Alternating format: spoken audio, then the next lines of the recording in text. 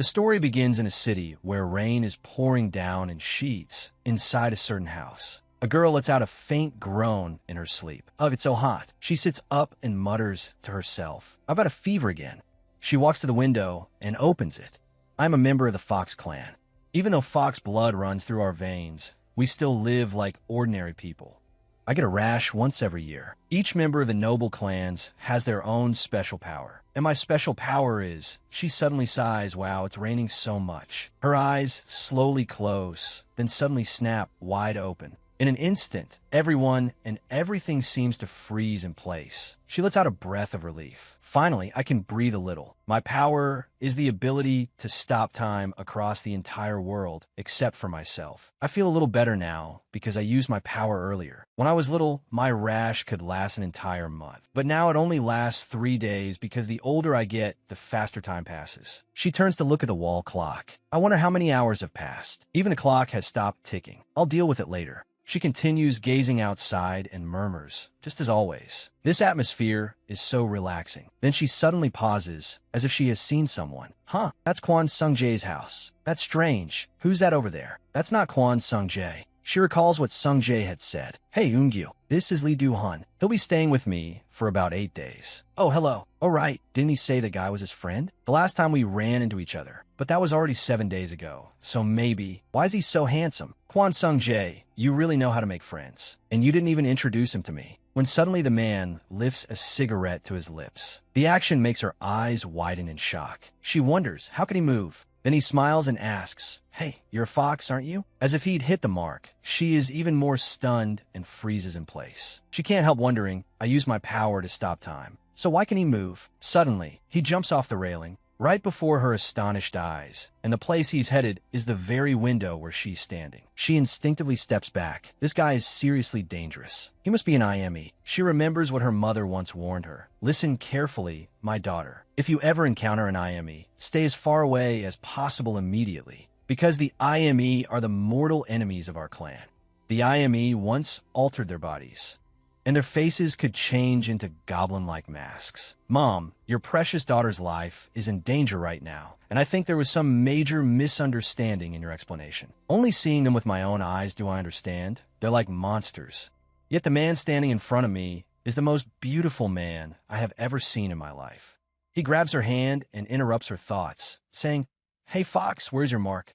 His hand lightly touches her face. Answer me. She replies, I can't. My body is getting weaker because of the rash. He looks surprised. What? You're having a rash flare up? She lets out a helpless sigh inwardly. Huh, I feel dizzy. Am I really going to die for nothing because of this power? Suddenly he asks, do you want me to help? She thinks, help me with what? Is he going to say he'll grant me a painless death? Why did he barge into someone else's house like this? I can't even die in peace. Thinking that, she pushes his hand away and says, wipe up the rainwater you tracked in and get out of here, idiot. As soon as she finishes speaking, she collapses against him and faints.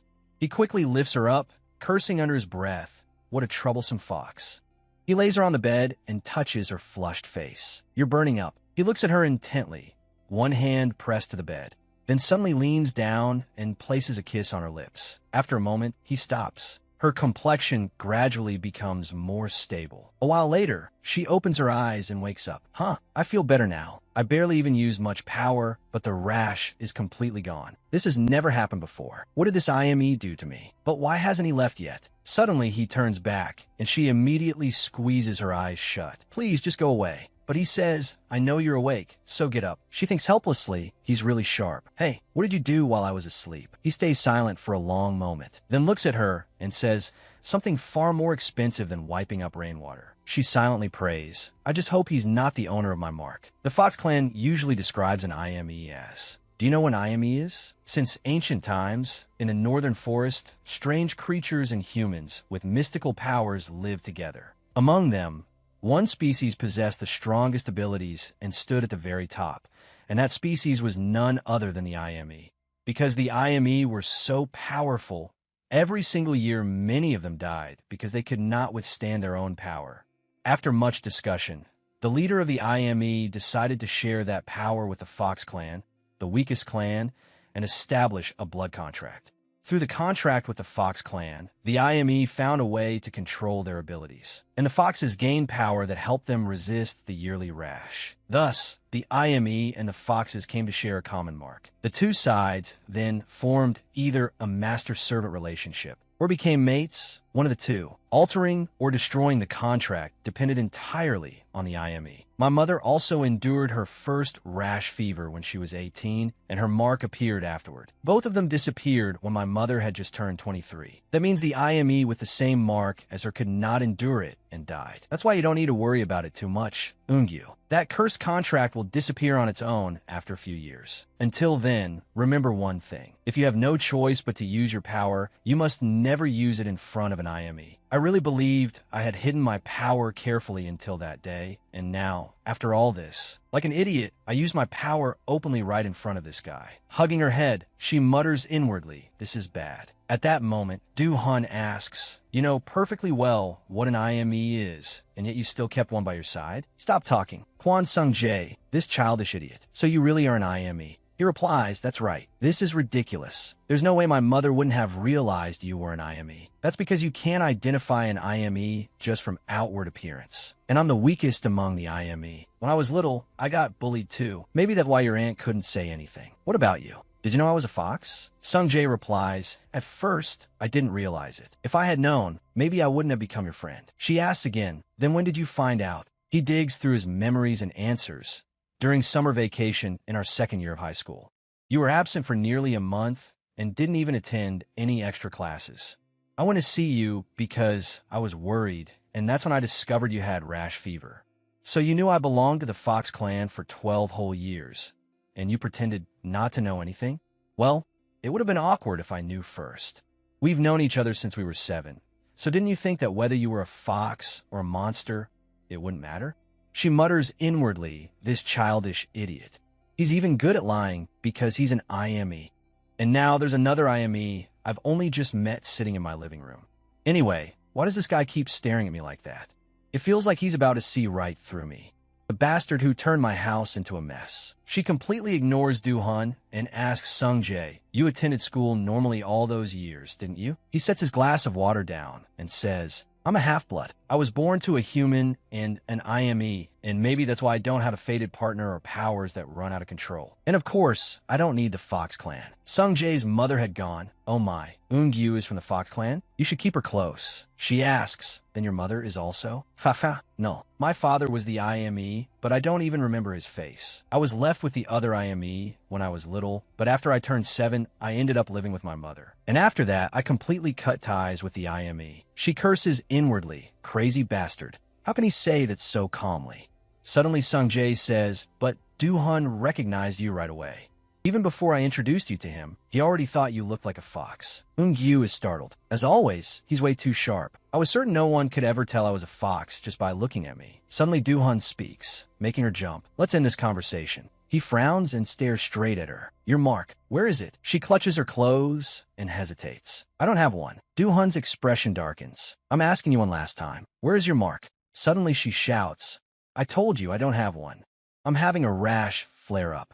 I can't show it to you for at least another month." Du-hun grabs Eungyu's arm. "You have a fever for a whole month? My body is very weak." It's a lie, but the moment he finds the mark, I'll be trapped. Then Du-hun suddenly stands up and says, "I'll be right back."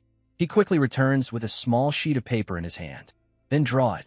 Your mark. Draw it on this paper." She cries out inwardly, "What the hell?" "There. Are you satisfied now? It's the mark that belonged to my disappeared mother, but he probably doesn't know that, right?" Du-hun studies it for a moment, then asks suspiciously, "You say this is your mark?" She immediately answers, "That's right." But inwardly, she says, "You think I'd happily draw the real one out for you? If you're sure I'm not the owner of the mark you're looking for, then hurry up and get out now." But unexpectedly, Du-hun says, "Just as I thought." She startles. "What?" He slaps the paper down onto the table. "You came up with this fake mark in a very short time. I suppose that's why your parents ran away after betraying us." Huh? She wonders, what the hell is wrong with this guy? Just as the two glare at each other, Sung-jae reaches out to stop him. "Lee Du-hun, don't bully Eungyu. We had an agreement, remember? I get it. Why didn't I think of this sooner? You must have seen that mark already if you care so much about her." Sung-jae hurriedly says, "I've never seen it, not once." How am I supposed to believe that? You've lived beside a member of the Fox clan for so long and never said a word. Eun-gyu thinks helplessly because of me. Wait, are they arguing now? Suddenly Sung-jae smiles and says, sorry, but to me, Eun-gyu matters far more than those so-called kin I don't even know. Hearing that, she is moved and calls inwardly, Kwon Sung-jae, Lee Do-hun, Eun-gyu's mark might not be the same as yours. I think the chances of your marks being different are much higher than them being the same. But Do-hun insists. I still think I'm right, and the reason is instinct. How many IME do you think are still left in this world? Now there are fewer than 200 IME left. Hearing that, Eun-gyu cannot hide her shock. That's fewer than I thought. That's right. Most of them died because they couldn't control their own power, and all of that happened because the cowardly Fox clan betrayed us and ran away, didn't it? She retorts, how can you blame us for that? The Fox clan was the one being used by the IME. Isn't it obvious we didn't run away from you for no reason? If you want to blame someone, blame your own ancestors for treating us like tools. Do-hun answers, in any case, it's true that very few IME are left alive in this world. So what? Foxes each have only one power, but IME possess many, and they share the same mark. There are always abilities that are either exactly alike or the complete opposite, and I am the one with the power to continue the time that you stop, which means your ability makes you my fox. Eun-gyu opens her eyes wide and freezes. It feels as if I've been turned to stone by his stare. I can't move. Sung-jae speaks up to stop him. That's enough, Lee Do-hun. Then he reassures Eun-gyu, you don't need to worry too much because Lee Do-hun has a lot of powers. So don't get too tense just because one of his powers happens to match yours. That's because he's pure-blooded. She thinks in surprise, he has other powers too? Right, now that I think about it, he was completely fine after jumping down from the 3rd floor. Sung-jae casually laughs and says, haha, really? She can only cry inside. He doesn't care at all? What will happen if my mark really does end up matching his? Is that what friends are for? Anyway, you'd better keep your promise, Lee Do-hun. 1 month isn't long at all, right? For a devil like him? Do-hun lets out a cold snort. 1 month. Eun-gyu can't help feeling anxious. I need to tell my parents about this, but why do they have to go traveling at a time like this? Their only daughter is about to lose her life at the hands of an IME. Suddenly, Do-hun reaches out and touches her face. Fine. I'll wait for you, little fox. Don't even think about trying anything in front of me. She quickly turns away. Don't be fooled by his looks. He adds, if you deliberately try to run away, then don't even think about seeing next month. His dark voice is threatening. Because I'll kill you with my own hands right after that. Understood? She trembles in fear. This crazy bastard. Trash. That damned handsome psycho. Kwon Sung-jae is way too carefree, even while this man is threatening me. Which means he won't be able to kill me that easily. No matter what, he acted like he couldn't kill me. But why? Come to think of it, Sung-jae said this bastard is pure-blooded, so he must be stronger than the other IME. And he's Kwon Sung-jae's friend, so we should be around the same age. Wait, how long can an IME live without the Fox clan? The more mature an IME becomes, the stronger they get, and the pain that comes with losing control of their powers grows worse.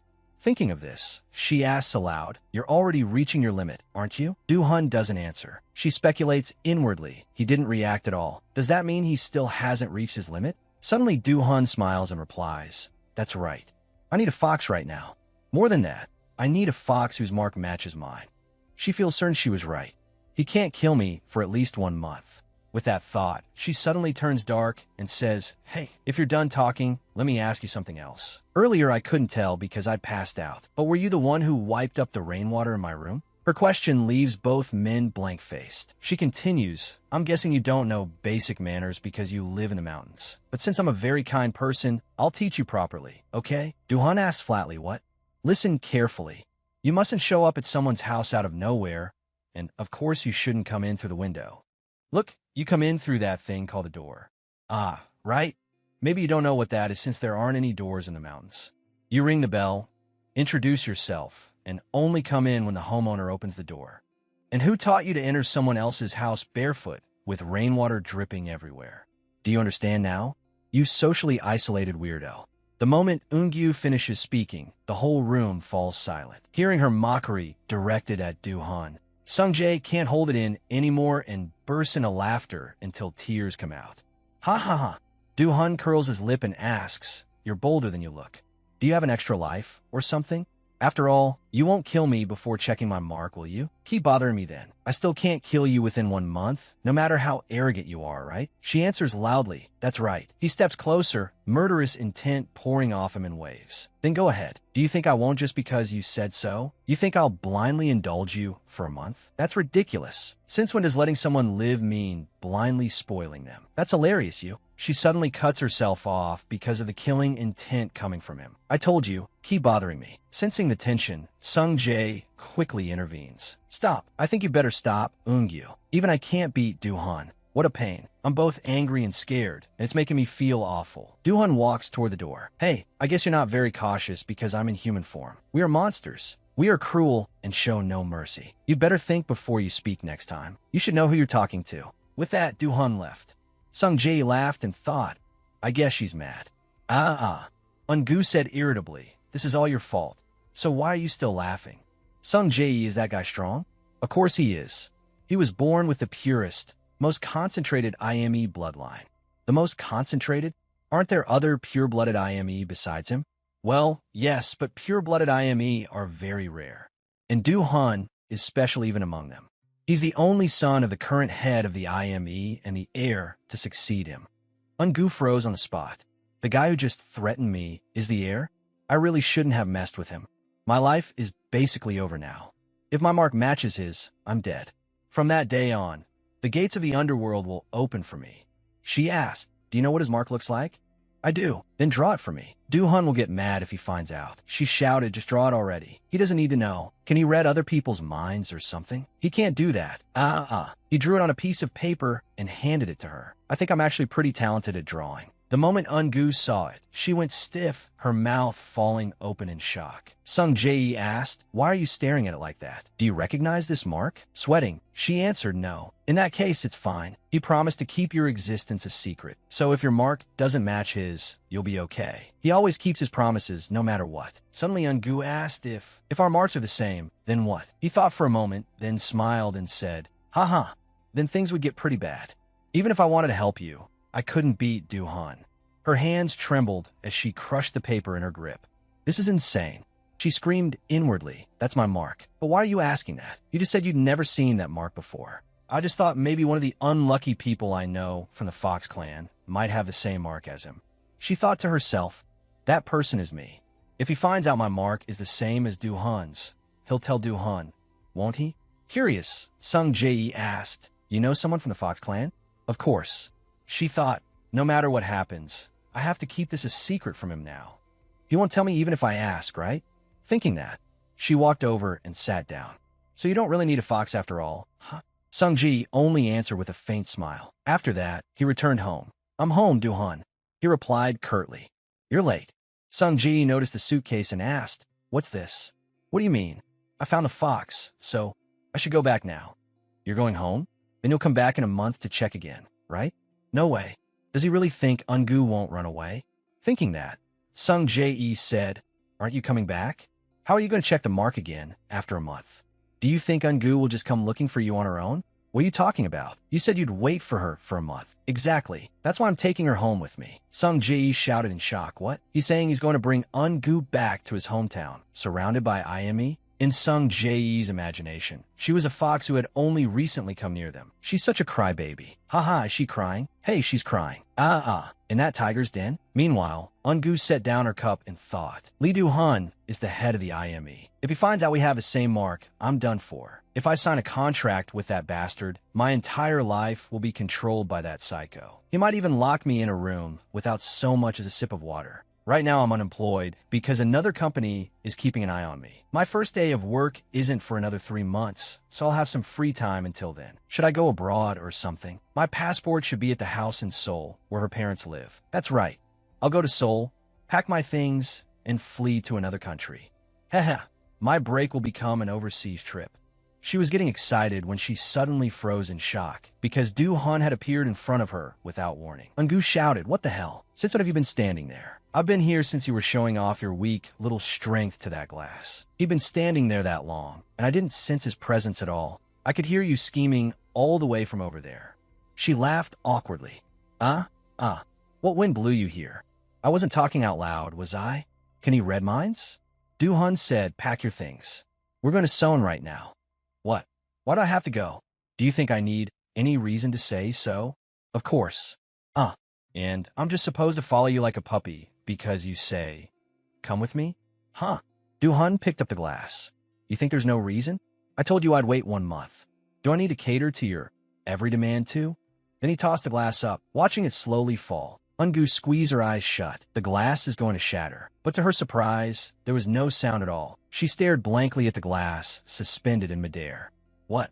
Du-hun sat down and said, I'm a guest, and you haven't even offered me a glass of water.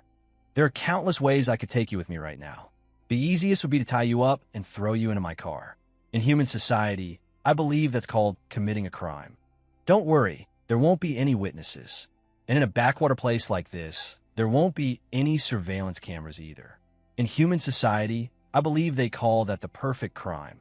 Sweating, she thought he has to be joking. If I disappear, my parents will report it to the police, you know. In what, half a year? Just then, the doors suddenly swung open with a click and Sung Jae's voice rang out. You have no reason to do that. You promised that if her mark didn't match, you'd hide her from the other IME. But now you're planning to take her back and expose her to everyone. I'm not taking her to my parents' house. I'm taking her to my place in Seoul. Did you really think I'd bring a fox whose mark I haven't even confirmed to that place? Just one glance is enough to tell she's so delicate she wouldn't survive a day there. If you're taking her to your place, isn't that the safest place to keep Eun-gu? Only about 3 IME ever come and go there. Eun-gu forced a smile at being labeled delicate. Du-hun replied, one of them is you, and the other 2 are overseas right now, so they can be ruled out. She thought to herself, if that's the case, then he's saying, in that house, no IME will visit except Koen Sung-ji and that bastard. I see. Du-hun said, you can't imagine how long it took me to find a fox. As long as you're not the one I'm looking for, I'll let you go. But if it's otherwise, instead of worrying about a missing persons report, you should prepare to pay for deceiving me.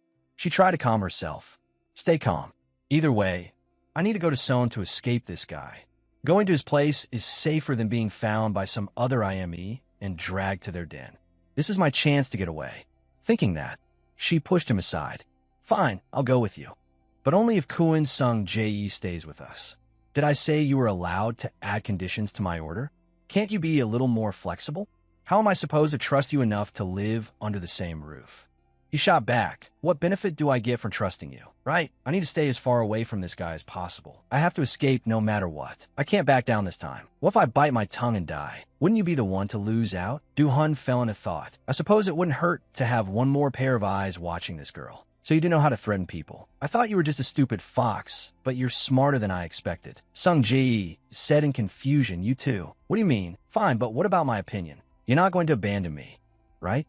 Sung-jae could only smile awkwardly at her sudden question, and she immediately shouted, you're really going to leave me alone in a house with him, even with the whole man and woman difference and all? And whose fault do you think this is, huh? Sung-jae, what kind of friend are you? What do you think your mother would say if she found out? That hit Sung-jae right in the conscience, morality, and guilt. Fine, I'll go with you. She cheered yes. I'll go pack and head out. So get out of my house. After that, she tiredly wondered, why is this so heavy? Did I pack too much? Suddenly, Du-hun asked, do you want me to carry your suitcase? It looks heavy. What's wrong with him? Why is he suddenly being nice? Why? Are you trying to stuff me into the trunk or something? Are you still mad about that stupid joke? As if you sounded like you were joking. And in the end, I went to Seoul with these 2 lunatics. One classical music monster is already enough to drive me insane. Outside, the streets were crowded with traffic. Eun-gu wondered, why is he looking at me so suspiciously? It's not like I look like I'm about to run away. She slowly closed her eyes. I am exhausted. Before leaving, I managed to leave a message for my parents. In the message from Mom, sweetie, have you eaten dinner yet? I've been taken away by an IME. I'll figure out a way to escape, so the 2 of you need to run when you read this. Go-ang-gu. I just hope Mom and Dad see my message before I manage to escape. And now I have to live with that bastard for the next month. How am I supposed to sleep peacefully? Wait, he said he was going back to his place earlier than planned. Surely it isn't some tiny apartment or something, right? If he lives alone, then, does that mean there's only one bed? She spoke up at once. I have a question. You said you live alone. Are there enough rooms for all of us there? Why isn't he answering? Don't tell me the three of us are going to live in one room with only one bed. Hearing that, Du-hun scoffed. He turned into another road before saying, why can't we sleep together? It wouldn't just be you and me. Sung Jae would be there too. Are you kidding me? Of course not. I can stay in a hotel. We're almost there, so prepare yourself. Eun-gu asked in shock. You live here? But this is a luxury residence for celebrities and politicians only. You can even see the Han River from here. Come to think of it, everything he owns is from luxury brands. Standing in front of the elevator, Du-hun said, it's only for a month, so you'd better start getting used to it now. Like I promised Kwon Sung Jae, I brought you here because I can't take you to my parents' home until I confirm your mark. She thought, this is so unfair. Then Sung Jae said, you two go on in first. Huh? Where are you going? I have a call. Helplessly, she called out, Kwon Sung Jae, you promised you wouldn't leave me alone with this bastard. A moment later, the elevator stopped on the 40th floor, and he said, Kumin. She marveled inwardly. The top floor, of course. Just how rich is he? Let me warn you first. Except for the bathroom and bedroom, every corner of this house has cameras. You know what that means, don't you? What? Cameras? What's with that look on your face? Are you disappointed that we're not in some cramped apartment? Don't look at me like that. This is still better than being imprisoned, isn't it? With that, he smiled and left. She cursed inwardly. Are you insane? The only room without cameras is right next to his. I don't want to stay right beside him at all, but at least it's better than being watched. That night, this is killing me. My life is such a mess. I got kidnapped by an IME after waking up in the middle of the night, and my childhood friends suddenly turn out to be an IME too. And now I'm under house arrest in a place covered in cameras. I'm exhausted physically and mentally. I don't even feel like moving anymore. Just then, someone knocked on the door and called, Eun-gu, are you hungry? You haven't eaten anything today, right? Get up and eat something. I made some ramen. A steaming, overflowing pot of ramen. Eun-gu happily said, thanks for the meal. Just then Du-hun came over and asked, where did you get ramen? I bought it on the way back. Want to try some? Sit down. I'll move over a little. Haha. Eun-gu thought helplessly. Does he seriously not remember anything? Du-hun replied, I'm not hungry. He tossed the towel into the basket, then sat down across from her. She cursed inwardly. Great, looks like I can't even eat ramen in peace. Hey, I've been a little worried about you ever since we were on the way to Seoul, but you seem pretty fine for someone with scarlet fever. She flinched. Damn it. If he finds out I've been lying about having scarlet fever this whole month, I'm finished. She snapped. That's because of the weird things you've been doing. Sung Jae asked in surprise, weird things? What did he do? Eun-gu lowered her head and said nothing. Du-hun admitted, fair enough. It was my first time doing that with a fox, so I didn't know it might ease your fever, or even cure scarlet fever altogether. Eun-gu thought, that's strange. I should be completely recovered by now, so why does my stomach still twist every time he looks at me? In the end, my stomach still feels awful, even though I barely ate. Kwon Sung Jae, do you have any digestive medicine? Digestive medicine? Du-hun doesn't keep things like that around. I guess I'll have to go buy some. What's wrong? Do you feel sick? But you hardly ate anything. If someone like me can sit here eating with you IME and still be fine, that would be the real miracle. He rubbed her head and asked me, or Du-hun?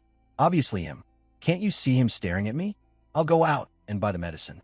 He turned and said, Du-hun, give me a key card. I'm staying here for a month anyway. I can't keep calling the front desk. Where are you going? To buy a few things. As Du-hun handed Sung Jae one, Eun-gu quickly thrust out her hand, making both men stare blankly. The atmosphere went silent for a moment. She said, give me one too, a key card. Du-hun turned and walked into the room. He said, wait there. I can't give you one without some kind of guarantee. Great, looks like he's going to give me a card. It'd be even better if I could figure out where the cameras are. Where could they be? As she looked around searching, a large figure suddenly filled her view. She thought, a fox's senses are supposed to be sharper than a human's, but I didn't notice him until he was right in front of me. Is he just that strong, or was I too careless? She stammered, why do you come so close without saying anything? Suddenly, he grabbed her hand. Before she could react, she realized there was a bracelet with her mark on it. What is this? Suddenly, he pressed a bracelet on her wrist. What are you doing? Nothing. The bracelet slowly turned red, then strangely faded away. Only a small mark remained on her wrist. She asked in shock, wait, what did you just do to me? He wondered, what is this? She's obviously afraid of me. But now this fox can look me straight in the eye without hesitating. What a hassle. It's better if you don't know. Whether that's better or not is up to me. To put it simply, it's like a GPS tracker. Within a certain range, I can reach your location. Reach me? Like teleportation? He really can spin around like a top, huh? There's something like that? Holding her hand, he replied, yeah, it works throughout all of Seoul, plus 5 kilometers beyond that. So you better not try to run out of Seoul. After saying that, he placed the access card in her hand. She angrily demanded, you narrow-minded jerk. Hey, why do you have to do this? I already agreed to stay here for a month like you wanted, and now you still want to control where I go? He answered indifferently, that's right. Then he slowly stepped closer. If the fox I worked so hard to catch suddenly disappears, I'm not sure I'd be able to let it slide. She thought to herself that the place where the seal had been carved into her burned like fire, as if proving that Lee Do-hoon was its owner. She returned to her room and cursed in frustration. That bastard. How dare he carve something like this on my body? Sign a contract with a psycho like him? I'd rather die. No matter what, I'm going to escape. You vicious beast. Suddenly, Seong Jae walked in and asked, what are you doing in here by yourself? Did something happen again? She raised her hand. Look at this. He carved something weird onto me. He immediately realized it was a temporary seal. She had said she was bloated. Now she was fine. He had bought digestive medicine, and even the cheese snacks she liked. By the way, what does he do? If he's that rich, his work can't be normal, right? Don't tell me he robs banks or something. No way. But then again, judging by the way he behaved today, maybe he really could. Do-hoon is actually very strict about rules. He may not know how to talk properly, but don't you think he's quite considerate of others? He's better than you think. That's only because you're his friend. Besides, you know NJ Company, right? Of course. The staff in that company's media department are ridiculously difficult. Back when I worked in my old company, landing an ad contract with them was like trying to pluck a star from the sky. Seong Jae said, it belongs to Do-hoon's father. He's also working there as a director. She gaped in shock. What? NJ Group? The #1 company in food and the restaurant business, famous for strengthening its power through social philanthropy? Even the cheese I'm eating right now is from that company. Why does everything keep getting worse? That guy was clearly born way past the finish line already. He was already the leader of the IME, and now he's sitting at the top, even in the human world too? That's so unfair. Doesn't he have any weaknesses at all? Hearing that, Seong Ji burst out laughing. He does have one. The fox with the matching seal. He still hasn't found the fox he wants most. That's Do-hoon's biggest weakness. Eun-gu's face darkened. No, that bastard doesn't have any weakness left, because the fox he's looking for is already in the palm of his hand. Seong Ji got up and said, then I'll head back to my room. She asked, but what if Lee Do-hoon find another fox with the same seal as him? What if he lets the fox already in his grasp slip away? That would be meaningless. The seal on your hand is only temporary. It only works within a certain range and for a limited period of time. There's only one way to remove a temporary seal before it expires, but signing a contract with a fox is a different matter. That has no limits at all. In other words, no matter where it goes, it will still remain in Do-hoon's hands. Other than Do-hoon, no one can break it. Once he finds the fox with the matching seal, no matter what the circumstances are at that time, he will make a contract with it. Only then can he completely possess his fox. She thought to herself, in other words, if I get caught, it's over, right? If my seal is discovered and I'm forced to sign a contract with him, what will happen to me? I don't know anything about these contracts. What even is that contract? I never imagined I'd get tangled up in this one day. Meanwhile, Seong Jae wondered, why are you so concerned about it? There are two kinds, a master-servant contract and a mate contract.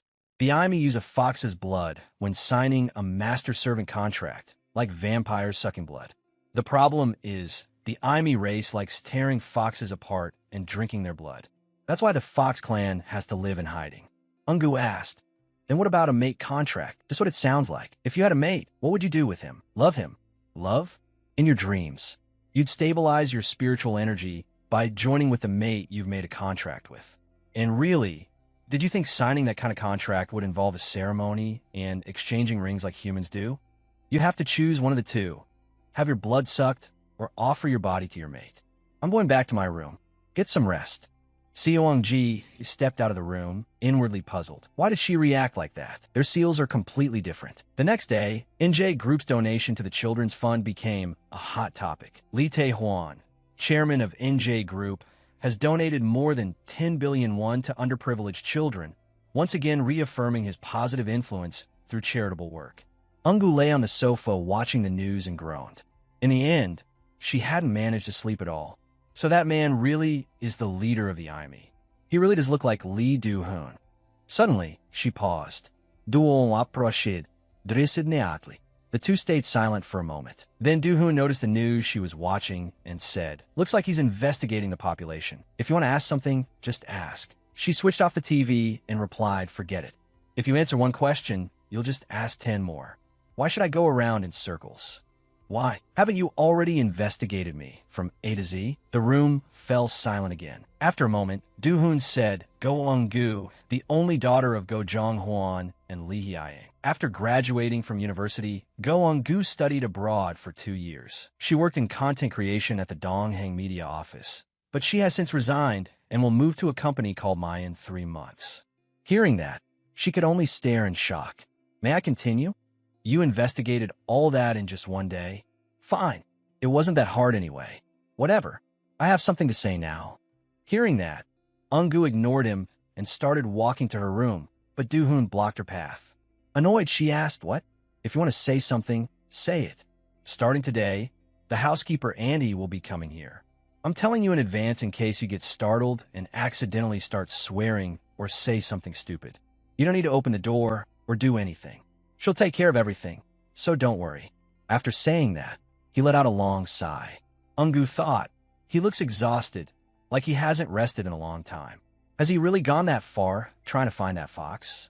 I've never wondered whether the Aimi are affected by this too, but when I look at him, I feel a little. She told herself, "Calm down." At this point, who is supposed to be sympathizing with whom? Suddenly, Do-hoon handed her a card. "I don't know what might happen, but if anyone other than the housekeeper comes here, don't open the door. Call me." She accepted it and thought, as if I'd opened the door so easily. "And I don't plan on calling you either." She read the contents of the card. "Executive Director of NJ Group. You're a director at headquarters, and you're still not at work at this hour?" Suddenly, he touched her forehead and asked, "Are you planning to use your powers again like last time, before things get worse?" "What? Your forehead is really hot. You weren't actually resting when you said your rash hadn't fully healed yet, were you?" She cursed inwardly. "You can tell that lie so easily and still ask? What an idiot. Catching a cold in weather like this? That's the excuse you came up with? By the way, will you really let me go if our seals are different? I swore it to Kwon Seong-ji, so of course I'll let you go if that's the truth." She asked again, "What about you after that?" Hearing that, he thought, as expected, these foxes really are idiots. Soft-hearted enough to tremble after a little intimidation, and now who is worrying about whom?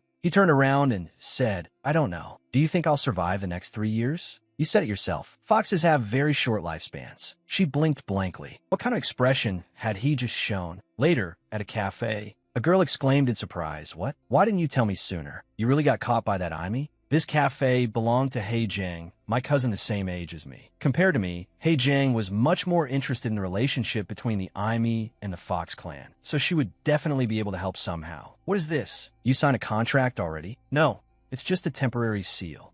"Do you know how to break it?" "You know more about contracts than I do. So that's why the seal is on your wrist instead of the back of your hand. There is one way, but it's not easy." "What way?" "You'll need the blood of the person who created the seal." "Blood? You mean the Aimis?" "The seal is created using an Aimi's blood, so of course you'll have to use blood to break it too."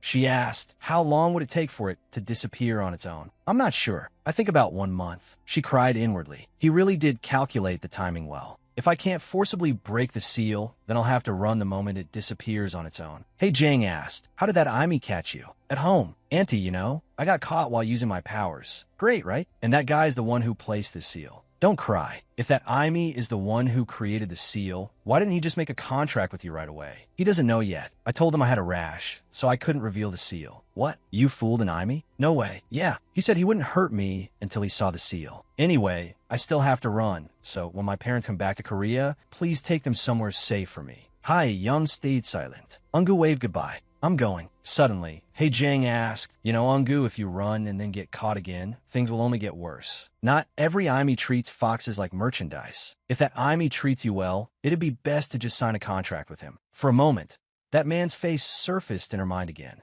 It wasn't that she had never considered signing a contract, but after witnessing everything that had happened over the past 2 days, she had completely lost faith in Lee Do-hoon. More than that, not only she, but the foxes around her would also be in danger. Thinking that, she smiled and said, "For now, I should do what I can first.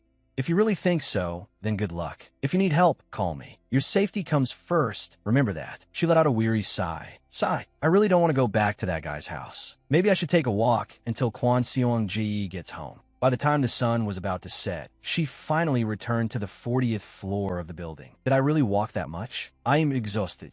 If I lie down on the bed now, I'll probably pass out instantly. Then she suddenly saw someone standing in front of the door. She wondered, who's that? I thought no one would come here. She remembered Do-hoon's warning. If an outsider comes, don't open the door. Call me, right? He told me not to open the door and to call him. But if I run into them outside like this, he didn't say anything about that. Should I just ignore him? But this whole floor only belongs to Lee Do-hoon. At that moment, the person turned toward her and slowly began walking closer. Only then did Eun-gu start to worry. This guy looks terrifying. The temporary seal means I can't hide the fact that I'm a fox. Suddenly, he broke into a sinister smile. She realized in shock. An Aimee. She quickly turned around. Run. He stretched his hand out in front of him. Eun-gu suddenly froze, as if some kind of force had stopped her. Then, the moment he clenched his hand, a powerful pull yanked her back through the air. She slammed painfully into the wall and cried out. Meanwhile, he laughed in delight. Oh, Luki. I didn't expect to run into a fox in a place like this.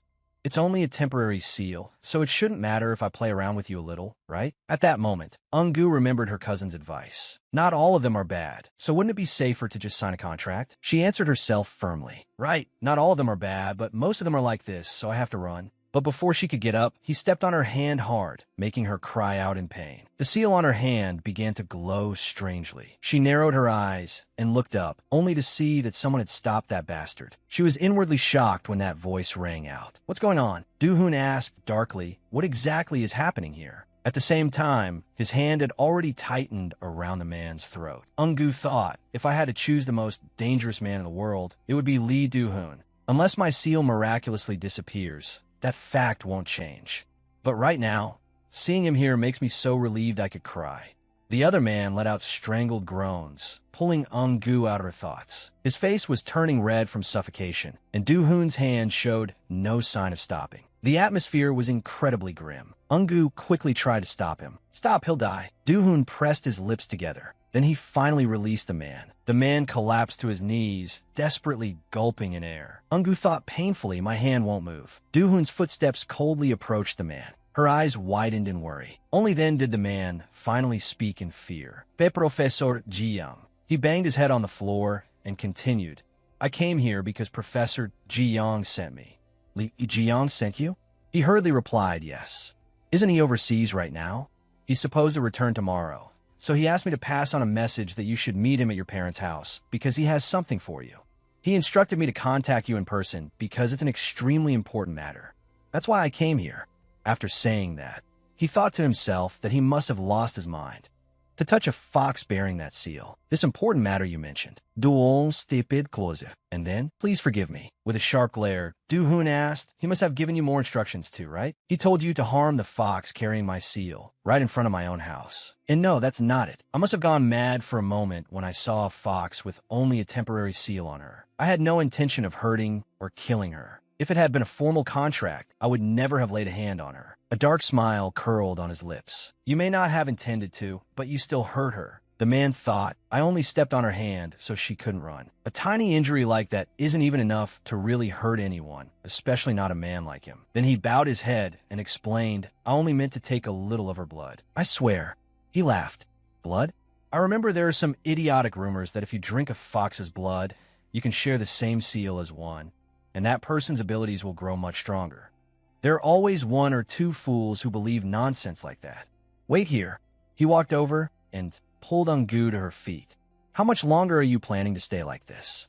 Let's go inside. In a small voice, she asked, what are you going to do to him? What's that to you? Oh, look at him dodging the question again. Don't get angry. He did save me, after all. She hid her injured hand behind her back. I'm Yufine. He said at once, your expression says otherwise. It hurts a little, but I'm okay. You're covering for him.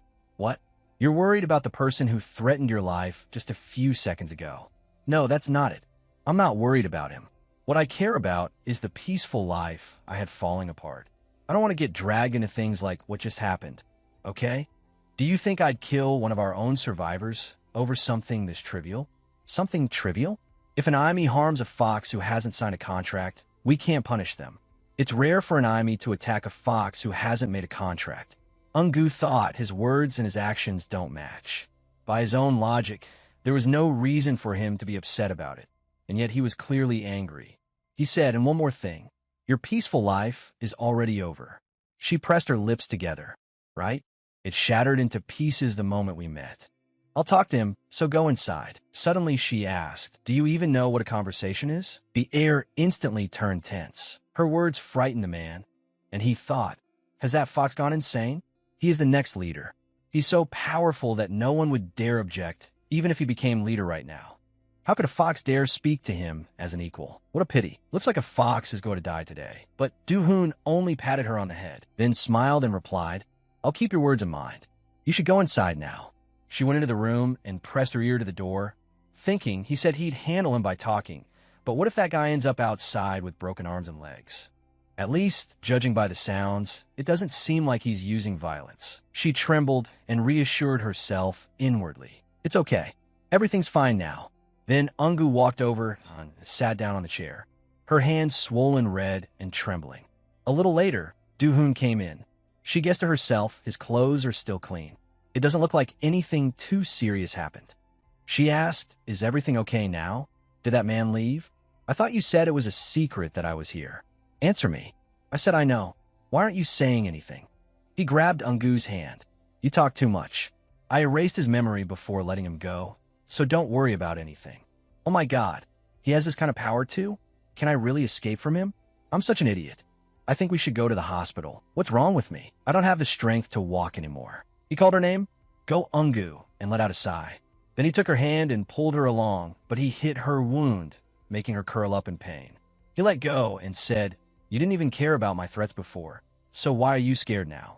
Don't you think it's strange that I'm not afraid of anything? It's not like I've ever experienced or even seen this kind of violence before, so of course I'm scared. I really don't want to cry in front of an idiot. Those at the top of the food chain have no empathy for fear. Suddenly, he said, I don't know what happened today either, so I promise it won't happen again. No wonder he wasn't worried about what had happened earlier. He just looked straight into my eyes, as if he were trying to engrave me into his memory. He held out his hand. I won't hurt you, so come with me. She was a little surprised, but she agreed and took his hand.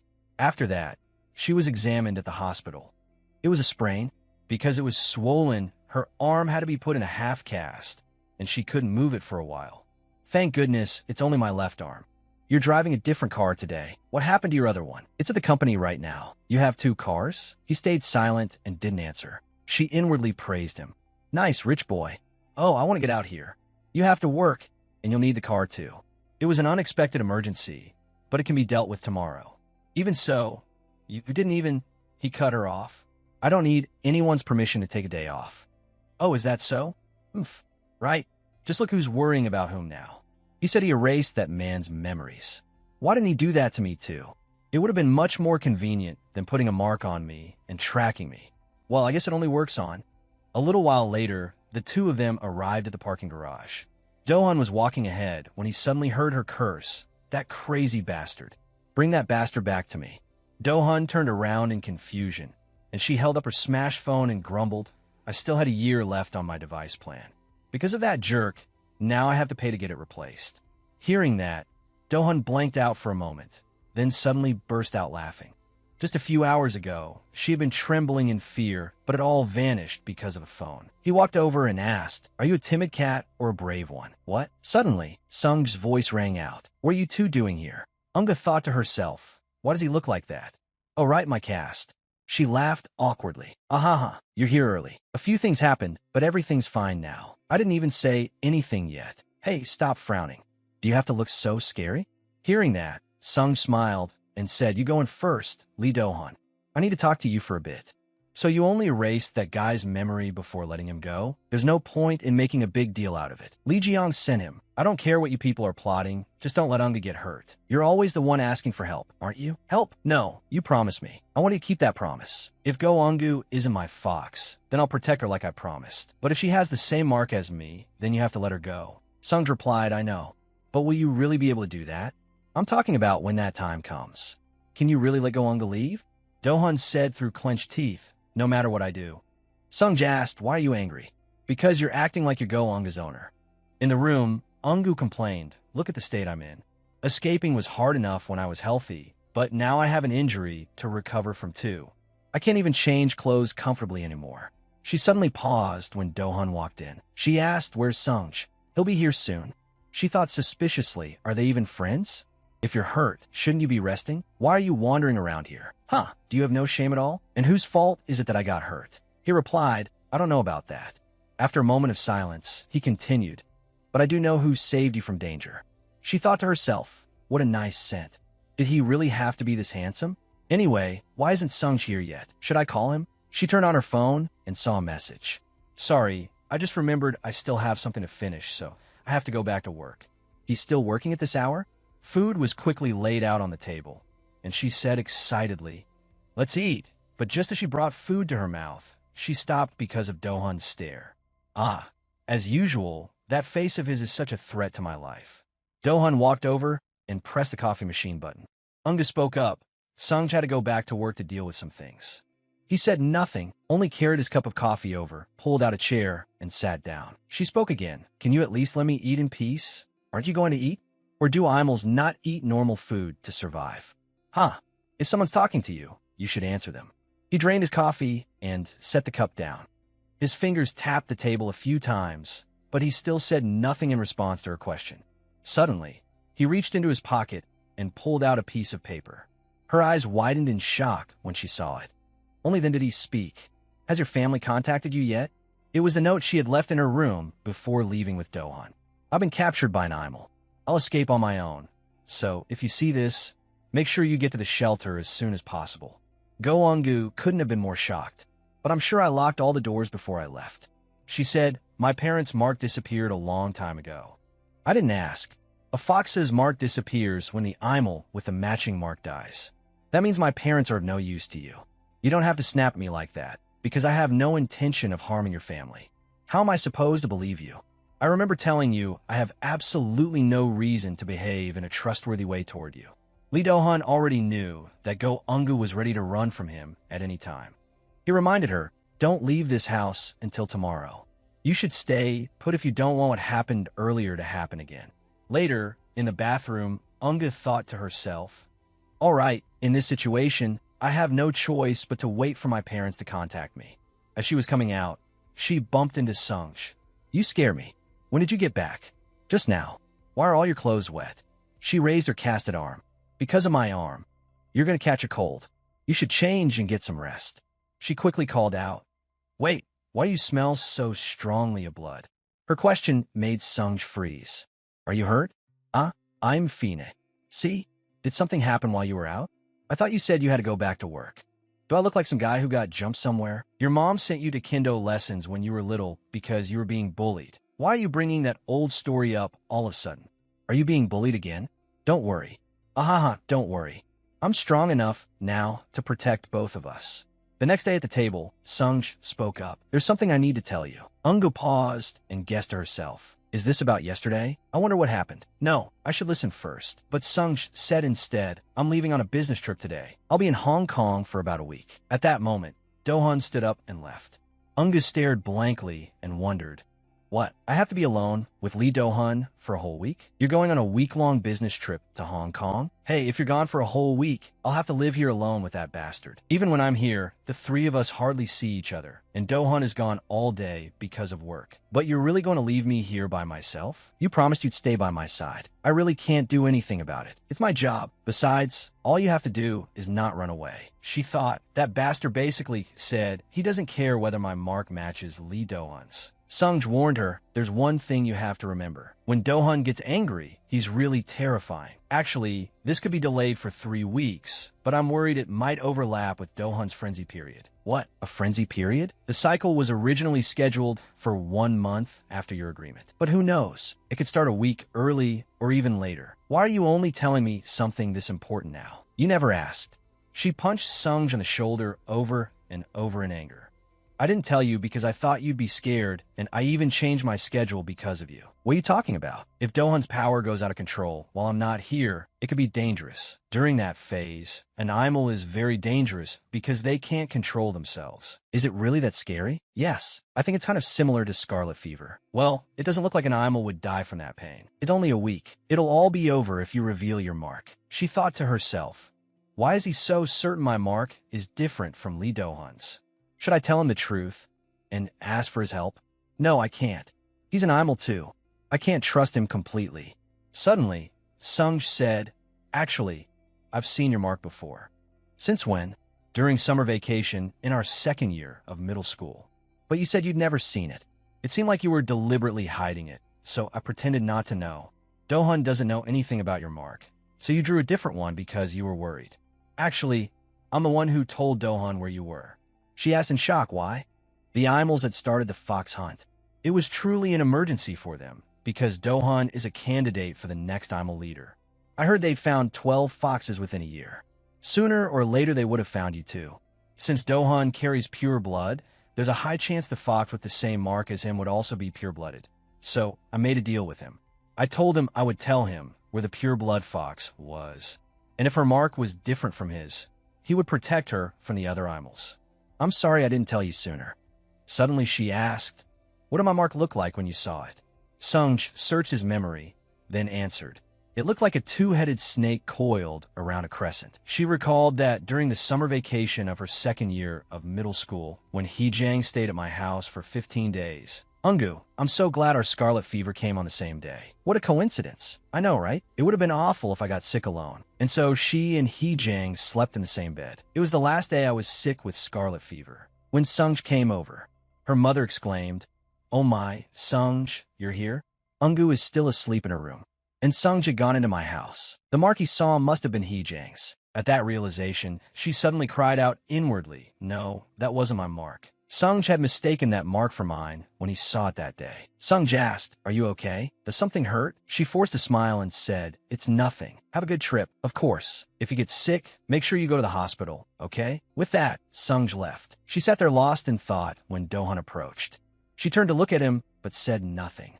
He asked, why are you looking at me like that? After hesitating for a while, she finally asked, the fox hunt, are you still doing that? Looks like you had a pointless conversation. Then what did you do with the foxes you found? Did you kill them all? What are you talking about? They're useless to me, but that doesn't mean they're useless to others. He said it as if they were just objects. Our fox clan isn't something for you to chew up and spit out whenever you please. As you like, whether you become useful or something that can be used. And as you know, the decision isn't yours. It's mine. Hearing that, she pressed her lips together in hatred. Suddenly, he touched Unga's forehead. You still have 28 days. If you're going to lie about that, you should at least say 3 months. With that, he left, leaving her frozen in place. Just then, someone called Dohan. Come home for lunch today. I brought you a gift. Very quickly, Dohan went over. The other person complained, what's this? It's been so long since we last saw each other, and you're not even going to greet me? Dohan demanded, who told you that you could send people to my house without my permission? Lee Jijang laughed and said, sorry, I just figured you'd ignore my calls and messages anyway. Because of you, that guy was let go. But I remember when I released him, he didn't look like he'd been in an accident. Oh, don't say that. Are you saying it to make me laugh?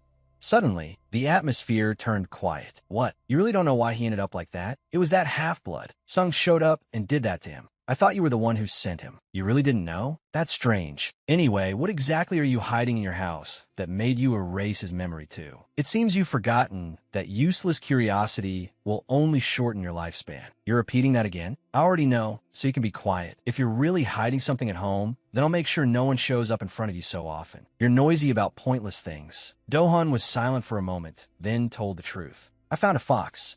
Looks like you really found your fox. I really made a mistake then. Not necessarily. I still haven't checked. And can I see her just once? I am curious. Be quiet. If you pull any more pointless stunts, I won't let you off. Really? So how is it?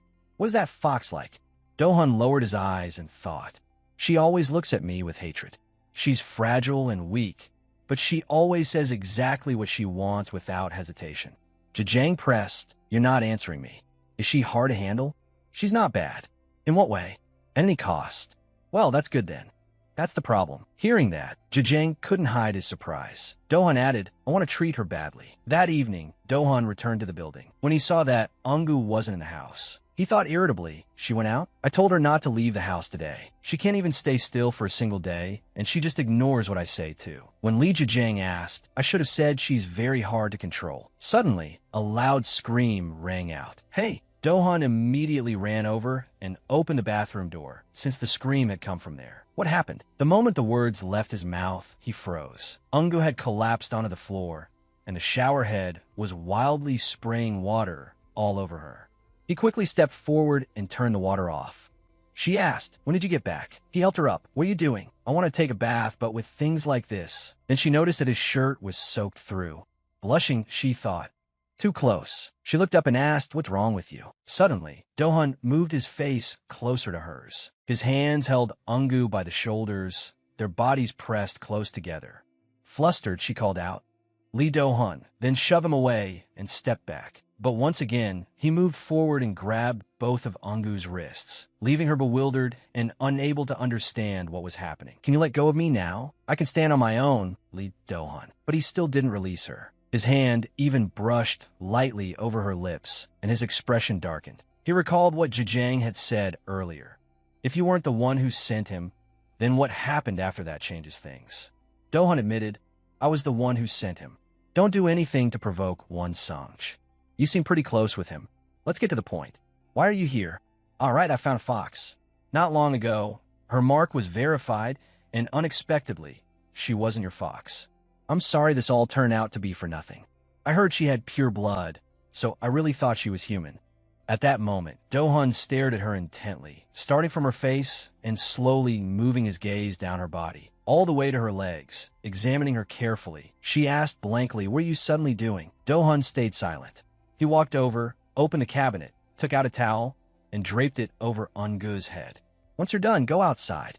Watching her run off, he thought to himself, I got close to her without even realizing it, as if something had taken control of me. There were times when I felt the urge to kill foxes, but this craving is a first. It felt like I would swallow her whole if I didn't restrain myself. He told himself, not yet, go Ungu. Even if I try to run, this isn't a place for a fox like her to hide. Meanwhile, Ungu shivered from the cold. It's so cold, and the water's cold too. My clothes are sticking to me. I tried taking them off with one hand, but they wouldn't budge. Suddenly, a hand reached over and grabbed her clothes. They were quickly pulled off and tossed to the floor. She froze in a daze for a few seconds. Why are you taking off my clothes? Were you planning to stay like that? Who asked for your help? Who else is here besides me to help you? Why is he acting like this today? Fine. Thanks for helping. Now would you please leave? He immediately turned his back, and she quickly put her shirt on. A moment later, he said, put that on. Looking at the bandage patch, she wondered, why? Am I hurt somewhere? What? Since when did that happen? Still, he really is a demon. Earlier, he was acting so strangely. Or was I just imagining it? He even bought me a new phone. Is he trying to be nice? Or did he drug me or something? Suddenly, he said, if you think I'm going to kill you, then go ahead and test it. Anyway, you seem unusually quiet today. Who was it that threatened me to keep quiet if I didn't want trouble? Starting tomorrow, you can go outside. She immediately replied, it's hard to move around with this arm. Dohan looked at her in fox form. No matter what, she doesn't like any of it. What am I supposed to do with her? Sungj isn't here right now. Aren't you worried? He said everything would be fine as long as I didn't try to run away. Since when did you start trusting me? I don't trust you. The person I trust is Kuin Sungj. He let out a faint mocking laugh. Is that so? Yes, she trusts him, but not me, because I don't trust her either. He thought gravely, IME are sensitive to fox blood. If a fox's blood bears the same mark as mine, it tastes so sweet it makes my whole body burn. Even the faint smell of her blood made my whole body heat up for a moment, and I nearly swallowed her whole. It's sweet. Come to think of it, the chances that Go Ungu is my fox have gone up. It's been a day since Kuin Sungj left. I want to check her mark before he comes back. He heard a loud clattering from inside Ungu's room. It seems she'd gotten sick after soaking in cold water yesterday. TCH, first, I'll have to act like a friendly host. He went in and asked, do you need my help? She lifted a hand to signal him. Don't bother me, just go out. I asked if he needed help, and I said get lost. Don't bother me. Suddenly, Lee Dohan came over, pulled away the blanket, and unexpectedly lifted her into his arms. Startled, She asked, "What are you doing?" "You asked me to help you." "Damn it, I just waved him off. So how did he misunderstand that?" Her tired eyes slowly closed, and the atmosphere turned quiet. Looking at her in confusion, he thought, are foxes really this fragile? Even when I threatened her, she didn't back down at all. But seeing her cling to me like this isn't so bad. After getting in 4, my fever went down, and I was brought back home. I really thought I was going to die. I hope I didn't say anything weird then. That's probably impossible, right? He probably just answered vaguely because things were chaotic. She had just closed her eyes when Do-hun suddenly asked, "Can't sleep?" She glanced at him and thought, anyway, he's like a demon. He sat down and said, "Are foxes always this weak?" His body is hard as stone. Maybe it's the medicine, but sleepiness keeps washing over me. I can't sleep with an Aimi right next to me like this. He covered her eyes with his hand. Stop being stubborn and go to sleep.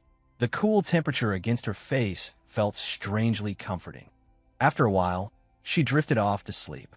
Do-hun thought to himself, a fox sleeping peacefully with an Aimi right beside her. She really has no caution, no wariness at all.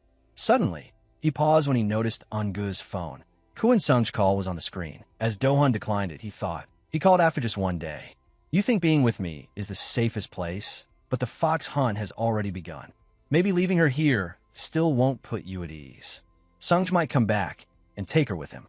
He stepped closer and gently lifted her injured hand, then examined it carefully. There should be a mark here. At that moment, Eun-gu abruptly opened her eyes. She only looked at him without saying anything, probably because she was too tired. He wondered, should I check now? No, now isn't the time. I need to be certain first. Come to think of it, she probably hasn't eaten anything all day. That's better than dying. He went down to the garage, but as soon as his hand touched the steering wheel, he froze. What is this feeling? Have I caught her fever from being with her all day?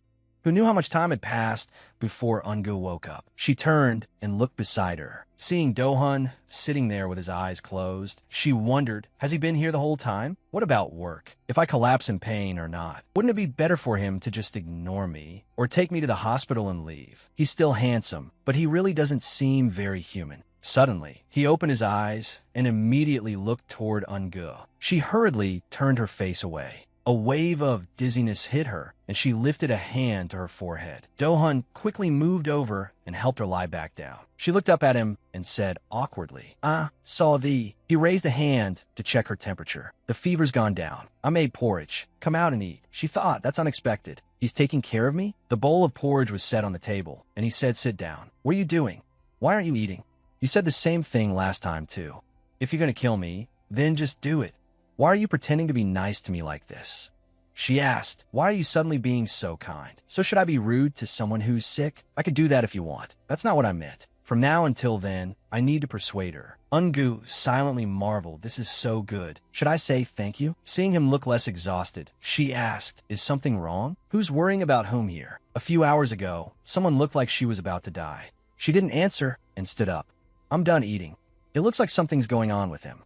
I deliberately scheduled a business trip for when Do-hun's power would go out of control, so of course I'd be worried." Suddenly she asked, "That time you lost control, when was the first time it happened? Is it really okay to say something like that to an Aimi? I could always ignore him and leave." Do-hun answered at 18. "When I was 18, I also got the red fever then. It hurt a lot, didn't it? Well, I'd say it was more tragic than painful. That was also the moment I realized I'd die if I didn't find my fox."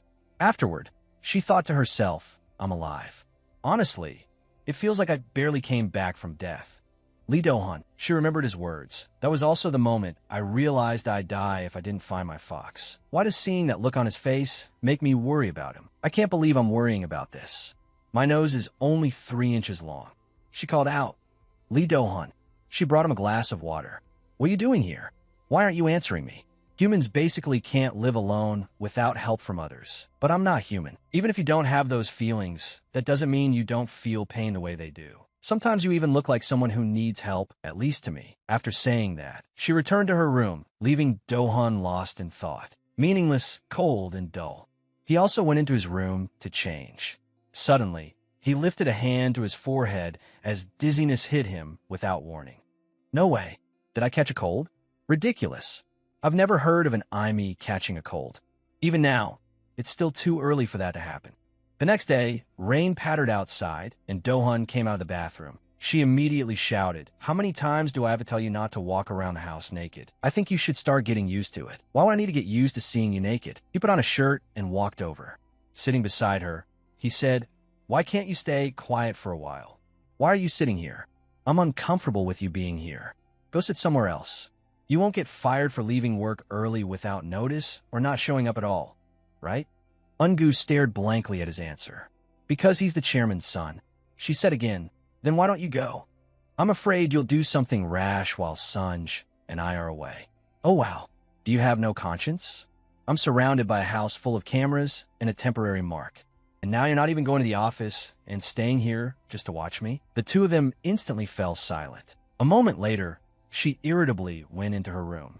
Good grief, what is he even thinking? There's really been something off about him these past few days. Is he hiding something, or is he just so bored he has nothing better to do?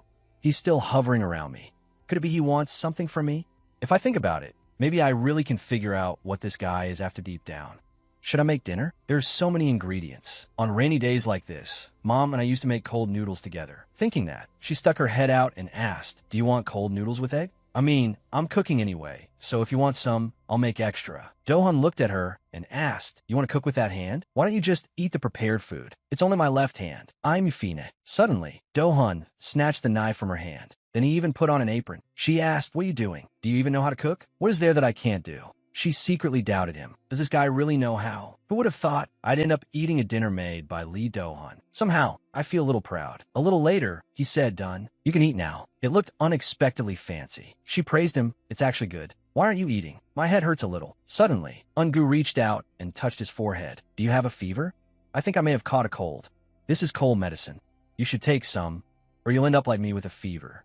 He thought to himself, that's just ordinary cold medicine, and she used it when she had a fever? Suddenly, the corner of his mouth lifted in a smile, leaving her confused. Why is he smiling? Since that day, the fever kept coming and going. This is irritating. I hope my worry is wrong. If it really happens, what if my power erupts when it's only me and Jo Ungu here? The person at greatest risk is Jo Ungu. I could lose control at any moment and destroy everything around me. Just then, a voice came from the phone. "Oh, how are things going?" "Big brother, you actually call me first. Miss me? What is it that you're calling me in the middle of the night for?" Dohan asked, "Is father there?" "What? You need to talk to dad, not me?" That's kind of disappointing. He thought he's responsible for recording and managing the IME's history. Even if Lee Yangji doesn't know, asking him carelessly could expose the fact that I'm hiding Jo Ungu. If that happens, I'll have broken my promise to Kuin Sanj. Seeing Dohan stay silent for too long, Jijang impatiently called out, "Hey, what's with you?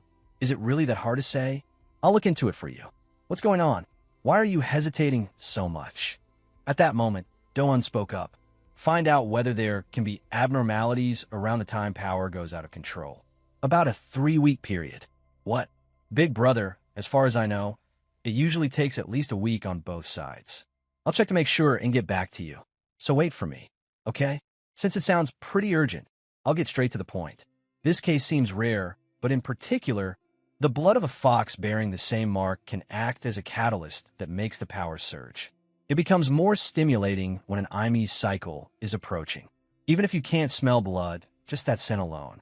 But why are you asking about this? It doesn't have anything to do with you, right?" In shock, Dohan thought, it's clear now. Jo Ungu is my fox. What is it? Why won't you answer me? But to make the contract, the Fox clan has to reveal the mark on their own. I'm sure the marks match. I have to find a way to make her reveal it herself. But Jijang on the other end said, "You're not in a condition to do that right now."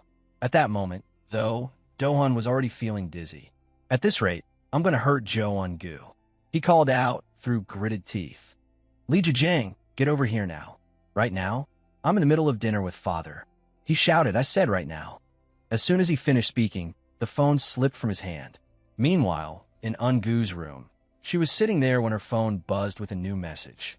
Earlier, she had sent, "Are my mom and dad okay?" Lee Hajang now replied, "Auntie and uncle are desperately looking for you. Are you really okay?" Through Hajang, I can contact my parents. I'm okay. I'll find a way to escape somehow. Please take good care of my parents. All right, you take care of yourself too. After sending it, she blocked the contact for safety. Now all I need to do is free this mark. How am I supposed to do that? Should I pick a fight and make his nose bleed? My best bet is Kuin Sunj, but at that very moment, Kuin Sunj called. She thought, he's not all that trustworthy either. He's a lake spirit after all. She answered and said, hey, you sound tired. Has Dohan been bothering you? Bothering me? No, he looks like he's sick. Dohan is sick? No way. Really? Dohan's been at home for 4 days and hasn't even gone to work. Dohan?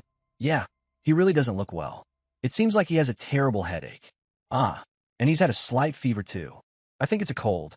But after these 4 days, I think I've gotten used to being around him. He's not as scary as I thought. Hearing that, Sunj fell silent. Angu spoke up, Ilo? Huh, did you hang up? Sunj immediately replied, oh no. I'm still here. There's actually something I want to tell you. What is it? You can tell me right now if you want. This isn't something I can say over the phone. When you return to Korea, let's talk in person. All right. In the end, I have no choice but to turn to Kuin Sunj. Even though he's the one who revealed my location to Lee Dohan. He only did that because he was sure the two marks were different. Those Aimi have already started hunting the Fox clan. He did it to protect me. She told herself, trust Kuin Sunj. With that, she stepped out into the living room. I'm so thirsty. Suddenly, she stopped short. She saw Dohan standing in the dark room. She asked, why are you standing there? He didn't answer. She walked forward and called louder, Lee Dohan. Only then did he slowly turn around. Ungu's expression changed instantly. Her eyes widened in shock. Black veins were crawling all over Dohan's body. Around him, an invisible murderous aura spread violently, so heavy it felt capable of crushing anything that came near. Terrified, she stepped back, her voice trembling as she stammered, hey, your eyes. Dohan's usually calm eyes had gone murky, gleaming with uncontrollable madness. His feet slowly moved forward. Dohan was no longer himself, ready to erupt at any moment. Ungu thought to herself that an out-of-control IME was right in front of her. He had said losing control could happen after 3 weeks. So why now? What am I supposed to do? Can I run? Suddenly, Dohan clutched his chest and cried out in pain. Right after that, bright red blood burst from his mouth and both eyes. Terrified and worried, Ungu asked, Lee Dohan, are you okay? Don't come over here. Dohan opened his lifeless eyes and looked at her. His feet also moved toward her. Ungu wondered, am I going to die? At that moment, he reached out his hand. Ungu shut her eyes tightly in fear, tears spilling uncontrollably. But she didn't feel him attack. She slowly opened her eyes to look, and in front of her were shattered pieces of glass stained red with blood. His hand was still tightly gripping the shards. All she could do was call out Lee Dohan. He clawed at his head with both hands and forced out the words, run, Ungu. His whole body trembled. Hurry, get out of here, the parking lot, run. Run, wait, Lee Jijiang, and all of them, though before he could finish, he started coughing up blood again and again. She hesitated. No, what are you even saying? He shouted urgently before he lost consciousness. Hurry up. As soon as he finished, he turned and headed straight into his room. A trail of dark red blood stretched behind his steps. Ungu thought, if it's Lee Jijiang, I've heard that name before. She steadied herself. Get a hold of yourself. Her legs trembled with every step. Then she suddenly stopped. It was Lee Dohan's blood. She remembered what He Jiang had said. This could remove the temporary mark. She picked up a pair of scissors, then cut into the mark on her hand, and smeared Dohan's blood onto it. She wondered, if I do this, will it work? At that moment, the mark on her hand glowed, then slowly disappeared. A thread appeared on the ground. She rejoiced inwardly. The mark is gone. Now, before Lee Jijiang gets here, all I need to do is run out of here as fast as I can. But Dohan's agonized screams kept ringing out, making her stop. She looked back toward the door, telling herself, pretend you don't hear anything. Hold your emotions in. I'll cover my ears and try to escape. Dohan's screams continued to echo. Go on, Gu, get outside and run. Wait there, because Lee Jijiang is coming. Tears slipped down her face, and she laughed bitterly at herself. Losing control could really kill someone. So he bleeds when he gets hurt. Lee Dohan screams in pain too. She remembered what he had said. Because I'm not human. I thought foxes were fragile by nature, right? Even if he said some pretty unpleasant things when I was sick, Lee Dohan was someone who worried quietly behind the scenes. Dohan. He learned so much in the past few days. This is insane. Yo ongu, yore insana. Is this really the time to hesitate? I'm definitely going to regret this. She decided to walk to the door, then flung it open and asked, what are you doing? Why do you look like this? Seeing her approach, he shouted to stop her. Don't come closer. She thought to herself, this pain is nothing compared to lupus. He had endured this pain alone every year for 12 years. Ungu walked up in front of him, then suddenly held out her hand. A mark appeared on the back of her hand, and she said, if we make a contract, then everything will be okay, right? If it's possible, make a contract with me. Make a master-servant contract with me. As she spoke, tears kept falling without end.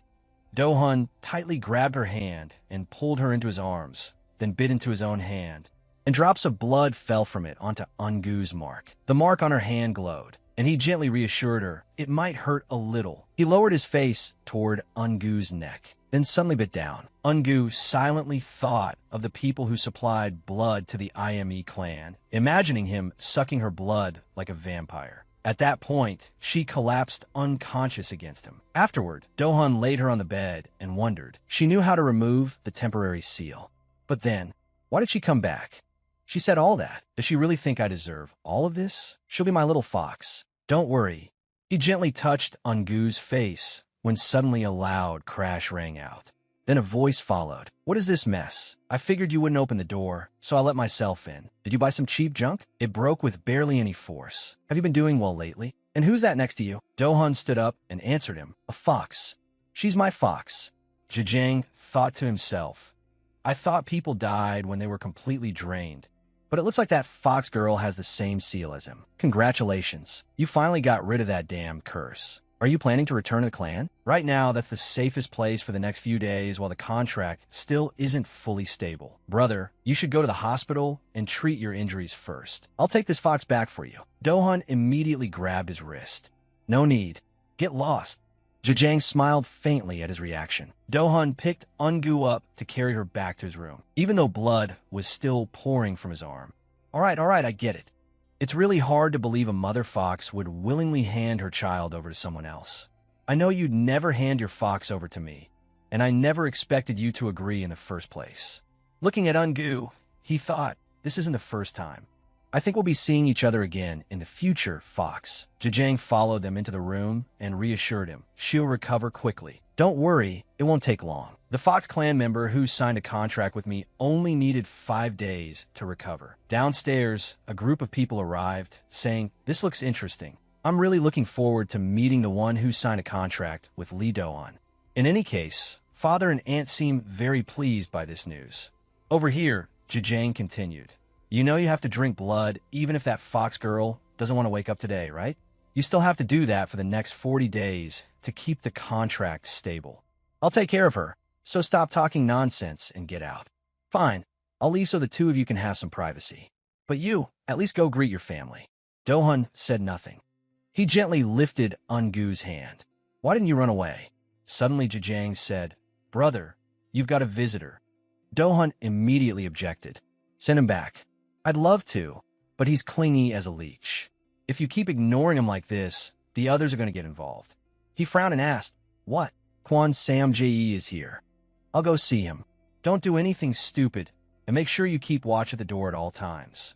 A little later, Do-hun came out and said to the bodyguards, He's my guest. Step aside and let him in. If he's a guest, then I should at least offer him a cup of tea, right? The atmosphere seems a little tense. Where's Ungu? She's in my room.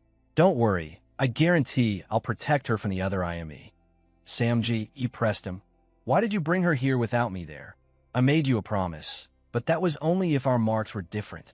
So, the reason you wanted the three of us to live together was just to confirm that? But why did you bring her there? Do-hun replied, I found my fox. Sam-ji asked in shock, what? Do-hun thought to himself, no matter what he says, there's only one way to verify whether it's true. He declared once more, Go-ungu is my fox. It means signing a contract with a fox to regain a period of stability. In the room, Zhejiang complained, Are Fox Clan people always this weak? Why do they stay unconscious for so long after signing a contract? Anyway, the strangest part is that she came back after leaving this place. There must be something special about this fox. It was pointless talking to someone who was unconscious. I should have followed him and watched instead.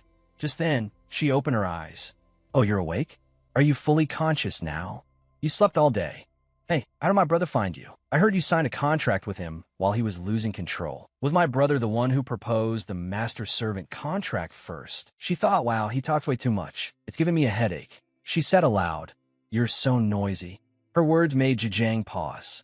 He curled his lips into a smile and said, "How interesting. I've never heard of a fox taking on exactly the same personality as its master after signing a contract. You should feel lucky that your master is Li Dohan." She sat up and asked, "Where is this?" Zhejiang answered, "The main house, also known as the Li IME headquarters." "The Li IME headquarters? Where's Li Dohan?" "He's meeting a guest. Aren't you curious who I am?" She thought, this man is also one of the Li IME. He doesn't seem safe. Thinking that, she said, "Why would I need to be curious? Uffed. You really are interesting." Ungu thought again. "I slept all day. Kwon Samj, I must already be back in Korea. He'd definitely be shocked if he saw how messy and ruined the house is now." Then she asked, "That guest came looking for me, didn't he?" His face darkened as he grumbled, "How troublesome." As he reached out his hand, he continued, "Be good and go back to sleep until my brother returns." Ungu couldn't help being startled. "My vision is getting blurry. The person Li Dohan went to meet, I have to find out who it is. Outside, sumia est in surprise." "You really signed a contract with Ungu? You also know that the seals of Fox clan members can't be detected unless they reveal themselves on their own. Go Ungu herself wanted to sign a contract with me. Take me to her. I want to confirm her condition for myself." Dohan immediately put out a hand to stop him. "Kwan Seum Je, didn't I already tell you? If the seals are the same, then you'd better go back. Even if I regarded Go Ungu as a disposable product, you still have no right to interfere." So Miss Hand clenched so tightly it trembled. From upstairs, Zhejiang watched the situation below. He really does seem furious. The atmosphere is getting pretty dangerous. Suddenly Dohan turned around. He glanced upstairs. "You're like a ghost." "That's enough nonsense, Li Zhejiang. He dared ignore my warning and go into the room? I took too much of a risk leaving Li Zhejiang and Go Ungu alone. I need to get back quickly." He turned back and said to Seumji, "We've reached the pre-stabilization period. If you don't believe me, I'll let you meet her after she recovers. Don't tell me you made a mate contract." To the IME, a mate is someone with the closest possible bond to them, and a clan maintains stability by becoming one with that person. Dohan thought to himself, why did I even bother telling him that? Dohan didn't answer, and simply walked away. Seumji slavly followed. Receiving no answer, Seumji lunged forward angrily and grabbed Dohan by the collar. "Why you? What did you do to Ungu?" Dohan raised a hand and pulled Seumji's hand away. "Why should I explain myself to you?" He shouted, "Li Dohan, Kwon Seumji. You know it too. Go Ungu is mine, and there's nothing you can do to me. If you want to see Go Ungu, come back after the pre-stabilization period." In the room, Zhejiang sighed in annoyance. This is exactly why I never want to come back to the main house. I'm going to die of boredom. Just then a phone rang. He thought, I wonder if word of brother Dohan signing a contract gets out. That child who grew up overseas. The fox he finally found with so much difficulty. Now isn't the time. It's still too early to let outsiders know. A notification appeared on Ungu's phone. Lisa Jiang, missed call. Who knew how much time had passed before Ungu woke up again? She thought, that devil's the one who forced me back to sleep, isn't he? She slowly sat up, a little surprised in the eyes. Then called out, Li Dohan, seriously, you look like you were about to die, and now you're fine. Your healing ability really is terrifying. Hearing her, he opened his eyes and asked, Go Ungu, after the temporary mark disappeared, why did you come back? I felt sorry for you, though I don't even know who's supposed to pity whom. She thought, risking my life to save Li Dohan, I really regret it. He said, I established the master-servant contract just as you wished. If there's anything else you want, say it. Not even a word of thanks. Guarantee my family's safety. That's all. I can't promise that in advance, he thought. While Go Ungu was asleep, to ensure the contract took effect, I drank her blood. But it wasn't enough. The reaction is too strong. At this rate, I'm going to lose control. At that point, he opened the wardrobe, then took out some clothes and tossed them onto her. He suggested, come outside and we'll continue talking. She asked, isn't it a bit strange to have tea this early? Dohan didn't answer and instead thought, all the servants at the main house are IME. They rotate shifts 3 times a day and stand by 24 hours a day. Leaving Li Zhejiang here is too risky, but it's also convenient for knowing where Go Ungu is. It's best not to let her know there are eyes and ears all around. Thinking that, he said, from now on, a contract between an IME and a Fox Clan member needs 40 days to be completed. During that period of ensuring the contract takes effect, you need a daily blood supplement. If I'm not by your side, you can't take even one step out of here. She gaped in shock. You mean, he continued. By the way, there have been 6 cases where a Fox and an IME were separated before those 40 days ended. Every one of those Foxes vomited blood and died. If you don't want to die, you'd better not go anywhere. She stared at him in shock and asked, vomiting blood and dying just because they were separated? I can't leave here? You mean I have to stick to you all day long? This is IME territory. As long as it's within the area under my control, you can move around here. After 40 days, the mark will be engraved onto your hand. It will have enough power to protect you. However, during this period, that bond isn't strong enough yet, so you'll be very vulnerable to attacks. Once the mark is engraved, you can return to your normal life. Even though right now, I need to drink your blood once a day, later it will decrease to once a year, and eventually there will come a time when the contract won't need to be maintained anymore. She said happily, just as I thought. What a relief. So I won't be tied down for life. This contract isn't eternal, suddenly Dohan said. I only said there would come a time like that. I didn't say the contract would be canceled. So he thinks saving him was only natural? The main house is the safest place, so it's best if you stay here during this time. Wait, isn't this the IME headquarters? Even if I don't have to worry about coughing up blood and dying, I could still get attacked and killed by other IME. Dohan asked, what's with that expression? When I woke up earlier, I saw a man. Who was that? He didn't look like a servant. Dohan thought. Go Ungu's senses grew sharper while I wasn't here. She deliberately didn't bring it up. He said, that was Lee Jae-yang, the IME who stepped on my wrist before. Not surprising. The way he talks is really unpleasant. Hey Cham, wait. She remembered what Dohan had said earlier. Stop there. Wait. Lee Jae-yang, he'll come. She looked at him suspiciously. He called him like that. If I'm not close, then what are they? Dohan smiled and said, too bad Lee Jae-yang isn't here. Also, are you really telling me to live alone for 40 days in a place full of IME like this? I'll take a few days off after I finish some things at the company. It'll probably take about 4 days, so stay quietly in the room. I don't want to have to explain things to clients. After that, I'll follow your schedule with you. He paused and lit a cigarette. She listened closely as he continued. And also, don't be alone with Lee Jae-yang. He doesn't know how to control himself around foxes. She replied, got it. What's this? You're being awfully obedient today. Does this damn bastard think I'm some kind of dog? He got his feet. That's it. Let's go. Following behind him, she muttered to herself. Even so, she hadn't expected an EME to control everything related to the contract. Lee Dohan had nothing left to lose, so she had thought he would be even more selfish and domineering. He led her to a room. This will be your room while you're staying in this house. She walked over and sat on the bed, but Dohan still hadn't left. She asked, why are you still here? Is there something you want to say to me? He only looked at her without answering, leaving her flustered. What is it? Something serious? Suddenly, Dohan reached out his hand and gently stroked her head reassuringly. Calm down. She let out a baffled, No one here can touch you without my permission. Oh, why are you suddenly being so kind? Then a servant came in and said, Master sent these gifts for you to use while you stay here. I think he sent them because he saw that you had nothing to wear. Wait, aren't all my clothes still at Lee Dohan's house? I don't need any of this. All you need to do is bring my things over from Lee Dohan's house. Master ordered me to throw all of that away.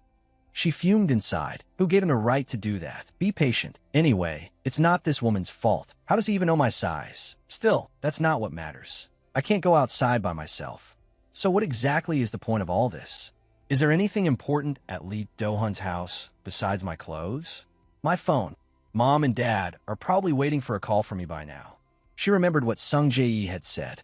Because you were my childhood friend, I tried asking Dohan. When he found out his mark was different from yours. He probably learned the whole truth by then in order to protect you from the other EMEs. When Lee Dohan comes, I'll ask him to bring me my phone first. She flopped back onto the bed and groaned. Has it only been half a day? This is so boring. All Yuanga did all day was watch movies, eat, drink tea on the balcony, read, and nap. It had once felt comfortable and lovely, but there was a limit to how much fun you could have alone. I want to go outside. She stepped outside and called for Hyunju. I'm going to take a walk in the park. Hyunju, 25, Yuanga's attendant. Where is everyone? There's no one here. She thought to herself, I'll just take a little walk around. It feels nice to enjoy the fresh air. This park is huge. Suddenly, someone spoke. Hello. She froze. That voice. He appeared behind her out of nowhere. Have we met before? She recognized him at once. It was Lee Jae-yang. She quickly stepped back, frowning as she said, Move. Are you angry with me? Oh, are you upset because I forced you to sleep earlier? Didn't I tell you to move? Would you like to have a cup of tea with me? He wasn't even listening to her. They say you're Lee Do-hun's younger brother, right? Aren't you younger than me? Then why do you keep talking to me so casually? That's right. I'm younger than you, so I think it's perfectly fine to speak casually because I'm younger. You really have a talent for making people angry. I'm leaving, suddenly he asked. Don't you have a few questions about my brother? I'll tell you what you want to know. Fair exchange. I have a few questions for you too. Yuangu agreed and replied. I'll go first. Then the two of them went inside. You can only ask 3 questions. Fine, you ask first. How did my brother find you? Right from the start, he asked an extremely difficult question. I used my ability in front of Lee Do-hun when I had a very high fever. That was stupid of you. She cursed him inwardly. This jerk is so irritating. Now it was her turn to ask, what exactly is your relationship with Lee Do-hun? Oh, it's rather special. Annoyed by his vague answer, Yuangu immediately stood up. I'm leaving. He grabbed her hand. Don't be so hasty. She flinched a little. This bastard is strong. Saw thee. I still haven't fully gotten control of my strength.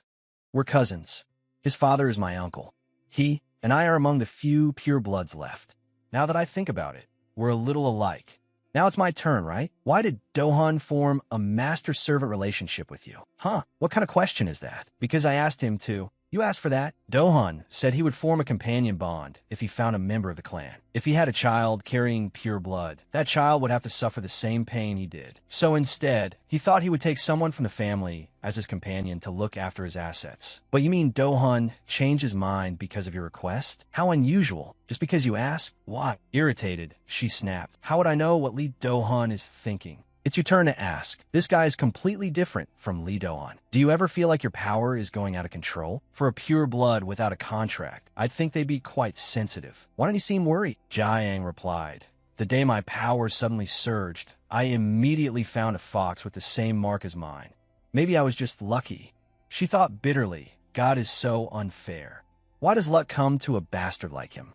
Jae-yang continued. That fox cried and confessed that she liked me. She just happened to be my fox. She said she'd do anything I wanted. She'd probably follow me to death without hesitation. Yuangu found his expression strange. That way of putting it. Then suddenly he asked, Then why did you sign a contract with Do-hun? You could have run away then, couldn't you? She recalled that moment and answered him. I felt sorry for Lee Do-hun's pain. Lee Do-hun is pitiful. He burst out laughing without restraint. I knew he'd react like this. Now it's my turn again. The person who came to see Lee Do-hun yesterday, was it Kwon Sung-ji? Do-hun told me I'm not supposed to talk about that. If he hears about it again, seriously, he reminded me again this morning. Not to mention Kwon Sung-ji. As she was thinking that, he asked, What's your relationship with him? She blinked. Him? You still haven't answered my question.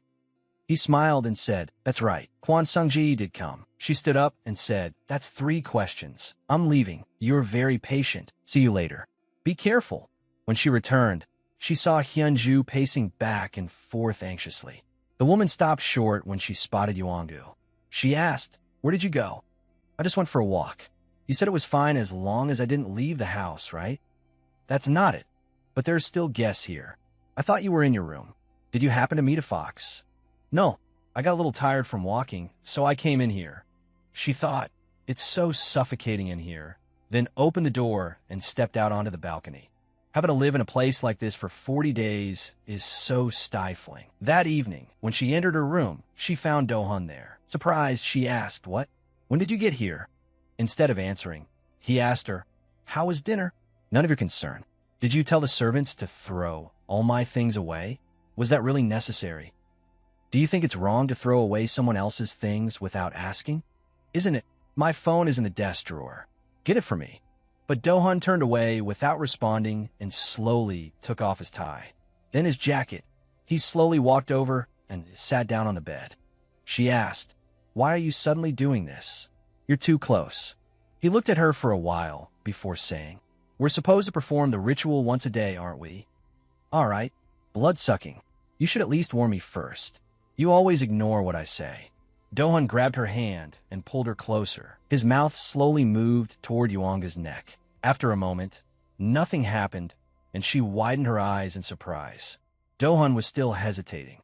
A moment later, he bit into her neck. Letting her go, he asked worriedly, "Hey, did it hurt a lot?" Tears welled up in her eyes as she wondered, "Is it over?" Then he bit her neck once more. She closed her eyes helplessly and said, again. He gently licked the bite mark, which left her a little dazed. Only then did Dohan begin to suck the blood flowing from the wound. Finally, Dohan released her. She raised a hand to her neck and thought, "I'm exhausted, and I have to do this every day for 40 days. Suddenly, he took her hand and said, "Come here." She asked doubtfully, "But does the ritual really have to be done like this? Can't you just draw blood and drink it like a blood donation?" He answered, "If you're uncomfortable, we'll do it that way next time." She immediately challenged him. "If that was an option, why didn't you do that from the start? Why did you have to bite my neck? What a hassle. This way, I could drink it directly. What kind of person is this? How can he be so ridiculous?" Dohan said, "Come with me." A little later, the two of them arrived at the dining room. She said, "I wasn't planning to eat dinner. If you have to lose that much blood every day, you shouldn't skip meals." "What nonsense. Aren't you just fattening me up to eat me? There was even tonic this morning." It seemed they hadn't come here just for dinner. The atmosphere turned quiet, and she thought, is he trying to say something? Suddenly he spoke. "What did you talk about when you met Lee Jiayang today?" She jerked in surprise and dropped the fork in her hand. How does he know? Did Lee Jiayang tell him? Didn't you hear what I said? I didn't go to him. He approached me first. I clearly told him to move. Huh? What are you talking about? Angrily, she said, "You're being way too controlling. Relax a little. We just sat and talked for a bit. Do I have to report every little thing like that to you?" Dohan frowned, then suddenly ordered, "Bring Li Jiayang here." Yuanga looked at him and said, "It's not like we said anything special. He said he'd tell me more about you. So I asked, that's all. So what did you learn?" She cursed inwardly. "You're shameless for hiding the fact that Kwon Sung-ji came and cornering me just because I went out for a little while." That arrogant look on his face. Thinking of it made her snap. "You there. At first, you weren't planning to do it, but you formed a master-servant relationship just because of my request, right?" His expression darkened, just for finding out something so minor. "And you ignored what I said and followed that Lee Jiayang? I wanted to see you get upset, even just a little, because of me. And there's something else. Kwon Sung-jae came here last night. Why didn't you tell me? Please let me meet Kwon Sung-jae. Not because he's a threat to you, because he's already gone, but because I have to explain to him that entering the contract was my own choice." He must be very worried. A dark aura spread around Dohan. Tapping his fingers on the table, he asked, "Do you really have to explain the contract? It seems he's very special to you." Her answer startled him. "Of course. Kwon Sung-ji is very special to me." Dohan glared furiously. The dense killing intent shattered even the flower vase, making Yuanga flinch in fear. At the sight of Dohan's anger after hearing her say those words, she asked, "What was that?" Suddenly Dohan said, "Go on. If you want to stop, then get up and go." She wondered, why is he getting angry? "Please just let me meet Sung-jae alone. I won't agree to it until the contract is fully stabilized. I'm sure he thinks I was forced into this contract and that it was his fault. That would be just like him." Frowning, Dohan said, "You are not allowed to meet Kwon Sung-jae. Do you think he'll accept our contract?" "Kwon Sung-jae, even though we're not that close. After what happened, I'm sure that if he finds out the two marks are the same, he would have hidden Yuanga's existence until the very end. Even if I died right in front of him, Yuangu still believed it would be fine as long as she explained the situation to him, because Kwon Sung-ji was that kind of person. You said the two of you have known each other since childhood, but it seems you don't know him at all, do you?" Lowering his eyes, Dohan retorted, "You're the one who knows nothing about him." Just then, someone entered and said, "Young master, here is what you asked for." Dohan took the phone and handed it to Yuangu. "If you want to contact Sung-ji, I'll allow it. Why don't you add something like, I can only call him in front of you," or something like that? She thought, he's always like this. Even though he grants every request I make, in the end, I really can't do anything without Lee Dohan's permission. As she was thinking that, she jumped at the sound of Do-hun tapping the table, his voice cold. You're crossing the line, and I'm enduring you as much as I can. You know as well that most foxes and IMEs simply obey whatever they're told. I've ignored his warnings too many times. Even now, I'm deliberately provoking him. Ever since that night, somehow, I had kindled an uncertain kind of faith, but at least for now, I trust Lee Do-hun. He won't risk his life at this point. Thinking about it, the other IMEs wouldn't let their foxes do whatever they wanted. After thinking that, she said, I'll go make the call in my room. A little later, in Yuangu's room, Sung Jae's voice came from the other end. Yuangu. She thought he sounded so sad. Then he said, Are you okay? Is this because of me? Just as I thought, he's blaming himself. She spoke to explain, It's not your fault. You thought my mark was different. I'm the one who didn't trust you enough to tell you the truth. Sung Ji ran a hand through his hair and said, You should have told me first. Back then, I said we should meet in private. When you come back, I want to see you in person and talk. Let's meet first, then talk. Sung Ji asked, You were forced into the contract, right? She replied brightly, No, I asked him to make a master-servant bond. How else could he confirm the mark? Did Lee Do-hun threaten you? I was really worried about you. Actually, I could have escaped, but I was the one who revealed the mark first. What? She thought.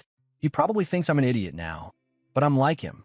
I was also trying to carry Lee Do-hun, just the way he's trying to now. At that moment, I just wanted to save that selfish bastard. She explained.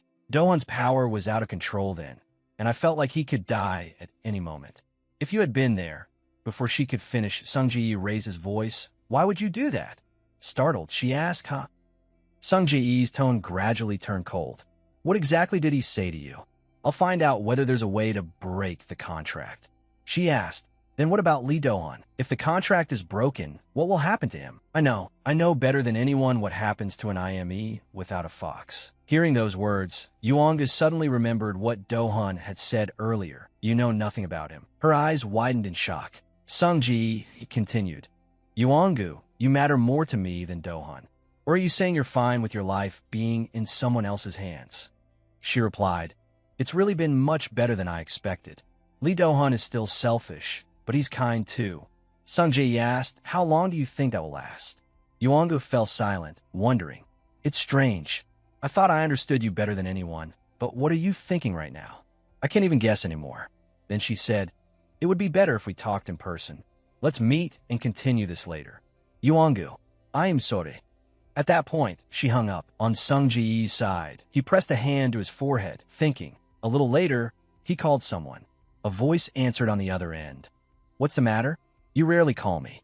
A dangerous look flashed in Sung Ji's eyes as he said, I need your help. Meanwhile, Yuanga stood in front of Do-hun's room. She hesitated for a moment, then raised her hand and knocked. His voice came from inside. Come in. Still looking at the document in front of him, he asked, What is it? I want to ask you for a favor. Before the stabilization period ends, you shouldn't meet Kwon Sung Ji alone. Confused, she replied, That's not why I came here. He took off his glasses and said, Please, my parents are back from their trip. They only know that you took me away. They don't know anything about the contract between us. Just this once, please act like a decent master. They'll be very worried if they find out about the contract. My mother thinks all IME are bad people. We are bad people, aren't we? Especially to someone like you. That used to apply to you too. I thought so as well. But from now on, I'll only believe what I see for myself. Then what have you seen? You. Before, you hurt me in order to save me, didn't you? Her words clearly caught him off guard. Seeing that he didn't answer, she thought to herself, maybe that was too much to ask. I'll just ask him to let me visit my parents for 4 days. She turned to leave, but then Do-hun suddenly spoke. Don't skip meals when I'm not around. I'll clear my schedule for Saturday. Hearing that, she smiled faintly. The next morning, the young master instructed us to start drawing blood from now on. Has he really bought all the equipment already? Please go to your room. I'll prepare dessert for you. Eun-gu quietly marveled at how attentive the treatment was. After finishing, Hyunju left. Rest well. Rubbing her eyes, Eun-gu wondered, By the way, why have I been so sleepy lately? Then she suddenly saw a large shadow fall across the table. We meet again. What's that on your neck? Did my brother do that? Where the hell did this bastard come from? Curious, Jang peeled back the patch. Wow, he bit you hard enough to leave this? You did the same thing too, didn't you? I heard you made a contract with a fox. I switched from a master-servant contract to a mate bond long ago. She cried and confessed her feelings to me. She was happy to be my fox. Fine, if you two like each other, then a mate bond isn't so bad. So are you married now? To her, there's no need for marriage. It's just a contract, so it can be destroyed at any time if the guarantor is no longer needed. By the way, let's have a meal together later. You've probably been lonely these days without a fox by your side. If she's that special, why don't you break the contract? She doesn't seem to want to leave me. I think you're the one who doesn't want her to leave. So why not take responsibility and marry her? Grinding his teeth, Jang asked who would marry a fox. Ungu was stunned by his expression. Even though he was with someone who had feelings for him, and even though they had become mates and shared a physical bond, the moment marriage was mentioned, he looked completely unwilling. This bastard treated foxes like disposable goods. I'll end my contract with her when the time is right, so don't worry about it. One-sided? You said she likes you, didn't you? When he hesitated, Ungu continued. If you keep looking down on other people's feelings and hurting them, someday it'll come back to you. Who says that? Heaven? I don't believe it. Ungu wondered to herself. Why would that girl ever like someone this twisted? I don't know her name or what she looks like, but this really bothers me. She said, fine, go eat later with your fox. No, I changed my mind. I'm not introducing you to her. Why not? Because I think you'll say a bunch of pointless things to her. You scammer. There's something I'm curious about. You seem close to Quan Songj. By the way, have you ever seen his mark? She replied, never. Then thought to herself, should I go inside? So the mark has appeared. The moment she finished speaking, Jang froze because Dohan had appeared behind Ungu. Bracing both hands on the table, he said coldly, why are you so curious, Li Jang? Ungu awkwardly remembered saying before, I'm sure I told you I'd never been alone with him. Then she hurriedly explained, I was just on the rooftop. He barged in on his own. Dohan, don't be angry. Dohan, do you think I'd hurt her just because she's a fox? If you're done with your business, leave. Actually, I came here to see you, Dohan. Wait, let's talk a little longer. I have a few things I want to say. You go outside. Isn't this my room? You two should be the ones leaving. Hearing that, he stood there blankly for a few seconds. Aren't you supposed to be taking care of Dohan? Your personality is really awful. She shot back angrily. Who are you calling awful? Then Dohan suddenly spoke. What about your dinner? Hey, since when did you start caring about that kind of thing? Answer me. I already had dinner and dessert, and I took the nutritional supplement you gave me too. Take good care of your neck. It's not like I was seriously hurt or anything. This is all because of you. Jang cut in. You really don't know anything, do you? This is the time when a fox's scent makes an IME even more feral. Your kind is violent by nature.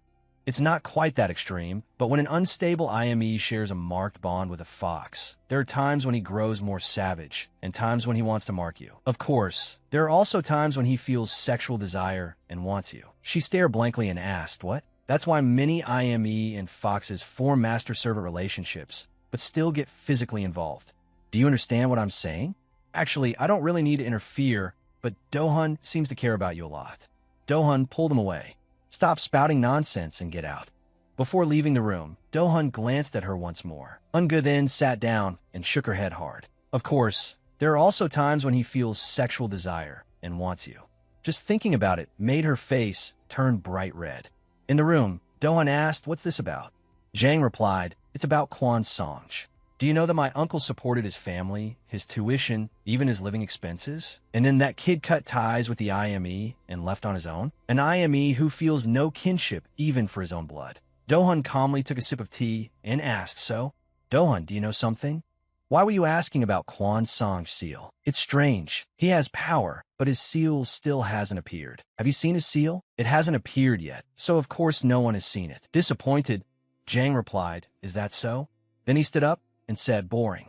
I'm leaving. Early the next morning, in Ungu's room, while she was still fast asleep, Dohan stood beside her bed lost in thought. Lately, it seems like she wants to leave this place, so I need to return as soon as possible. A fox usually gives blood to an IME. It's only natural that her appetite would increase and she'd feel sleepy. My heart suddenly feels at ease hearing her breathing. Is this the reaction of stabilization? He gently lifted the hand that bore her mark, then remembered what Jang had asked. Have you seen his mark? He murmured the name Quan Songj. That day, on that stormy, rainy day, standing and looking outside, Dohan thought, Has it finally appeared? Back then, Sanj had been scrolling through his phone while Do-hun stood out on the balcony. That was when he saw Eun-gu, when she was using her power, making everyone and everything around them freeze in place. Standing there, Do-hun marveled inwardly. How quiet. Surely even Eun-gu's power. He looked over at Sanj. Was he affected by that power too? Scene change. Sanj was on the phone with someone. Well then, let's meet again next time. Lisa Jang, remember to contact me when I come to Korea. Pressing a hand to his forehead, he thought. Eun-gu says she's fine, but an IME's possessiveness toward a fox is dangerously reckless. Of course it's dangerous. Even if I treat her very well, I don't know what he'll do if he starts feeling desperate. Honestly, Do-hun, tell them your position depends on me. You, saying that right in front of me. I'll save you, Eun-gu. Back with Eun-gu, she said, you only slept 4 hours. He replied, that's normal. Since a little of your blood is drawn every day, if you feel sleepy, just get enough sleep. We're going out, so get ready. You came here early because you were doing something for me, right? You should have woken me up. He thought to himself, I don't like wasting time, and I'm not used to waiting. But strangely enough, I like this feeling of waiting. When she stepped out, he stared at her for a moment, then walked over and adjusted her clothes, reminding her, now that Li Jiang has left, you can move freely around the house. What if I run into someone? It's fine. Within the limits of your status, no one will dare speak to you disrespectfully. What does that mean? Li Jiang is the exception, right? If I do anything wrong, the next clan leader will be Li Jiang, so he'll be the one in power. She asked, no matter what, aren't you still the one at the top? He let out a small laugh. So you do understand. You understand my position, so why do you still act like that? He flicked Eun-gu lightly on the ear. Startled, she thought, why is he being like this? Sometimes he doesn't seem that scary. He can make an expression like this too. Somehow, it feels like we've gotten closer. After a moment, she asked, but where are we going? The mall. I think I need to buy a gift. What gift? Do you want me to help you choose? Who are you giving a gift to? Your parents. She cried out in surprise, huh? He explained, we can't go empty-handed. You told me to behave like a good person, didn't you? So let's go. Go on, go. After all, I owe you. You risked yourself to save me. I know that very well. Hurry up. We'll go there after dinner. So she quickly followed after him, and the two of them said nothing more. After that, they went to a restaurant. She said, this place is expensive. Have you been here before? Oh, Kwan Sanj treated me to a meal here on my birthday. Wow, just mentioning Kwan Sanj changes your whole tone. What's going on between you and Kwan Sanj? Aren't you two friends? Did you have a falling out? Suddenly he asked, what did he tell you? She remembered, I'll keep looking for a way to end this contract. With Lee Do-hun, the contract directly affects his life. I can't tell him the truth. She stammered. Well, then she quickly changed the subject. Would you mind if I asked about your parents? Not at all. My father doesn't care much about me, as long as I sign a contract with my fox. So he probably won't pay much attention to you either. My mother is resting overseas because of health problems. Really? Then I should greet her properly when she comes back. Does your mother hate foxes or anything like that? I'm a little worried about meeting her for the first time. At that, Do-hun turned away in silence. She wondered, does she really hate foxes? Maybe I don't need to make a good impression on her after all. Still, of course it would hurt to be disliked by someone the first time you meet them. Then Do-hun spoke. My mother desperately searched for people who carried the same mark as me. She said, even if that child wants to take everything I have, bring them to me. So don't make that face. You're the one person who saved her son. How could she possibly hate you? Looking at this man, who would have thought he knew how to comfort someone? Then she suddenly asked, but what should I do? To my mother you are. The scoundrel who ruined her daughter's life, right? Hearing that, he burst out laughing. I know. She thought to herself, I said I'd introduce Lee Do-hun to my parents, but what if my mother really doesn't like him? In Eun-gu's imagination, Lee Do-hun declared, we've already signed a contract, so there's no need for a matchmaker. You should be grateful I came to visit you in person. What do you want? What do you want? Just imagining it made Eun-gu anxious. Wouldn't that be complete chaos? Later, in the car, Eun-gu said, you can't treat them the way you treat me, okay? He asked, how do I treat you? What do you mean? And you're still asking? You talk as if everyone has wronged you. Do-hun leaned in, then carefully unfastened Eun-gu's seatbelt. He reassured her, I'll try not to make you worry anymore, all right? His words and actions made her heart flutter a little. A moment later, the doorbell rang, and Hijang called out in surprise. Unga, her mother abruptly stopped her father and Hijang. In a stern voice, she called her daughter's name. Unga, sweating, Unga let out a soft, huh? Then Dohan suddenly stepped forward to face them. She hurriedly said, Mom, this is... Before she could finish, he unexpectedly bowed politely and said, It's a pleasure to meet you. I'm the Dohun. She looked at him with a scrutinizing gaze, while Ungu gave an awkward smile and said, Mom, let's go upstairs and talk. Huh. After that, the atmosphere in the room was suffocating. She cried inwardly, I can't breathe. Lowering her head, she stammered, Mom, it's just... Her mother coldly cut her off. Explain everything properly. First of all, this is Lee Dohan. After hesitating for a moment, she said, He's Kwon Song's friend. Oh my, so he's Song's friend? Yes. I met him through Songj, and we have the same mark. How did he find out about your mark? How did he know you're from the Fox clan? I had a high fever and used my power, and he happened to see it. Goodness, how many times have I warned you? What terrible luck. She whispered, He didn't threaten you or anything, did he? No, nothing like that. But inwardly she thought so many times, too many to count. Then why did you send a message saying you were running away? And just recently you told me I had to escape too. I was so worried. It was just a small misunderstanding at the time. I thought all IME were bad people, but Lee Do-hun isn't like that. After getting to know him better, I realized he's not that bad, so I asked to form a contract. What kind of contract? A master-servant contract. Her mother placed a hand over her daughters. You were the one who proposed that. Your father, your mother, and even your grandparents have never met an IME. Then Do-hun suddenly spoke. IME do not hunt ruthlessly, but the IME are still actively searching for the Fox clan. This year alone, they've found quite a few. Every Fox clan member they found has already entered into a contract, of course through legal means. The days of forced contracts made through threats are long gone. Ungu's parents shared the same thought. He has a very trustworthy face. Her mother asked, Anyway, how long does Ungu have to stay at the IME main house? She can return to normal life once the 40-day stabilization cycle is over. If you're worried, I'll buy you a house in Seoul so you can all live together. A house? Yes. Because she entered this contract unconditionally, I plan to support whatever the two of you may need. Ungu thought helplessly. He could seriously become an actor. Look at Mom's face softening already. Then her mother suddenly asked, Are you the heir to a Chaebol family or something? He answered, Well, something close to that. Lowering her head, Ungu sighed to herself. He obviously can't say he's the next leader of the IME. Then Do-hun handed over a card. This is my business card. If anything happens, or if you need anything, please feel free to contact me. Looking at the information on the card, the two of them gaped in shock. Then they cheerfully said, Please take good care of Ungu. We feel very reassured in trusting our daughter to you. There's nothing to worry about. Please stay and have a meal with our family. Ho ho ho. No, thank you. I'll come eat another time. Today must have been a busy day for both of you. Ungu cried inwardly. If his real personality were actually like this, I would have signed the contract ages ago. After that, the two of them headed back. He said, Here, take this. Sweets. Did Hijang pack this for you? I bought it. Why did you buy so much? I heard you like it. Who told you that? He turned to look at her without answering. Her face suddenly flushed. Walking behind him, she said softly, Thank you. You did even better than I expected, so I had a pretty good time. Thank you for saying those things to my parents too. But don't you think you went a bit overboard? What if my mom really asked for a house? He was silent for a moment, then said, That wasn't just empty talk. My mother said that if I ever found the fox with the same mark as me, I should bring that person home and give them whatever they wanted.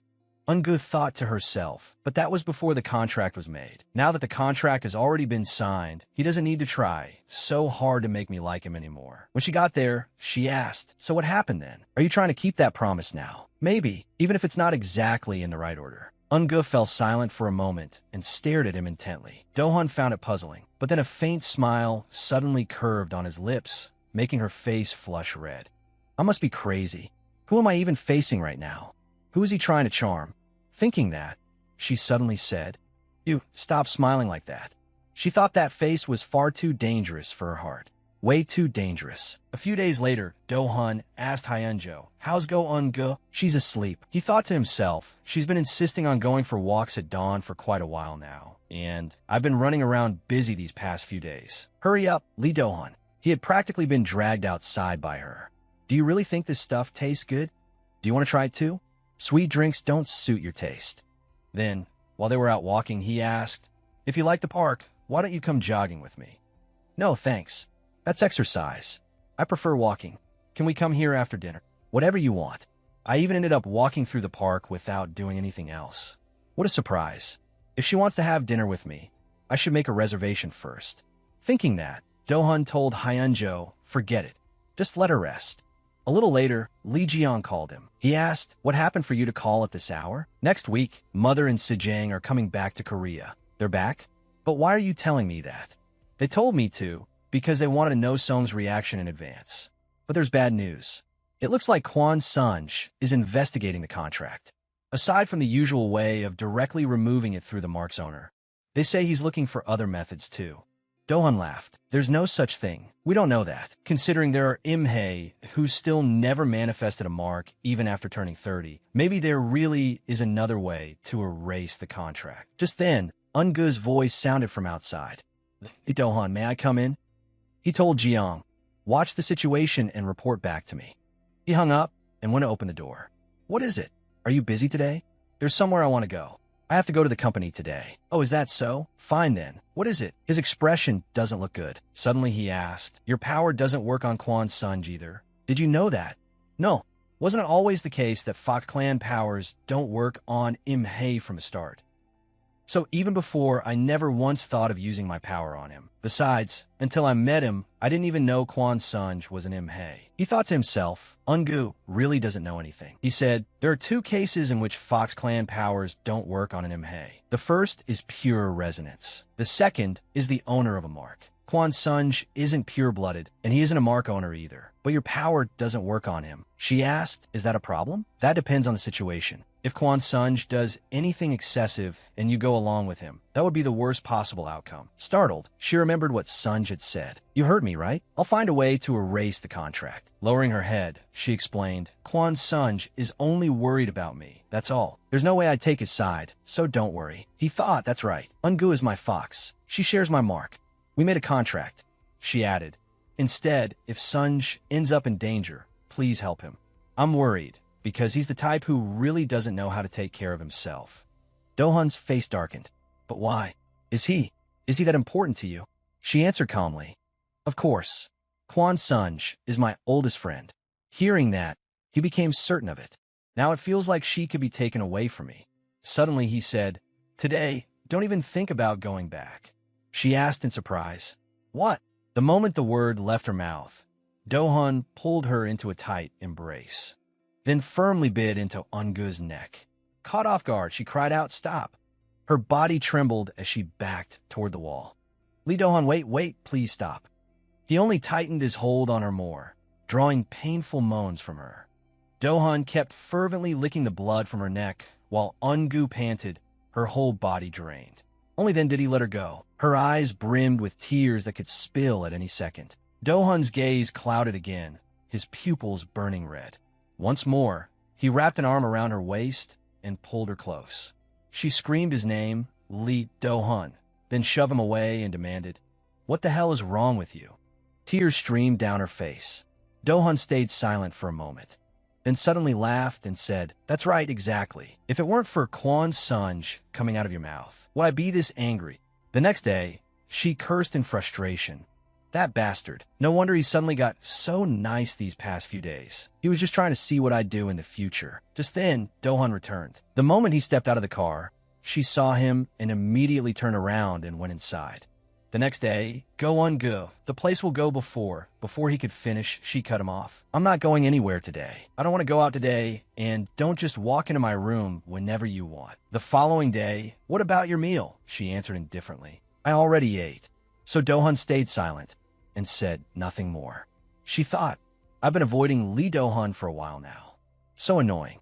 I want to go out and eat something sweet. No matter how kind he acts, violence is who he really is. I can never let my guard down with him. Suddenly, an unfamiliar voice rang out. Would you like me to make you some tea? Eun-gu was startled. Who is that? This is my first time seeing her face. Where did Hyunjo go? Just then, Do-hun walked over and immediately asked, who are you? I started working here 2 days ago. Call Jun Hyunjo over here. Eun-gu stood off to the side, blankly watching. Hyunjo bowed. I am sorry. I should have informed you first. This child started working yesterday. What's her identity? I check her references thoroughly. Bring me the file, and don't let her get close to Go On-gu. After that, On-gu asked, Are you always this sensitive? I can't help being sensitive right now. Why? Because you're here. He's just saying nonsense, right? It's just his way of saying that if something happens to me, he won't be able to drink my blood anymore. I shouldn't let my guard down, and yet I keep. Suddenly, he handed her a box of pastries. She blinked. What's this? No way. Did you buy this for me? He didn't answer, only smiled faintly. A while later, she happily enjoyed the pastry. Dohun watched her closely. Where did a piece that big disappear to? Is she really that hungry? If there's something you want to eat, just tell Jun Hyunjo. You should try this too. He stood up and said, Right now, I want to eat something else. As he moved closer, with such a serious look on his face, she instinctively raised a hand to her neck. This jerk. Again? What a dangerous man. He gently removed her hand from her neck and reassured her, I won't hurt you. What is he even saying? Does he know what gentle means? That won't happen this time. Thinking that, she warned him, Back off or I'll bite you. He grabbed her leg. You've been very naughty. Then he pushed her down onto the sofa. What do you think you're doing to your master?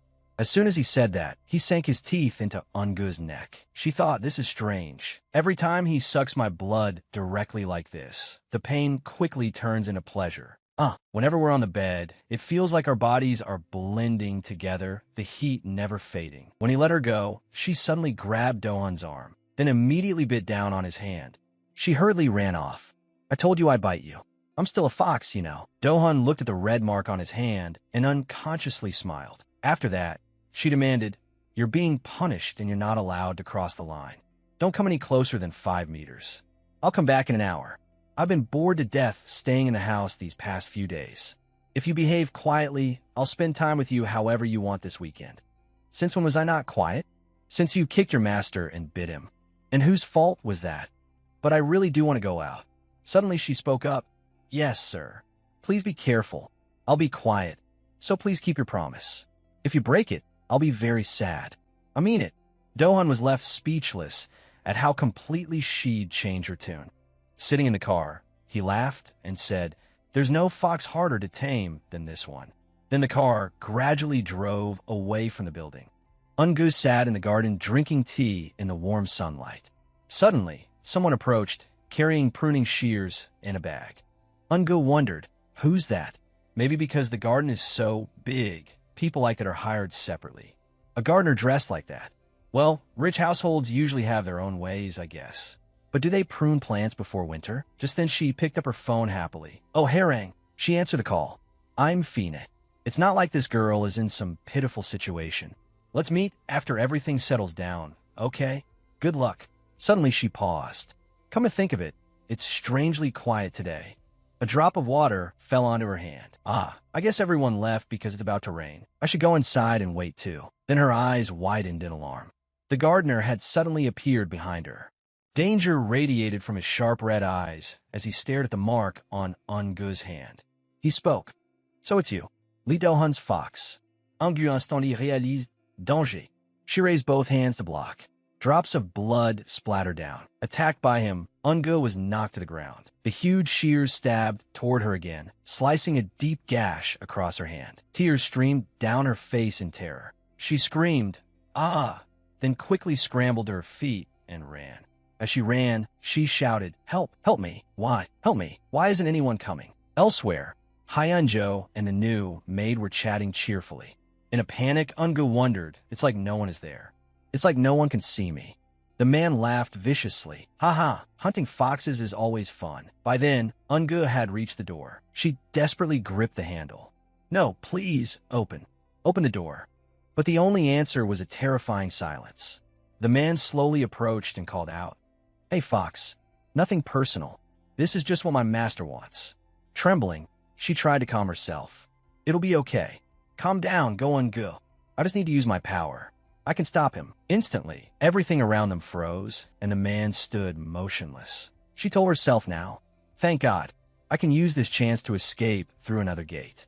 But contrary to her expectations, He suddenly spoke, leaving her utterly shocked. I was wondering what you were going to do. You got guts. Fox Clan power? I didn't think it would work on me. She was stunned, thinking only someone pure-blooded like Lee Do-hun could do that. In her eyes, all she could see was the sharp shears lunging toward her. Fox Clan powers can't. In terror, she screamed, Lee Do-hun. Drops of red blood fell, along with a reassuring voice. It's okay now. Do-hun gently took her hand. Breathe. With his other hand, he was gripping the shears tightly. He continued to soothe her. Slowly. That's right. He breathed a sigh of relief inside. Thank goodness, there are no serious injuries. He clenched the shears tighter. How dare you? His voice was cold and murderous. You dared lay a hand on my fox. How dare you attack a fox that made a contract with a pure-blooded Imhei? You do know you'll pay for it with your life, don't you? As soon as he finished speaking, he crushed the shears in his grip and threw them aside. Then he punched the man in the face so hard blood burst from his mouth. Not stopping there, he drove his foot straight into the man's face and sent him flying several meters away. Do-hun slowly approached him. How did you get into the main house? The man answered calmly, Young master, now isn't the time to worry about that. He looked over at Ungu, who was sitting there, and suddenly laughed in satisfaction. The next instant, blood poured from his mouth and nose, and he collapsed to the ground motionless. Do-hun thought suspiciously. He died without the slightest regret, as if the purpose of coming here had already been fulfilled. Ungu stood up, still trembling all over. She asked, Is he dead? What has happened? Is your hand okay? Her eyes suddenly widened in shock. My throat. She raised a hand to touch her neck, then abruptly coughed up a mouthful of dark red blood. Looking at her trembling hands, she called out, Blood. She looked up at Do-hun with a face that couldn't have looked worse. Seeing that, Do-hun stood frozen like a man who had lost his soul. She wondered, is this a dream? Why am I? She dropped to her knees, her hands clutching at her throat. Lee Do-hun could never make a face like that. Only when she collapsed did Do-hun snapped out of it and rushed to her, shouting, Ungu. Afterward, the doctor said, It appears to be a poison mixed with Imhei blood. She'll have to endure for 10 full days until the toxin is completely gone. She'll keep vomiting blood, and her fever won't go down. There's no other way except to inject painkillers to ease the pain. Do-hun called out darkly, Jun Hyunjo, submit your report. She answered, The intruder was an Imhei reported missing 10 years ago. He had an access pass to the main house. Using the power of pure-blooded Imhei blood, he disabled the garden surveillance cameras. He blocked the young lady's presence and concealed himself. They said that meant even the servants couldn't help her. Hearing that, Do-hun thought he knew exactly when I wasn't by Go-on-Gu's side. He could even enter the main house. Someone masterminded this assassination attempt on a fox contracted to a pure-blooded Imhei. Who could do something like this? He ordered, strengthen security and investigate all the recently hired staff. Yes, sir. Not every Imhei even knows who the head is, let alone breaks the rules while throwing away his own life. There must be some lunatic behind this, someone doing things beyond all reason. Is it really that simple? Are the outer buildings safe? In case I overlooked something. He let out a weary sigh. Suddenly, his phone rang. Li Ziyang. I told him to investigate Quan Sunj. Did Quan Sunj do something? Thinking that, he answered. On the other end, Jiang said, Hyung, I heard there was trouble at home. Was Ungu badly hurt? He was startled. It's only been a few hours since it happened. In a cold voice, he asked, How do you know that? How do you know? I was worried you drown in love or something. You're so cruel. Is Uncle still there? Can you talk? Did Quan Sunj meet your father? This seems unusual, like some guest came by. I heard Uncle's own secretary personally escorted Quan Sunj. Do you know anything about this? Gritting his teeth, he warned, Calm down. Don't cause trouble. Do-hun lowered his head in thought. Quan Sunj met father. He remembered the message Sunj had sent Ungu. I'm sorry for getting angry last time. I'll call you back soon. Take care of yourself. Meanwhile, Hyunjo said, Young master, let me change the sheets. But Do-hun sat there with his head bowed. This is driving me insane. Inwardly, he called his name, Lee Do-hun. Just then, Ungu woke up. She immediately started complaining. You said I'd be safe. You bastard. What is this? It hurts so much. It really hurts. He looked at her sadly, then gently reached out and caressed her face. She softly closed her eyes and drifted off again, still murmuring, It hurts so much. Do-hun sat there, unable to take his eyes off her, thinking. Before midnight, I have to perform the blood-draining ritual. If it isn't done within the allotted time, not only will it affect me, it'll affect Go Ungu too. Watching me cough up blood. Was that how she felt? That's why kind-hearted Go Ungu couldn't run away. My fingertips are tingling, my throat hurts. It feels like I'm doing something terrible. At that moment, he bit into Ungu's neck. Holding her in his arms, he sucked her blood. Ungu let out a faint cry. It hurt. It really hurt. I know. He carefully covered the wound on her neck. This will last for 10 days. According to the doctor, I won't die. But suddenly he bit his own finger. If an IME offers blood willingly, it's the same as transferring their power. Seeing that, Hyeonjo asked in surprise, "Young master, you only need to endure 10 days with painkillers. You don't have to go this far. But it's such a dangerous time," he said. "I'll stay here. You go outside." After that, the doctor came to examine Ungu again. "She's very lucky. Recovery will only take a few days." Dohan asked, "Is she all right?" "She's fine. Her fever is down, and the poison is gone, so don't worry. For the next few years, drawing blood won't be a problem." The doctor's words made his expression darken. "Young master, did I do something wrong?" "That's right. If Go Ungu dies, I die too. God must have taken that into account. I'm only Go Ungu's now. I was furious because I thought something had happened to Go Ungu. My blood is no longer my life anymore. It belongs only to her. I've been worried about her this whole time." The next day, Ungu woke up feeling completely recovered, as if pretending she was dying had all been a lie. "Why am I still in Lee Do-hun's room?" she asked. "Why are we sleeping together? If you're not within my sight, then what's the point of me being here? I'm doing this to protect you. Stop being stubborn for no reason. So I have to sleep with you? Is that a problem? What? What are you worried about?" A little later, she sat on the bed hugging her knees.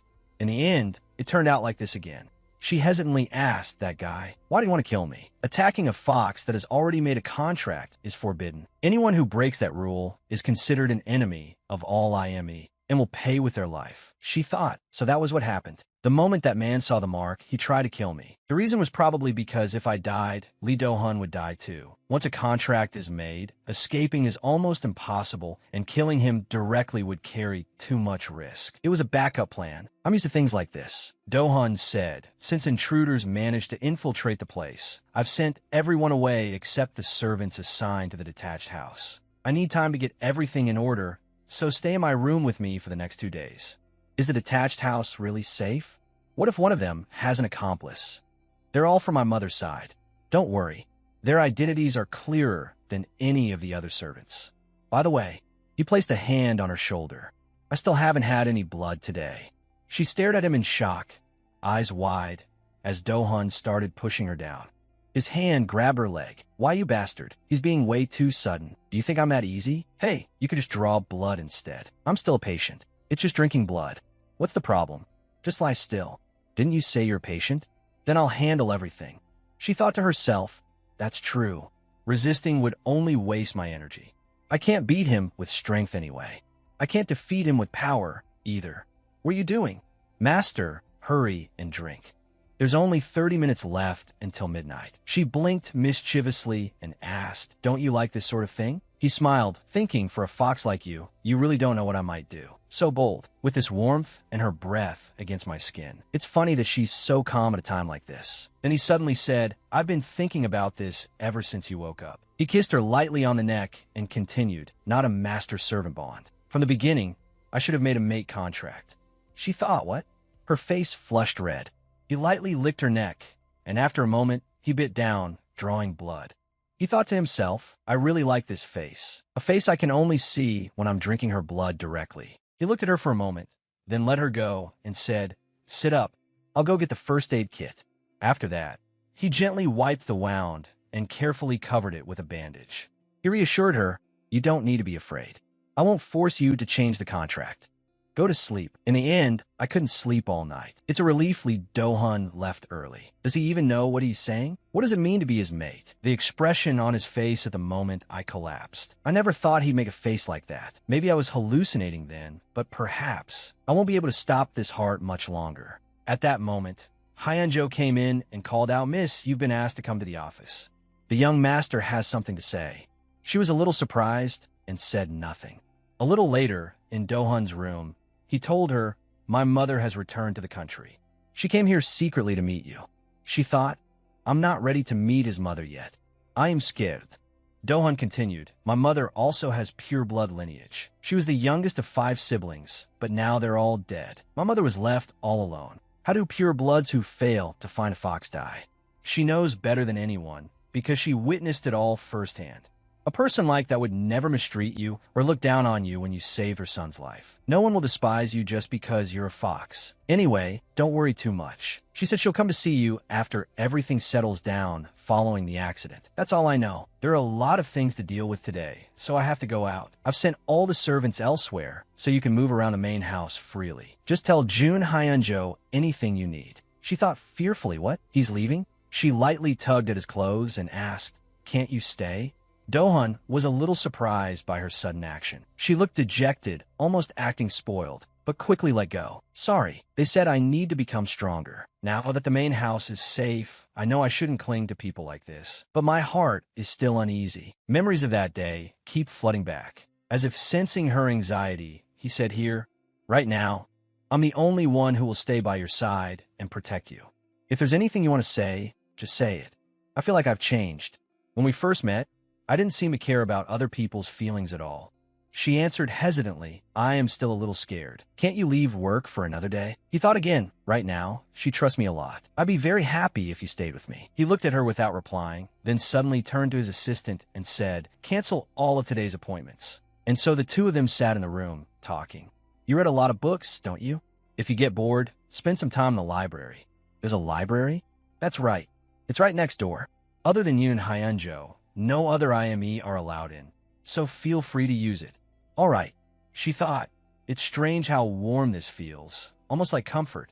Someone as dangerous as Dohan can make me feel safe. Just having him here is enough. Suddenly he asked, is giving blood difficult? I saw you bleeding as soon as you woke up. Why is he suddenly bringing this up? Could it be? From the start, I really should have made a mate contract. This again? I'm still not ready. Then he suddenly asked, are you hungry? She responded blankly. Huh? I asked if you're hungry. You must be starving after having your blood sucked.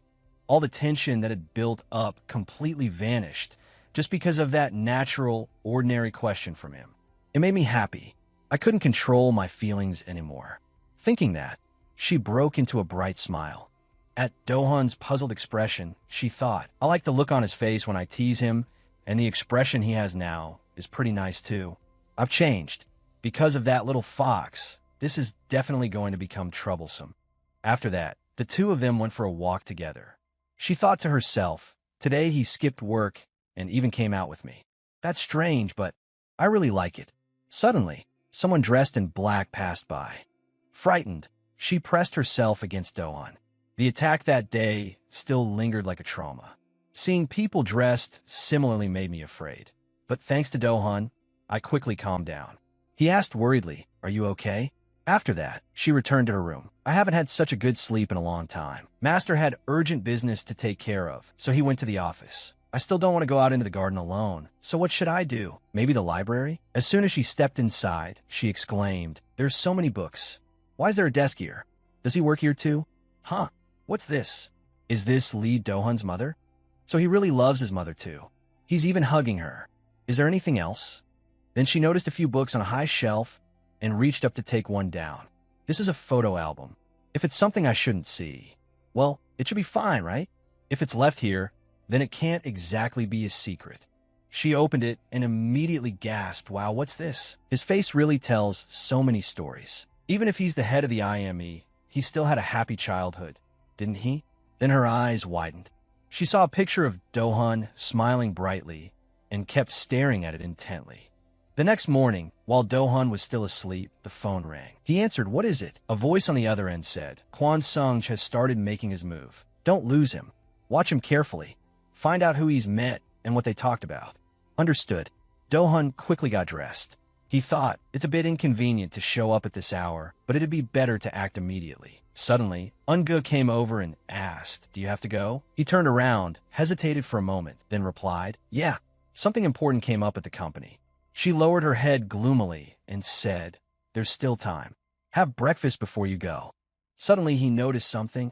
He fell silent for a moment, then held out his hand and asked, what's this medicine? She hurriedly hid it. It's just mild cold medicine. Really? I don't think you have a cold. You were fine yesterday. Unless it's something serious. You hardly ever go to the hospital. He wondered what's going on. She's a little different from usual. I need to check what kind of medicine this is. He smiled and said, wait, why are you acting like this? Aren't you going to work anymore? Of course I am. But first, I need to find out what my fox is hiding. His hand was just about to touch the paper on the table when his phone suddenly rang, making him pause. He answered, what is it? The voice on the phone said, Young Master, Kwon Sung-j. Kwon Sung-j met Miss Song. Elsewhere, what's this about? You never pay any attention to me. What is this? Looks like you want something from me. In Director Lee Do-hun's office, there have been all kinds of rumors going around about you and Go-un-gu. They say you're obsessed with her, so much that you sent all the servants away and are determined to hide the identity of the fox contracted to you from the other IME. They say a new servant accidentally opened the gate, and that servant was fired. Looks like it's all over. Or does anyone still suspect something else? You seem pretty free these past few days. What are you talking about? I'm very busy. Hyun gave me some instructions related to work at the company. Do-hun said, go do your work. Stop hanging around here. Jajang thought to himself, what's this? There wasn't anything added to the schedule. Then he asked, did something happen? No way. Could it be because of that fox? I heard he's been by that fox's side for 4 days. Hey, I heard her body has completely recovered, but mentally she still hasn't stabilized, right? I guess Hyun doesn't know how much you care about her now. Wouldn't it be better to change the contract into a mate contract? You were planning to do that from the start, weren't you? Or is it that Go-un-gu doesn't like you? But if that's what Hyun wants, there's nothing we can do. Do-hun said through gritted teeth. Lee Jajang, what are you trying to say? Have you spoken with Uncle? Why did he meet Kwon Sung-j? That's father's business. It has nothing to do with me. Don't you think we should look into it? Considering what that reckless brat has done to us, what could that idiot possibly have to discuss with the head of the family? Do-hun warned him, don't cross the line. Stop investigating Kwon Sung-j immediately. I'll handle the rest. Jajang said. Kwon Sung-j sold the house he used to live in with his mother. It looks like he needs money. Anyway, no one was living in that house anymore. Money? Wouldn't everything be solved if he just asked Uncle for help? Lee Jajang, I told you not to meddle in what he's doing. Can't you tell the difference between what you should and shouldn't do? I'm doing this because it's right in front of you. If not for you, who else would I tell? It wouldn't be a big deal if he'd only sold that house, but he also sold the place he was living in Seoul. He even submitted his resignation and transferred to the hospital where his mother is staying.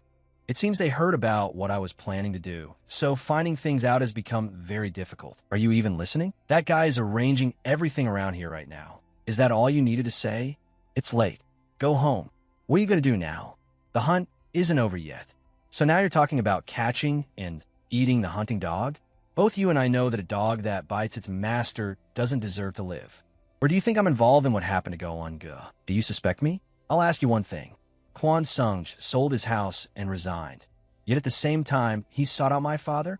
Why? No way. Didn't you mention his meeting with Lee Sejong? Ha, damn it, what an idiot. I thought if I just hid it well enough, Hyung would never find out the truth. Jajang continued. It's only been a few days since then. I want to hear in full detail exactly how they met. Lee Sejong came from a pure-blood family, and she had a strong impression of Kwon Sung-j.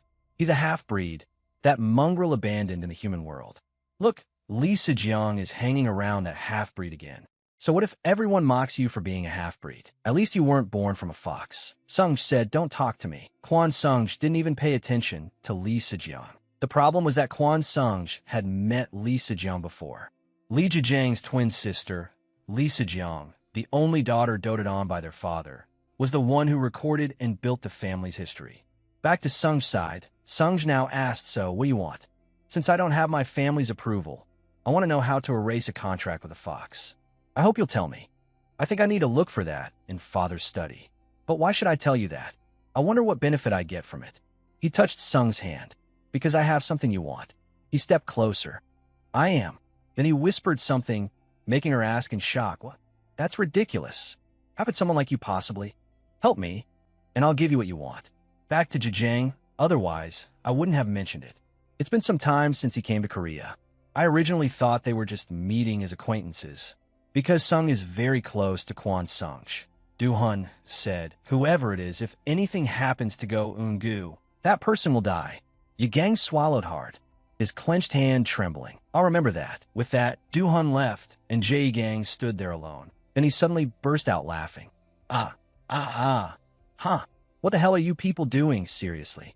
At the same time, Sang-ji said, I'll contact you as soon as I figure out a solution. Then he added, there's one more thing. Could you check on Eun-gu's current condition for me? Ah, that fox. I heard from Lee Jae-gang that recently, some member of her family suddenly came back and stabbed her with scissors, apparently. Seong-ji froze at that, crushing the glass in his hand. Blood ran from his palm as he asked, what? Ah, you're bleeding. Are you okay? At that moment, Do-hun had returned.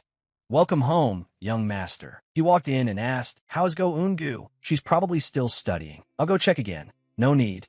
I'll go myself. When he went to the library, he saw the door slightly ajar. He quickly stepped inside. Why was she sleeping here? He quietly approached the chair and sat down, unable to take his eyes off her. Then he noticed she was holding a picture of him. He raised one hand to cover his smiling mouth, while the other tapped lightly against his thigh in amusement. Just then, she slowly opened her eyes. Still groggy, she asked, what? Lee Do-hun, when did you get here? Just now. You should have woken me up. Did I really doze off for that long? She sat up and accidentally dropped the photo. She froze in embarrassment, then hurriedly tried to cover it. Unbelievable. She fumbled out an explanation. I came here to read and saw this picture. I'd never seen you smile like that before, so I was only leaning in to get a better look. Don't misunderstand, Do-hun suddenly said. That was before I realized my power was going beyond its limits. That summer, when I was 18, right after that picture was taken, it was the first time I realized my power was beginning to spiral out of control. She thought in surprise. So before he went through all that pain, he was someone who could smile that brightly? He must have had such a hard time. Who's supposed to be worrying about whom here? Thinking back on it, I could have met you sooner. Around that time, I went to Kwon Seung-jae's house a few times. She thought to herself, Seung-ji found out I was a fox and kept me from meeting him. Sorry, Eun-gu, something came up at home. Really? Then okay. Do-hun said again. It's a good thing we didn't meet back then. A good thing?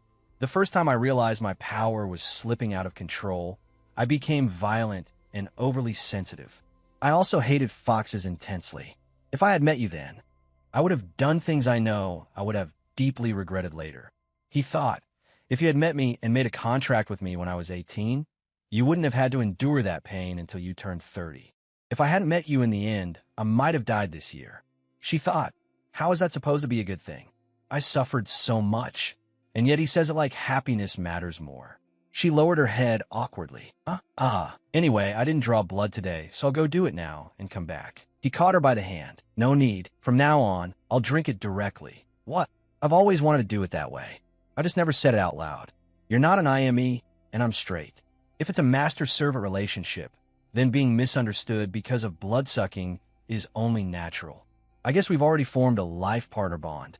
Right? After that, our positions will be even clearer and we won't have to waste time anymore. She turned her face away and replied, in the end, it's all the same blood. So why does he insist on biting my neck and making it hurt like this just to drink it? He explained more clearly. This is completely different. The exciting part is that you can actually feel the process of having your blood sucked, and the taste of the blood is completely different too. At first, you may not have noticed, but lately, you've been feeling more than just the pain. It was even more intense than the pain.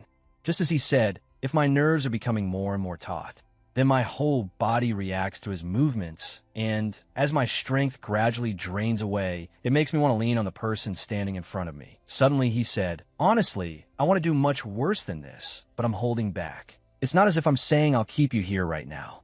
Then what about just letting this slide? It's only a tiny bite mark on my neck, and you noticed it already?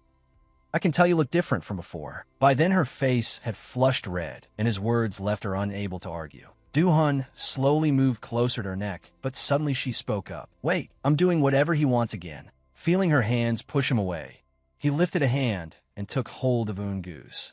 Then he said softly, don't push me away. She thought, if I push him away now, Lee Do-hun will definitely stop here. But in that moment of waiting, I realized I couldn't bring myself to refuse. Do-hun gazed at her with burning eyes. He slowly pressed in against her neck and bit down, making her eyes fly wide. The room sank into silence. Do-hun was drinking her blood, and she trembled from the pain. He held her tightly and slowly guided her down into the chair. After a while, he finally let her go. Eun-gu still sat there with her head lowered, face flushed red. Right after he finished drinking her blood, Even the slightest brush of his fingers was enough to undo me. At this rate, I want to keep him here. Du-hun looked a little flustered. He covered her eyes with his hand. Don't look at me like that. If I go any further, you'll probably hate me for it. I've already gone a bit too far. The silence settled over them again, so complete that only the pounding of their hearts could be heard. Suddenly, Du-hun spoke. Go Eun-gu. He paused for a moment, looking at her tenderly. Are you thinking about changing the contract? She looked up at him, her face burning red. She thought, he's not forcing me. More than that, I do have a choice. What happened today is already more than enough. Even so, I still know what he wants from me. Then she asked, do you mean you want to sleep with me? Du-hun lowered his eyes and stayed silent. Eun-gu seemed to understand. That can't happen. He thought, over the past few days, I've sucked her blood several times. By instinct alone, my body would be drawn to her. This may change with time, and I might lose interest in her. Eun-gu awkwardly explained. And what about you? I don't really know about all this. But as for me, I'd only do that with someone I have feelings for. Besides, there's no actual relationship between us, so changing the contract and spending the night with you is something I can't do. After saying it, she thought, he'll probably be hurt hearing something so harsh from me. Du-hun turned his face away. He lifted a hand and gently smoothed back his hair, then suddenly said, so what you're saying is, you want to date me? How on earth did he reach that conclusion? Even after I said all that, how can he still look so shamelessly calm like nothing happened? Is he trying to provoke me? Lee Du-hun dating me? That's impossible, him doing that, or anything like it. Before she could figure out how to answer, he said, then do that. He raised his hand and touched her neck. Her eyes widened. What? The moment he finished speaking, Du-hun pulled her closer. The distance between them vanished completely. Without hesitation, he claimed her lips. Time seemed to stop, and every sound around them disappeared. Only the warmth spreading between them remained. He slowly pushed her down onto the chair, and once again the distance between them was erased. He paused and looked at her for a moment, then pressed his lips to hers again. Eun-gu thought, his kiss is so rough and intense, just like him. It feels like I'm being swallowed whole. I can barely even breathe properly. At that thought, he looked at her and said, you said you couldn't do that with someone you don't have feelings for. He traced her lips with his finger, stopping her from speaking. Then let's create those feelings now. With that, he captured her lips once more. At the same time, elsewhere, are you okay? That blood. Say that again. There was no one else. Only that old fox belonging to Lee Du-hun. I thought you'd lose control and die. But in the end, you found a way to cure yourself. The struggle for dominance has only just officially begun. Seong-ji, he thought, just as she said, the battle for the throne has only just begun, and the way to defeat an opponent is to assassinate his fox. Once the sculpture is completed, the mark will automatically protect Eun-gu from any threat. But before then, everyone will try to kill her by any means possible. First, I have to protect Eun-gu. Back with Du-hun and Eun-gu, the two were still locked in a heated kiss. Eun-gu's hands unconsciously gripped his shoulders, then wrapped around him in return. She thought his fierceness and that burning kiss. How can they feel so gentle? At that moment, Du-hun let her go. I don't think I'm the only one who's changed since this began. You won't be able to refuse me for long. I won't force you to change the contract, but I won't break the original one either. She thought, even if I refuse, nothing will change. I just listen to my heart. Suddenly, a voice came from outside. I'm sorry, young master, but it's urgent. Earlier, someone had entered and bowed. Are you here, Chairman? The man stepped forward and lit his cigarette. He said in a low voice, that brat, does he think he can turn that fox into his companion? Back in the present, Du-hun asked, what is it? Father is here. Du-hun and Eun-gu quickly went out to meet him. Why did you come here without saying a word first? I heard there had been a major incident here, so I came to see how things were. He glanced at Eun-gu. Why don't you have some tea? She immediately picked up the teacup. Ah, yes, thank you. He frowned at Eun-gu, studying her closely. The scrutiny made Eun-gu lower her head in tension. She thought, oh no, Du-hun no chisid. He placed a hand on her shoulder. If you keep staring at her like that, she'll be scared. She still hasn't mastered her I am me yet. His father stared at Du-hun's hand. After a moment of silence, he asked, and what about stabilization? There's no problem. It seems things are better than I thought. Besides, there are cases where if partners support each other well enough, 5 years is more than sufficient. So that means after 5 years, he won't need a fox's blood anymore. And that would also mean Eun-gu's value disappears. Before I met Eungu, I thought exactly the same way he does about the Fox clan. But now, the way father is looking at her makes me uneasy. Then he suddenly asked Eungu, "Are you still hurt?" "I'm fine now. This is the first time in our family's history that we attacked a fox, so my attitude wasn't very good. I apologize for that." "No, it was only an accident. I recovered quickly because everyone here is taking good care of me." After everything IME had done to her, she still looked at him with such fearless eyes. She thought, because it's called basic courtesy, obviously. "You entered into a contract with my son. If there's ever anything you want, tell me anytime." "Yes, I really don't want anything, sir."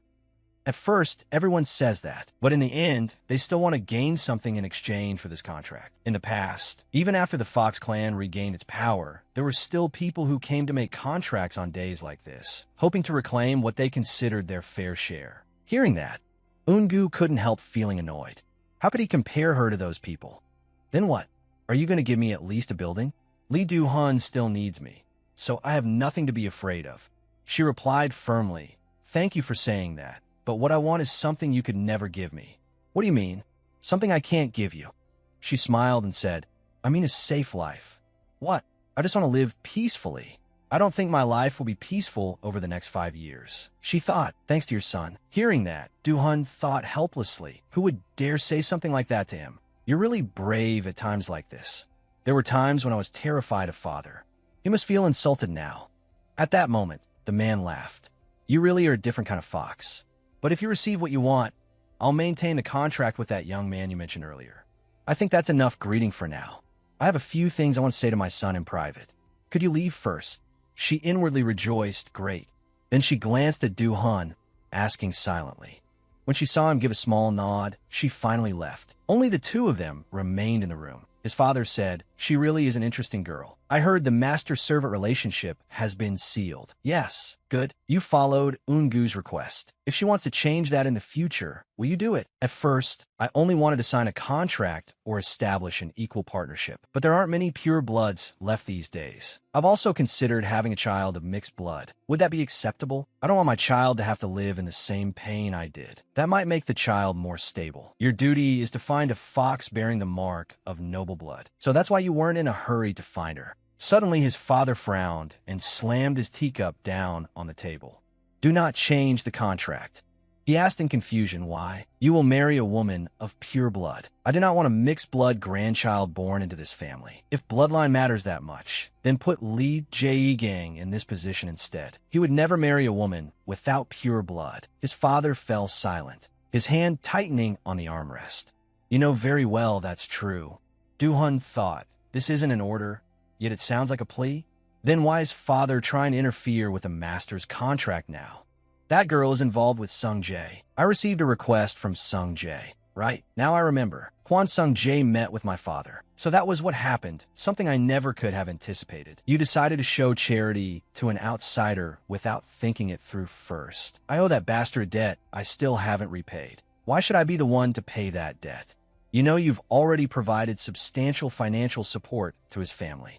Since when did you start prying into my affairs?"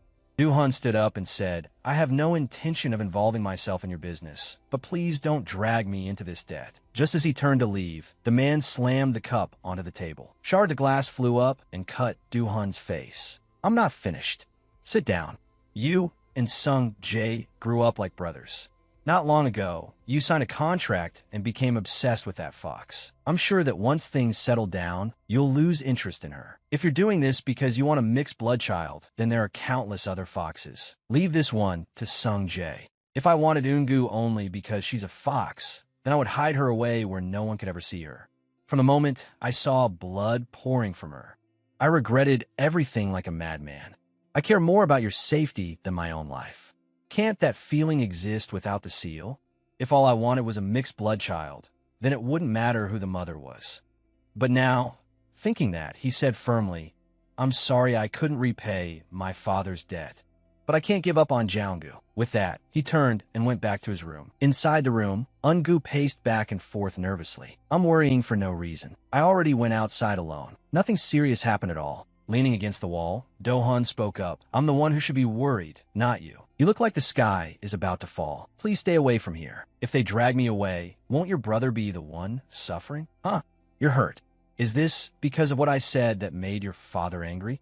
Wait here. I'll go get some ointment for you. She gently treated his wound, and Do-hun quietly thought to himself, how can I bring this to an end? When an IME is overwhelmed by power, it gradually goes mad. That's why there were times when I started losing control and locked myself away. Even my mother couldn't face her own son in those moments. But this timid fox, the one who kept trying to run away, in the end, she was the one who stayed by my side then. And after that, she still didn't leave. Like just now. It made me realize that maybe this is how it all comes to an end. Thinking that, he said, what you said today. Then he suddenly stopped and thought, I need more time to think about that first. He asked, when the completed stabilization happens, answer me just once. Why is it that you can't give me up? Is it only because of the sealing mark? The moment you do, you'll be able to make the right decision. Of course, if you already have an answer before then, you can tell me first. He thought, the deadline for stabilization is getting close. There isn't much time left. If this cowardly fox accepts my feelings, then everything will be fine. But if she rejects me because of the cursed sealing mark, then no matter what, she still won't be able to leave. The next day, Do-hun said, I'm going out to visit my mother for a bit. I think I'll be back late, so don't wait up. She let out a scoff and said, like I would. He smiled and reminded her, don't skip meals. I'll have a little blood after I get back. Didn't you say you'd be back late? So are you saying you're planning to come to my bed tonight? If I'm already asleep, then that's not happening. Startled, she thought, he's going to do that on my bed while I'm asleep? Is that dangerous? Since it has something to do with sexual desire? There's something I want to ask. What is it? Please put a lock on my room. Then you could lock it from the inside. Make it a really big, sturdy one. A lock so strong that even an IME couldn't break it. Do-hun turned back to look at her and replied with a smile. No, her face flushed faintly. Things seem a little better now. There's only 1 week left. Now that we're almost at the end of the 40 days, does he dislike this too? No, I think things have gradually gotten better. When things stabilize, I'll tell him that I love him. Elsewhere, Zhejiang sat in his car muttering, she's not picking up again. But I remember she said she'd be home today. Is her phone on silent? He reached out and entered the door code. The moment he stepped inside, he heard the noise of the TV. Looking over at the girl watching intently, he wondered, what is this? She doesn't even notice me. So Zhejiang called out, Seo-jun, Yona, but she still didn't hear him. Annoyed, he thought it so loud, then picked up the remote and turned it off. Only then did she notice. When did you get here? You didn't even notice me coming in. Why didn't you answer your phone? I got a little distracted. Have you eaten? No, I was just about to. Want to eat together? Do you know Do-hun? He's my cousin. Recently, he found himself a fox, and the two of them signed a contract too. She even willingly showed Do-hun her mark and made the contract. She replied indifferently, I see. After that, we talked about you. That old fox told me, if your fox has grown this attached to you, then you should cancel the contract. That's ridiculous. You're trying to hold on to me, aren't you? Worry showed in her eyes, and her hands trembled. Zhejiang thought, I'm sure of it. Seo-jun is afraid of becoming meaningless to me and of me throwing her away. So she would never be the one to cancel the contract on her own. Then our contract is still in effect. Thinking that, Zhejiang suddenly asked, another time, would you like to have a meal with her too? She's the same age as my cousin, so that means she's a year older than us. A little later, Zhejiang looked at his phone and hesitated. Should I leave now? Suddenly, Sion stood up and asked, it's time for you to go already? You have work early tomorrow, right? You must be tired too, so go get some rest. Zhejiang wondered, why is she acting like she's upset that I'm leaving? Before, I felt miserable when she left and didn't know what to do. As Zhejiang stepped out the door, she hesitated. Drive safely. Zhejiang suddenly stopped in his tracks. What is this? I'm supposed to go home. I've got piles of things to do. I need to check them myself. I have to go. But suddenly, Zhejiang turned back around. Looking at his beautiful fox in front of him, Zhejiang asked, do you want to go to sleep? She blinked and said, huh? What? Zhejiang raised a hand and loosened his tie. Then let's sleep together. Next, he kissed Sion on the lips. At the same time, he stepped closer. Zhejiang thought, I really hate foxes. But if it's her, then whenever she wants, I'll cancel the contract. I don't feel any regret at all, even though I thought I would. But every time I see her, I get stirred up in a way that I can't control. Zhejiang remembered that someone had once asked, why don't you take responsibility and marry her? Marry a fox? If I don't intend to cancel the contract, then maybe marriage wouldn't be so bad. Elsewhere, Eun-gu sat looking out the window, lost in thought. Without Lee Do-hun, the house suddenly feels so quiet.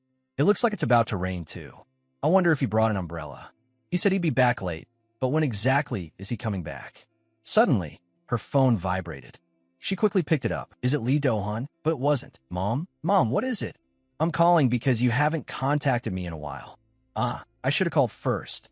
I've had a bit of a headache these past few days. Thinking that, she laughed lightly and said, Haha, I'm fine, Mom. Don't worry. MHM, I heard about it. About a week ago, Lee Do-hun came here and said you were doing well. Lee Do-hun came? Yes. He even ate with us and called a car to take your father and me home safely. I never thought that young man would treat us so thoughtfully. She couldn't help being surprised. I never once thought he would do something like that. I thought all his actions that day just made him look like a good owner. But he even took special care of my parents? Her mother continued, I always thought all Ims were bad. But after seeing Lee Do-hun, I started thinking maybe this contract isn't such a bad thing. He's polite and considerate, and his personality seems very upright too. Honestly, I'm really grateful that Lee Do-hun has always been passing news about you on to us. Oh my God, now my mother's fallen completely under a spell too? She imagined a change from violent, monster, awful person to polite, considerate, upright. Doesn't he look more like someone with a terrible temper and a demon's face? Suddenly, her mother asked, Anyway, did something happen on Sung's side? Their house has been sold, and his parents haven't contacted Sung's mother either. It was rather sudden for them to move away without saying goodbye. Sung's mother isn't the kind of person who would do that. She replied calmly with a smile. That house felt empty after Kwon Sung left for college, Mom. So maybe she just decided to sell it. I also told her she should go ahead and sell it. Now that I think about it, I haven't heard anything since that day either. I'll find a way to cancel the contract somehow. Eun-gu. To me, you're more important than Do-hun. Do you really want your whole life tied down by someone else? Am I sure he really won't find a way to cancel the contract? Her mother interrupted her thoughts. Still, just in case, try contacting her and see. I'll call her later. Have you been eating well? You need to take blood every day, right? Mom, you worry too much. I eat really well here. They even give me extra portions. After ending the call with her mother, she called Sung. But all she got in response was, the person you're calling is unavailable. Please leave a message after the tone. Worried, she thought, did something happen? She quickly typed a message. If you see this, text me back. It's raining. The sky is so gloomy today. She quickly put on clothes that covered her well, then sat by the door waiting for him to return. Knowing Lee Do-hun's personality, he probably forgot his umbrella again. It's cold. A little later, Do-hun's car finally returned, and she picked up an umbrella, then walked over toward the garage. Do-hun stepped out and looked at the pouring rain, when suddenly an umbrella appeared above him, along with Eun-gu's voice. Were you about to go out without an umbrella again? But you said you wouldn't wait for me. You didn't lock the door. What if something happened while I was asleep? Then wait inside. Why did you come all the way out here? It's cold. I thought you didn't bring an umbrella. He blushed, touched. She even knew when I'd arrive and waited for me like this. A little rain like this is nothing at all. She handed him the umbrella and said, I already have a big umbrella, so use this. But instead, he grabbed Eun-gu's umbrella. His arm wrapped around her shoulders and pulled her close, and one umbrella was enough for both of them. He said, 1 week feels longer than I thought. She realized, 1 week. Reaching the day of stabilization really isn't easy. And then, the answer I give will begin a new chapter in our relationship.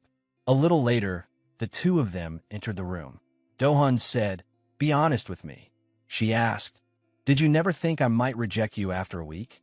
Are you plotting to reject me? How can you be so confident? Do-hun took off his coat, then walked over to Eun-gu. Suddenly, he lifted her up and set her on a desk. She thought, during the blood-feeding process, my legs keep getting weaker, so I should sit down. But isn't this position a little too close? Then she asked, You're standing too close. More importantly, does standing this close really prevent danger? The desk isn't even that high. He snorted with amusement and teased her. He whispered in her ear, You wanted this, didn't you? Shall I carry you back to your room? I knew you'd wait for me like this. He kissed her lips. I told you that you'd wait for me. Bear with it a little. I'll try not to hurt you. Trust me. She thought. 3 minutes have already passed. If he and I don't finish before midnight, it could become dangerous, especially for Lee Do-hun, who made a contract with me during a period when he was out of control. Odadlikish. Coming from Lee Do-hun. Worried, she said, there's no time left. Not even 3 minutes. You know, when we completed this contract, they said a fox's life depends on the IME. But in the end, my life became bound to you instead. So when you give me your answer, I hope you'll remember that. He silently told himself, no matter how strong I am, I might die without you. Scene change. Lee Sung focused on the shooting target, and a gunshot rang out. Each shot landed precisely on key points. Suddenly, her eyes widened in surprise, because someone behind her had removed her headphones. Sung turned angrily and snapped. Which bastard is messing with me? This one, obviously. Long time no see, sis. You're awfully calm for someone who caused such a huge incident. You were lucky, Lee Sung. What do you want? I don't understand why you suddenly came here and started talking. Zhejiang reached for the gun. Can we stop the nonsense? It was hard enough for me not to shoot you in the head. Kwon Sung, why would he come here? Are you crazy? If I ask, then answer. Why would Kwon Sung, who hates talking to you, come see you? The fox contracted to Do-hun is Kwon Sung's childhood friend. He asked me to check whether she was okay. That's all. Yes. Since I can enter the main house. Did you think he had any other reason to contact me? Zhejiang frowned. He lowered the gun. Kwon Sung had gone abroad, and he warned, forget anything related to Kwon Sung. Don't do anything. Don't even think about anything. Just live quietly like you always have. She clenched her trembling hand in anger. Live however you want. Idiot. Is this really true? Go back to the main house. There'll be a surprise. It will be better if you went with me. After that, at the main house, Song and Zhejiang arrived. The moment she saw Do-hun, she ran over and threw her arms around him. Do-hun Appa, have you been well? His face darkened as he thought, get lost, bitch. He pushed her away. Mother said you've been back for a while. Welcome back. Thank you. Please send my regards to your mother. Hiding behind Do-hun, Eun-gu wondered, who is that? Understanding the situation, Zhejiang said, let me introduce her. This is my twin sister, Lee Song. Nice to meet you. I'm Lee Song. Nice to meet you. Eun-gu. Eun-gu thought in admiration. She's really beautiful. Lee Song said, your mark seems pretty faint. Looks like the stabilization will be completed soon, right? Sung said he misses you very much. Eun-gu immediately asked, you met Sung? I haven't been able to contact him. Is he okay? He seems pretty busy these days. If he's okay, then I'm really glad. Do-hun wrapped an arm around Eun-gu's shoulders, making Lee Song widen her eyes in surprise. This is the first time I've seen you like this. Normally, you don't care about anyone, but now you're taking such good care of your fox. I'm lucky I lived long enough to see this. I thought you'd die before you ever found your fox. The two of you look great together. Eun-gu thought, is she joking? So many things have changed. Do-hun said sternly, stop talking nonsense. Zhejiang, come out here for a moment. In a low voice, he warned his sister, don't do anything. At that point, only the two women remained in the room. Lee Sung suggested, so, want to have a drink with me? Eun-gu asked, how do you know Sung? I met him the first time I came to the main house. We're not that close now, but we used to talk from time to time. Eun-gu thought, Sung had friends like this? Neither Do-hun nor Kwon Sung ever told me. Wow, it looks like Sung has a lot of friends too. Suddenly, Lee Sung said, by the way, Sung Appa may be dying. Hearing that, Eun-gu sprang to her feet in shock. Lee Sung calmed her. Settle down. There's one at the entrance, one in the middle of the bookshelf, and one up in the corner of the wall. There are surveillance cameras at the window and the desk too. Worried, Eun-gu asked, how could he be dying? What do you mean? My father was the one who recorded the history of the Imes. I understand the contracts between Imes and nobles better than anyone. I, Lee Sung, have a lot of interesting things I can tell you. Stop beating around the bush and tell me about Kwon Sung. Then let me tell you about Kwon Sung right now. There was only one time when two siblings were born with the same mark, and there was only one noble family whose marks were identical. Because they were siblings, they had the same mark, so their contract had to be divided into two roles, master-servant and companions. But the greedy younger brother refused to yield to his older brother, and in the end, he killed him. Then that younger brother took the title for himself. Before he died, the eldest brother left behind a curse. At some point in the future, your descendants will suffer the same fate. Hearing this, Eun-gu grew anxious and immediately asked, what does this have to do with Seung-jae? It's fate. It seems history is repeating itself in this unfortunate way.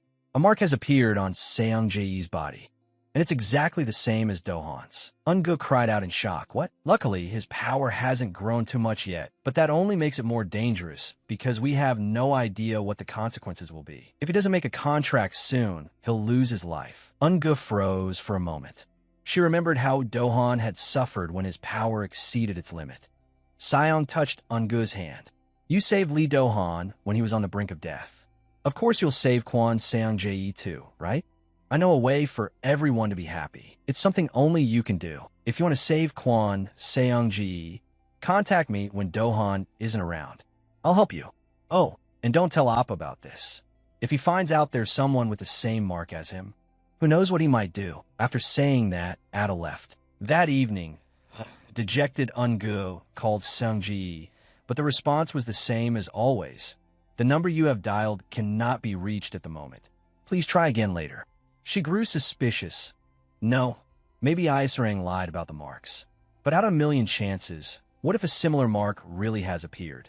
She remembered what Seong-jae had once told her. Don't ever let this truth be discovered. I'm so confused. They've already started hunting foxes, and since Do-han, the next candidate for the leader's position, has reached his limit, the situation is urgent. And now, right in front of the resolute Do-han, another being with a similar seal has suddenly appeared. That could never be a welcome existence to all IME. Seong-jae, what happened to you? You sold your house, and Seong-jae's mother isn't answering either. He's hiding somewhere no one knows about. Is he waiting there alone to die in pain? Why didn't he tell me? Was he afraid of putting me in a difficult position? Seong-jae has always cared about me. I asked him to protect you, so no one else could lay a hand on you. Eun-gu, are you okay? She wondered, how can I help you? She remembered Seong's words. I know a way for everyone to be happy. Of course you'll save Kwon Seong-jae too, right? Kwon Seong-jae has the same mark as me. I have to make a contract to save him. They'll say I'm just a greedy Imai who doesn't know how to compromise. Seong's words kept echoing in her ears. In the end, he took my brother's lives and stole the fox. While she hesitated, Do-han suddenly opened the door. What are you doing outside the door? Gumin. She walked in and said, It's nothing. I was just bored. Scene change. Oh my, that was fast. Go Eun-gu. Have you made up your mind? Eun-gu replied. You can contact Kwon Seong-jae, right? Let me confirm the mark myself first, and then I'll help you. Seong asked.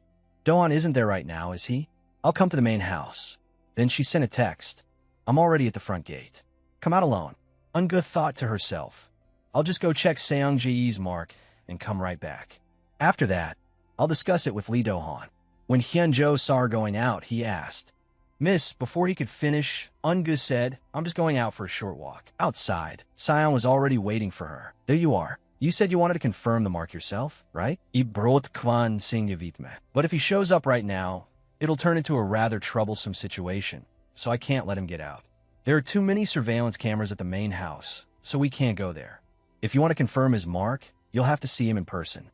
Eun-gu stayed silent for a moment, then looked at her and said, It must be hard for you to help like this, but I appreciate the effort. Seong-jae Appa is also a precious friend to me. It hurts to see him being bullied since childhood, and now he's hiding away, unable to tell anyone that he's about to die. I really do want to help Appa. Dying from a power outbreak is more horrifying than you think. Eun-gu thought. Lee Do-han mentioned something like that before. Now they're all dead, and my mother is all alone. She's the only one who truly knows how a pure blood dies when they can't find their clan. Did Do-han also lose someone to a power outbreak? He has the same soul, so that's why he knows how futile that kind of death is. That's why he wanted to help even more. He was desperate because he knew the mark came from the same clan. Eun-gu decided to open the door. As she walked toward the car, she thought, right, if I help, everyone can be happy. But when the car door opened, Seong-jae was not inside. She asked, Where is Seong-jae? Seong smiled and said, I knew it. I thought you'd be taken in by such a pitiful little act, and you really were. Startled, Eun-gu thought, I need to get back right now. But Seong had already grabbed her hand tightly. They say Lee Do-han, the one who lost control of his power, is so pitiful. Did he walk right up to you and make a contract all on his own? Eun-gu didn't answer and demanded, Let go. What is this power? She took out a vial of dark red blood. Do you know how to break the contract between a soul and a clan? Originally, the soul, the one bearing the mark, has to willingly drip a drop of blood onto the mark to break the contract. Both the soul and the clan leader must then recite the agreement again to end it once and for all. However, since the contract hasn't fully stabilized yet, before it does, you can destroy it using only the soul's blood. As soon as she finished speaking, Ada dripped that blood onto Ungu's mark. The drop of blood slowly dissolved. Ungu cried out inwardly in shock. The mark. It disappeared. Ada continued. I knew your mark and Quan Seongji's were the same, so destroying the contract was much simpler. Ungu began to stagger. I'm so dizzy. I can't stay conscious. She slowly closed her eyes and called out in her heart, Lee Do-han. Then she collapsed against Saiyong and lost consciousness. Smugly, she said, Thank you, Ungu. If you hadn't trusted me, this would have been much harder. Just as she placed Ungu in the car, a voice suddenly rang out. Stop. 2 bodyguards ran over. You can't take the young lady away. Oh dear, what can you possibly do now? Ada quickly got into the car and sped off. Too late. Meanwhile, Do-han asked, Why is everyone hesitating so much? If no one has anything else to say, I'm leaving now. His mother said, Do-han, stay for dinner. Do you have other plans? Maybe next time. I've already stayed here too long. How unsettling. Then she suddenly said, That fox you made a contract with is said to be important to Seongji. You only need blood, right? When the time comes, I'll break the contract for you. His face darkened as he asked, Who are you to decide that? Is blood all I need? Then what else do you need? You. Don't tell me. Do-han cut her off. You told me to find my fox no matter what. So I'll do whatever it takes to keep Go Ungu by my side. She hesitated. Do-han, there are some things I need to tell you. Just then, Do-han's phone rang. He had a bad feeling. Why is it from main house? He answered, What is it? Sir, Miss Aiyong has taken Miss Ungu.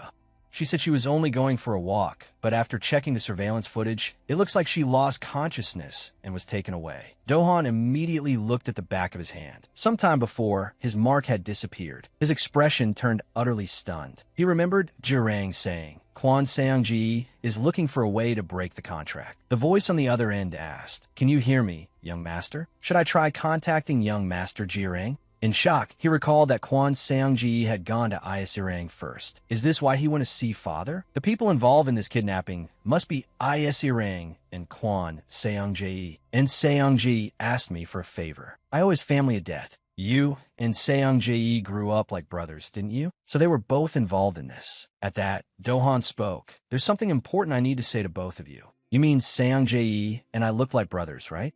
He clenched his palm so hard that his phone cracked. Do-han, mother never meant to deceive you. I truly had no other choice. You know that I lost all my siblings right before my eyes, so the thought of having a child of my own was terrifying. But your father needed a son. She remembered it all, especially with pure bloodlines disappearing. How could she possibly say she hadn't given birth to the clan's heir? Do you know what that means? It isn't in the records, but they say children carrying human blood are less likely to die from their powers going out of control. Seongji's mother was your father's student and my friend. So, with her consent, I pretended to be pregnant. I promised I would raise the child as my own once he was born. But then, in the end, I became pregnant around that same time. I told you everything, Do-han. I swear. So are the two of you choosing between me and Quan Seongji? What are you talking about? Seongji only asked us to break the contract after you had stabilized. That's all he asked of us. At that moment, Do-han's eyes suddenly clouded over. A crushing pressure burst from his body, shattering everything around him. He shouted, Answer me. If you weren't weighing the two of us against each other, then why was my contract destroyed? Both of them stared in utter shock. What? Do-han clutched his chest in pain, then suddenly coughed up a stream of red blood. They cried out, Do-han, once the contract is destroyed, unstable power is barely restrained at all. It began to spread. What is happening? How could this happen? Why did the contract suddenly? Do-han, are you alright? Lee Do-han, what is? He cut them off. Why are you acting like you care so much? Isn't this what you wanted? That can't be. Even if your blood is mixed, how could her contract be broken? His body began to tremble. You'd better pray right now. If I don't survive this, you'll lose the son you've raised all these years. The two of them hurried away. Honey, let's get out of here. Lock the door right now. Do-han said again. If I survive, father will lose another son he's been hiding. The two of them ran to the door. His mother looked back over her shoulder, Then the door slammed shut. Do-han braced himself against the wall and collapsed to his knees. Blood was everywhere beneath him. He remembered that day. If I make a contract, everything will stabilize, right? Make a master-servant contract with me. In his heart, he called out, "Go, Ungo." In the dark room, only Do-han's cries of pain could be heard. At that same time, somewhere else, in a remote house, Sunj sat beside Ungo, unable to hide his worry. It's already been 4 days, and she still hasn't woken up. Could something be wrong? Leaning against the door, Seong asked, "Why don't you eat something? Some people risk their lives to trust you. Don't worry, this little fox won't die. She'll wake up soon enough." Sunj said, "When I'm not here, you have to protect Ungo." That was one of the conditions of our deal. Earlier, he had whispered to her, I'm the rightful heir." After hearing that, I joined hands with Kwon Sunj. Killings between IME with inheritance rights had long been tacitly accepted. If someone other than Kwon Sunj killed Lee Do-han, there would be punishment, and they would never escape the leader's wrath. You will take Lee Do-han's life, and then hand the leadership position over to Lee Jijang.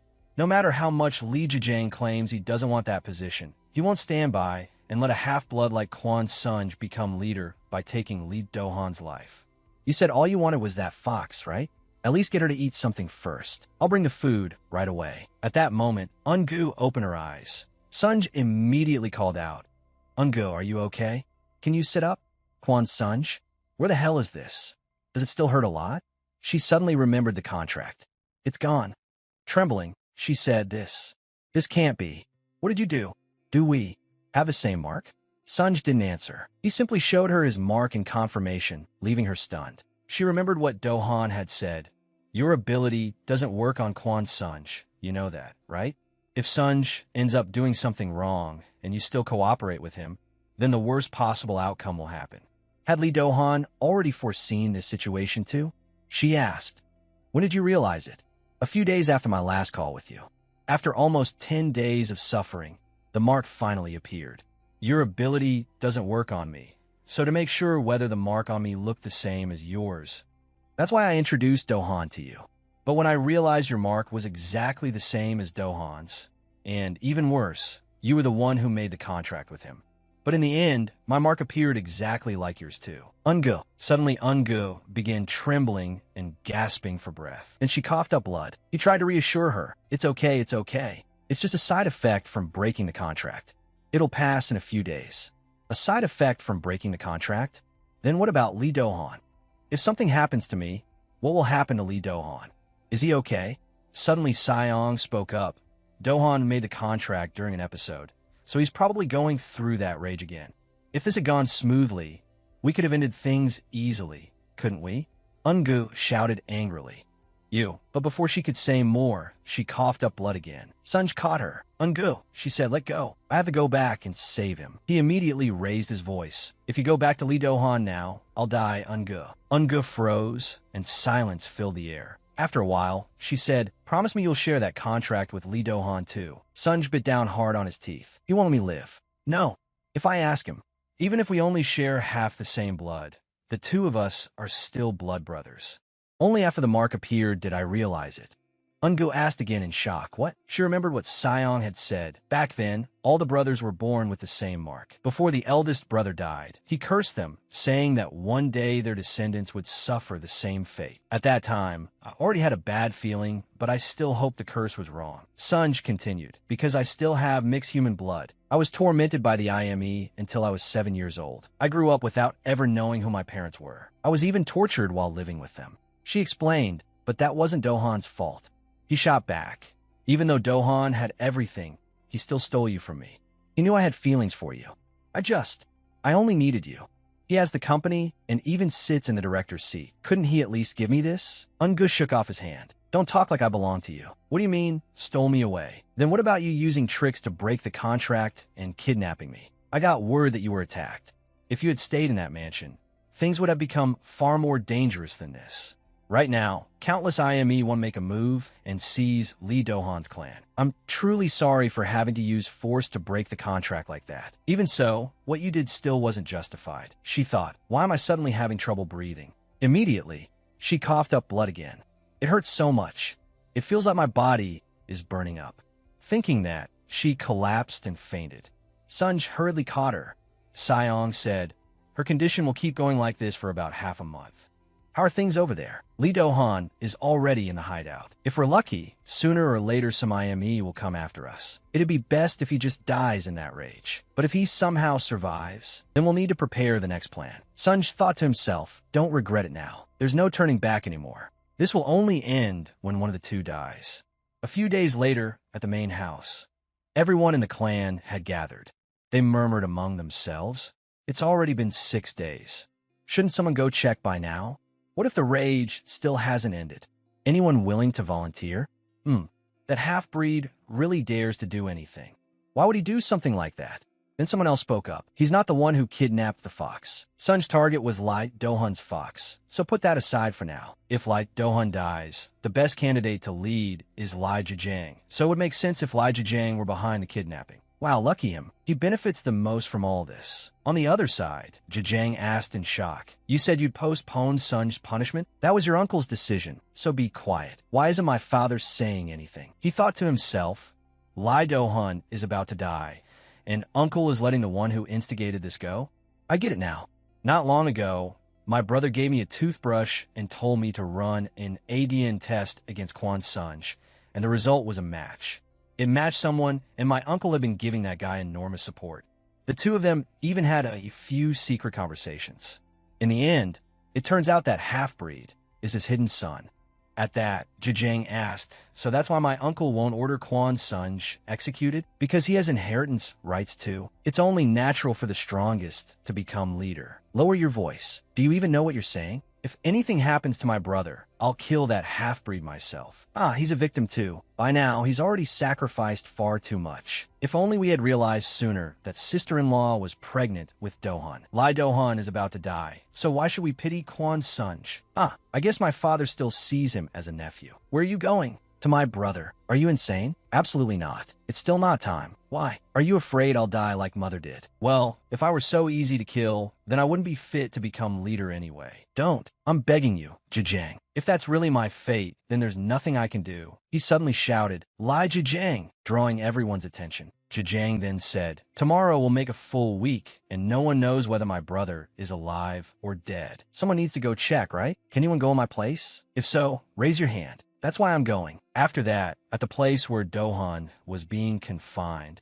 Zhejiang went there to check, seeing bloodstains all across the room. Zhejiang thought to himself, just as before, why? Are you afraid I'll die like mother did? He closed his eyes. At 58, that was the first time a young IME had gone through a frenzy. It was no different from a ticking time bomb. That day, by unfortunate chance, one of his mother's friends from the Fox clan had wandered into the main house. To save that friend, his mother entered the forbidden area.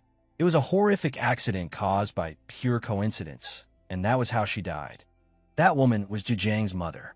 At the time, Sayong had said, I'll deal with that bastard like Do-han the same way he killed our mother. I'll tear him apart the way he tore our mother apart.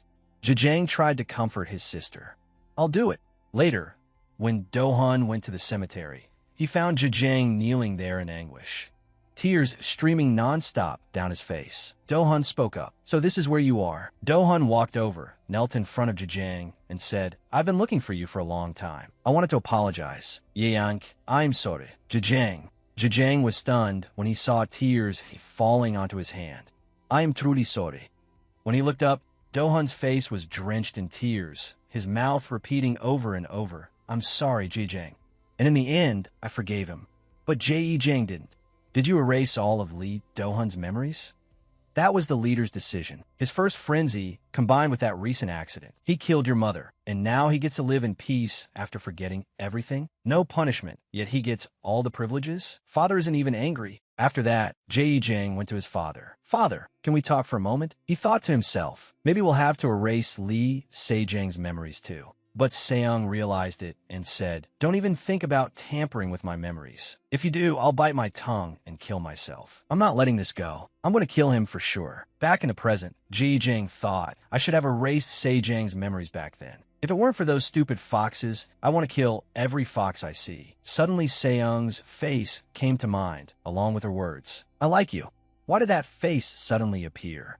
Come to think of it, it's been a long time since I contacted her. Is she worried? Maybe she's even crying. This is not the time to be thinking about that. Then Ji Jiang heard a sound, and when he turned, he saw Do-hun walking toward him, completely unharmed, though his face had grown more drawn. Seeing that, Ji Jiang let out a breath of relief and said, "Well done. Hey, are you okay?" Suddenly Do-hun asked, "You knew?" Ji Jiang lowered his head and avoided his gaze. "Ah, of course not."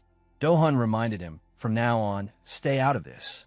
I don't want your hands stained with your sister's blood." The messy room fell silent. Then Do-hun said, "Go back to the main house."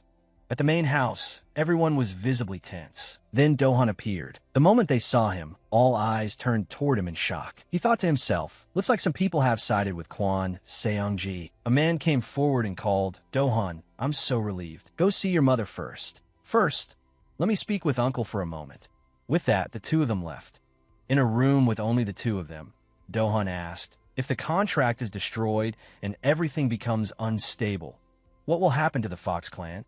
He warned, "Choose your words carefully." The man replied, "They won't die." "Huh, I didn't die either. I'm not dead, but I've suffered enough. With that small, frail body, how could they endure pain like this? Do you know how they plan to destroy the contract?" "I have a guess, but I'm not certain." "What is it?" The man hesitated and did not answer. Do-hun angrily warned, "Don't make me ask a second time. If Lee Se-jang is involved in this, I won't go easy on you anymore either." He then said that once, a pair of twin arms had been born with the same mark. Do-hun asked in shock, "So Kwon Seong-ji's mark is the same as mine? Is that why Go-eun-gu's power didn't work? Did my father know about the two identical marks? If he knew, do you think my father would have let Seong-ji go? But in the end, he still put my life on the scales." "Yes, and I know Se-jang hurt you very deeply, but the reason he did this, he bit his teeth, inwardly torn. Lee Do-hun's memories had been erased, and an order was given that nothing about it was to be revealed that day. It's over. You don't need to defend him. As long as Go-eun-gu is safe, I can overlook that girl's childish prank. But if anything happens to Ju-eun-gu, then you can forget ever seeing Lee Se-jang again." Then Ji Jiang came over and called out, "Young, this is the list of IMs we've lost contact with. I told you to stop. I'll keep monitoring them. You should focus on recovering. No one knows how far Kwon Seong-ji's power has developed, and they already know all our plans." Do-hun thought to himself, "This is the worst-case scenario. Go-eun-gu is being held hostage. Our people have been exposed, and even my own condition isn't stable. In a situation like this, the only one who hasn't betrayed me, Lee Ji-jiang, is now my greatest ally and my right-hand man. I need Lee Ji-jiang to find Go-eun-gu." Then Ji-jiang said, "The problem is if Go-eun-gu and Kwon Seong-ji have already formed a contract, then if we seriously try to destroy it again, the Fox clan could die. Can you guarantee that Go-eun-gu won't abandon you and make a contract with Kwon Seong-ji before we find them? There's something between those two that I don't know about. A relationship built over more than 23 years, built on mutual trust. They were both hunter and prey in a struggle for power. It was a completely different kind of relationship from mine, where I used only force. Why would Go-eun-gu abandon Kwon Seong-ji and choose me? I can't think of a single reason." Meanwhile, on Eun-gu's side, after being unconscious for 4 more days, my fever had gone down and I was no longer coughing up blood, but I was still trapped within these 4 walls, unable to step outside even once. Seong-ji said, "Eat something, Eun-gu." She asked, "Where is this?" He answered, "A place far from Seoul." "Where's my phone?" "Lee Se-jang probably threw it away on the way here. We could be tracked." "What is this room? Are you planning to lock me up here now?" "No, it's not like that. As long as you don't go down to the first floor, it's fine." She said, "It's not like I'd run away anyway. How could I, when I know your life is in danger? So promise me we'll share the contract." He turned his face away and said, "I have no intention of doing that without you. Eun-gu, Lee Do-hun will find this place soon. Before that happens, make the contract with me, as long as you don't intend to abandon me." Eun-gu fell silent for a moment, lowering her head in thought. After a while, she withdrew her hand and said, "No. Let me make this clear. Whether Lee Do-hun kills you or you kill Lee Do-hun, I won't make a contract with either of you. Even if Lee Do-hun kills me, and he's the only one left, you still won't make a contract with him? Will you resent Lee Do-hun for the rest of your life?" She answered at once, "I will." "That doesn't sound so bad. Get some rest." Eun-gu called after him, "Just tell me one thing. It's been 8 days since the contract was destroyed. Is Lee Do-hun still alive?" His hand trembled on the doorknob, and then he reluctantly answered, "Yes." Eun-gu lowered her head and thought to herself, Thank God. Her hand clenched the blanket tightly. What a relief. Tears began to fall from her eyes nonstop. Now that contract has been destroyed. Unless I reveal the mark, it'll be impossible to make another contract if I can't get out of here right now. I'll have to endure it until Lee Do-hun comes. Then Seong suddenly said, enough of this 23-year friendship. It means nothing anymore. She should hurry up and make the contract before Lee Do-hun kills Kwon Seong-ji, right? Eun-gu thought, maybe that's why they keep pressuring me. Do you really see Lee Do-hun as a murderer? Because I don't. Ridiculous. She's never even seen him kill anyone. Look at you. You hear that someone's a murderer and you don't even blink. She thought to herself, honestly, I'm not confident I can persuade him. But Lee Do-hun has changed a lot over time. So I'm going to make my feelings clear. I'll ask to have a friendship relationship with Lee Do-hun and a master-servant relationship with Kwon Seong-ji. I can never have a friendship relationship with Kwon Seong-ji anymore. I've never felt anything for him beyond friendship. Suddenly Seong asked, could it be that you like Lee Do-hun? Otherwise your trust in him wouldn't be that strong. Is it because you only see his good side? And what about you? Why do you hate Lee Do-hun so much? You're family, aren't you? She fell silent for a moment, then walked over and asked, why do you want to know that? She grabbed Eun-gu's hair and yanked her head back, then pressed a sharp knife to Eun-gu's throat. If you hadn't appeared, things wouldn't have become such a mess. Strands of hair stained red fell to the floor. On the other side, Jijang said to Do-hun, ridiculous. How childish. I can't even understand this backward way of thinking. Do-hun's face remained cold and silent. Back to Eun-gu's side, a blood-drawing needle lay on the floor, and Eun-gu raised a hand to brush up her unevenly cut hair. There was arguing outside the door, and she hesitated. In the end, Eun-gu decided to go out. Just then, Seong-ji's voice rang out in accusation. Didn't I tell you not to touch Eun-gu? Seong shot back. Did I torture her or anything? I only cut a little hair and took a bit of blood. Weren't you busy anyway? All of this is for your precious childhood friend. How can she still ignore the contract even with her life threatened? I gave her time to think. She must not be in any danger right now. For how long? Or am I supposed to hide here until Lee Do-hun dies? If you keep acting like this, what will you do if Go Eun-gu finds out you never went through that? Eun-gu cried out inwardly in shock. What? Seong continued. Before that, one of the two will die. He definitely has to die. As she said that, she suddenly stopped. Eun-gu suddenly rushed out and slapped Seong-ji across the face.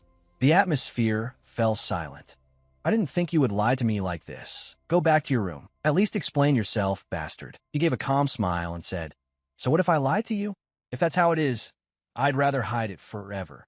With your soft heart, you'll never give up on Lee Do-hun. I almost wish my power had spiraled out of control for real. Why? Now you know I can live without you. So you're going to abandon me again, aren't you? She pressed her lips together.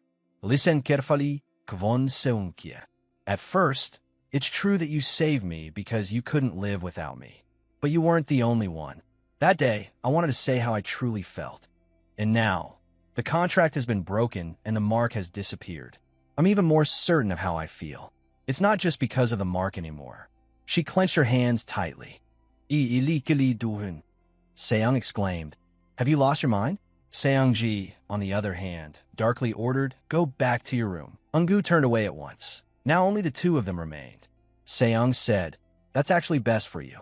Now it'll be easier to use Go Eun-gu as a hostage. Don't call Eun-gu a hostage. Calm down. Your enemy is Lee Do-hun. She grabbed Seong-kye's shirt tightly. If you really want that, then use everything you have to hold on to it. Lee Do-hun is coming here alone. If he doesn't come next time, I'll send him a finger. Of course, Lee Jae-jang will understand immediately. Settle your own business first. Otherwise, everything will become a complete mess. With that, she turned and left, leaving Se-young standing there in thought. Scene shift. Do-hun asked, what's the address? Jayang Gansword, a villa in Pyong. I've been there before. It's very secluded. Kwon Se-young is there. Go Eun-gu won't be in danger. Even if I think about it, I still need to see it with my own eyes to be sure. Jae-jang asked worriedly, do you really want to go alone? Do-hun turned and said, you. But Jae-jang cut him off at once. No, I'm going too, no matter what. Do you know how many men are there? If I'm not out within an hour, go in. An hour? If we go in too soon, Go Eun-gu might get hurt. Of course she'll get hurt. As long as she's alive, that's enough. After the contract, We only need to provide her with blood for 5 years, and then she won't. Do-hun's face darkened as he said, if something happens, I'll leave everything to your judgment, but Go-un-gu's safety comes first. If you can't guarantee that, then stay behind. What sly old fox. Truly crafty.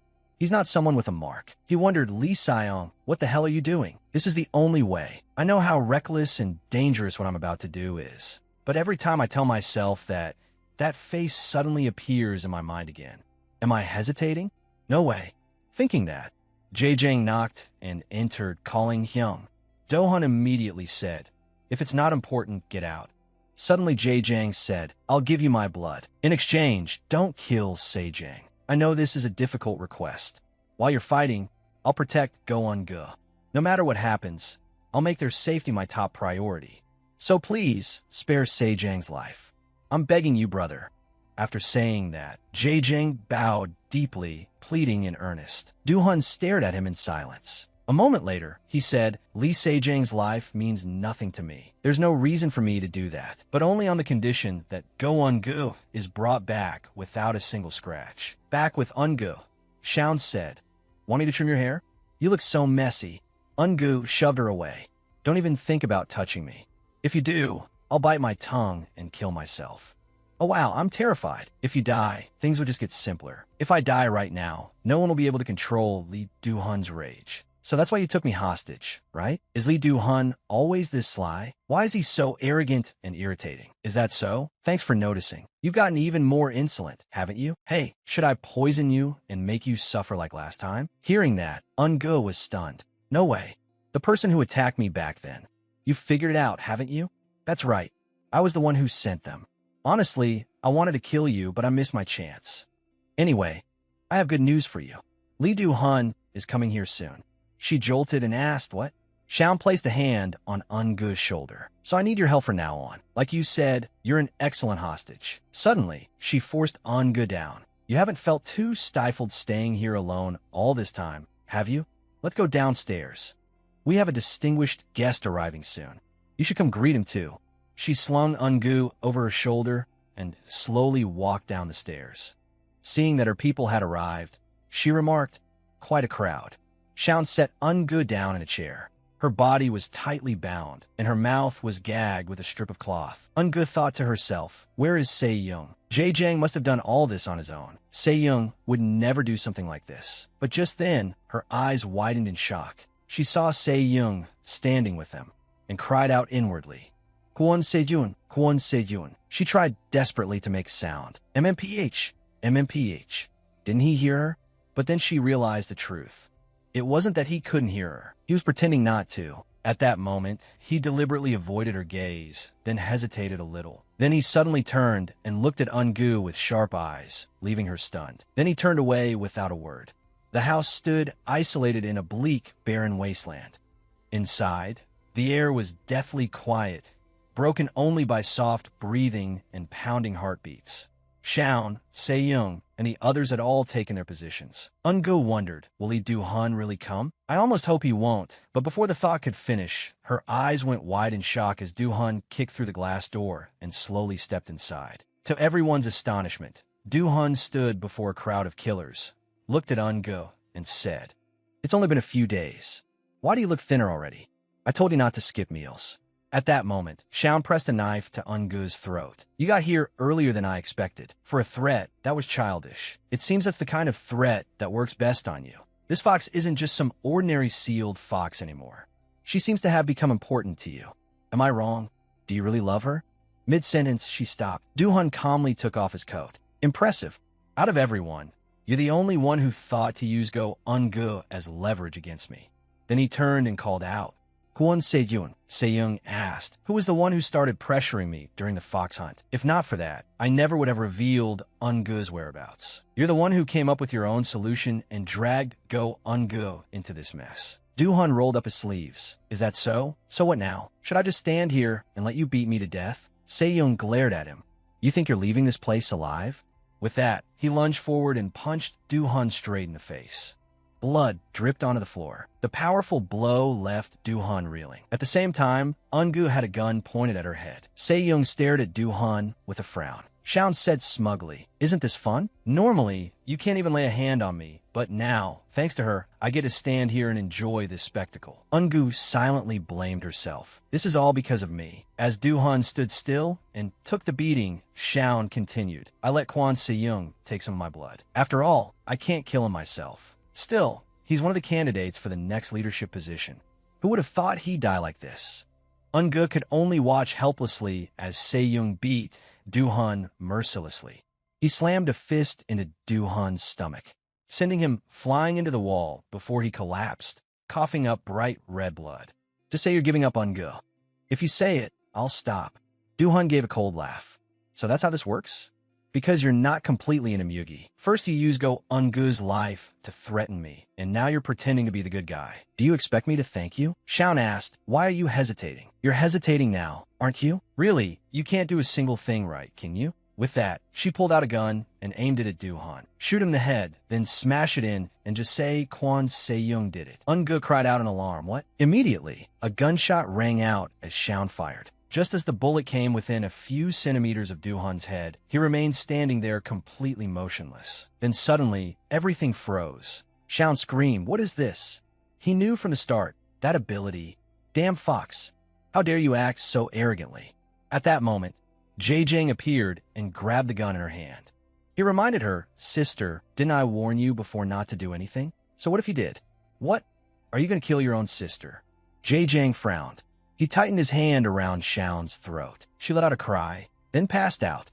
She fainted from just that? Exactly how much blood did you give Kwon Se-young?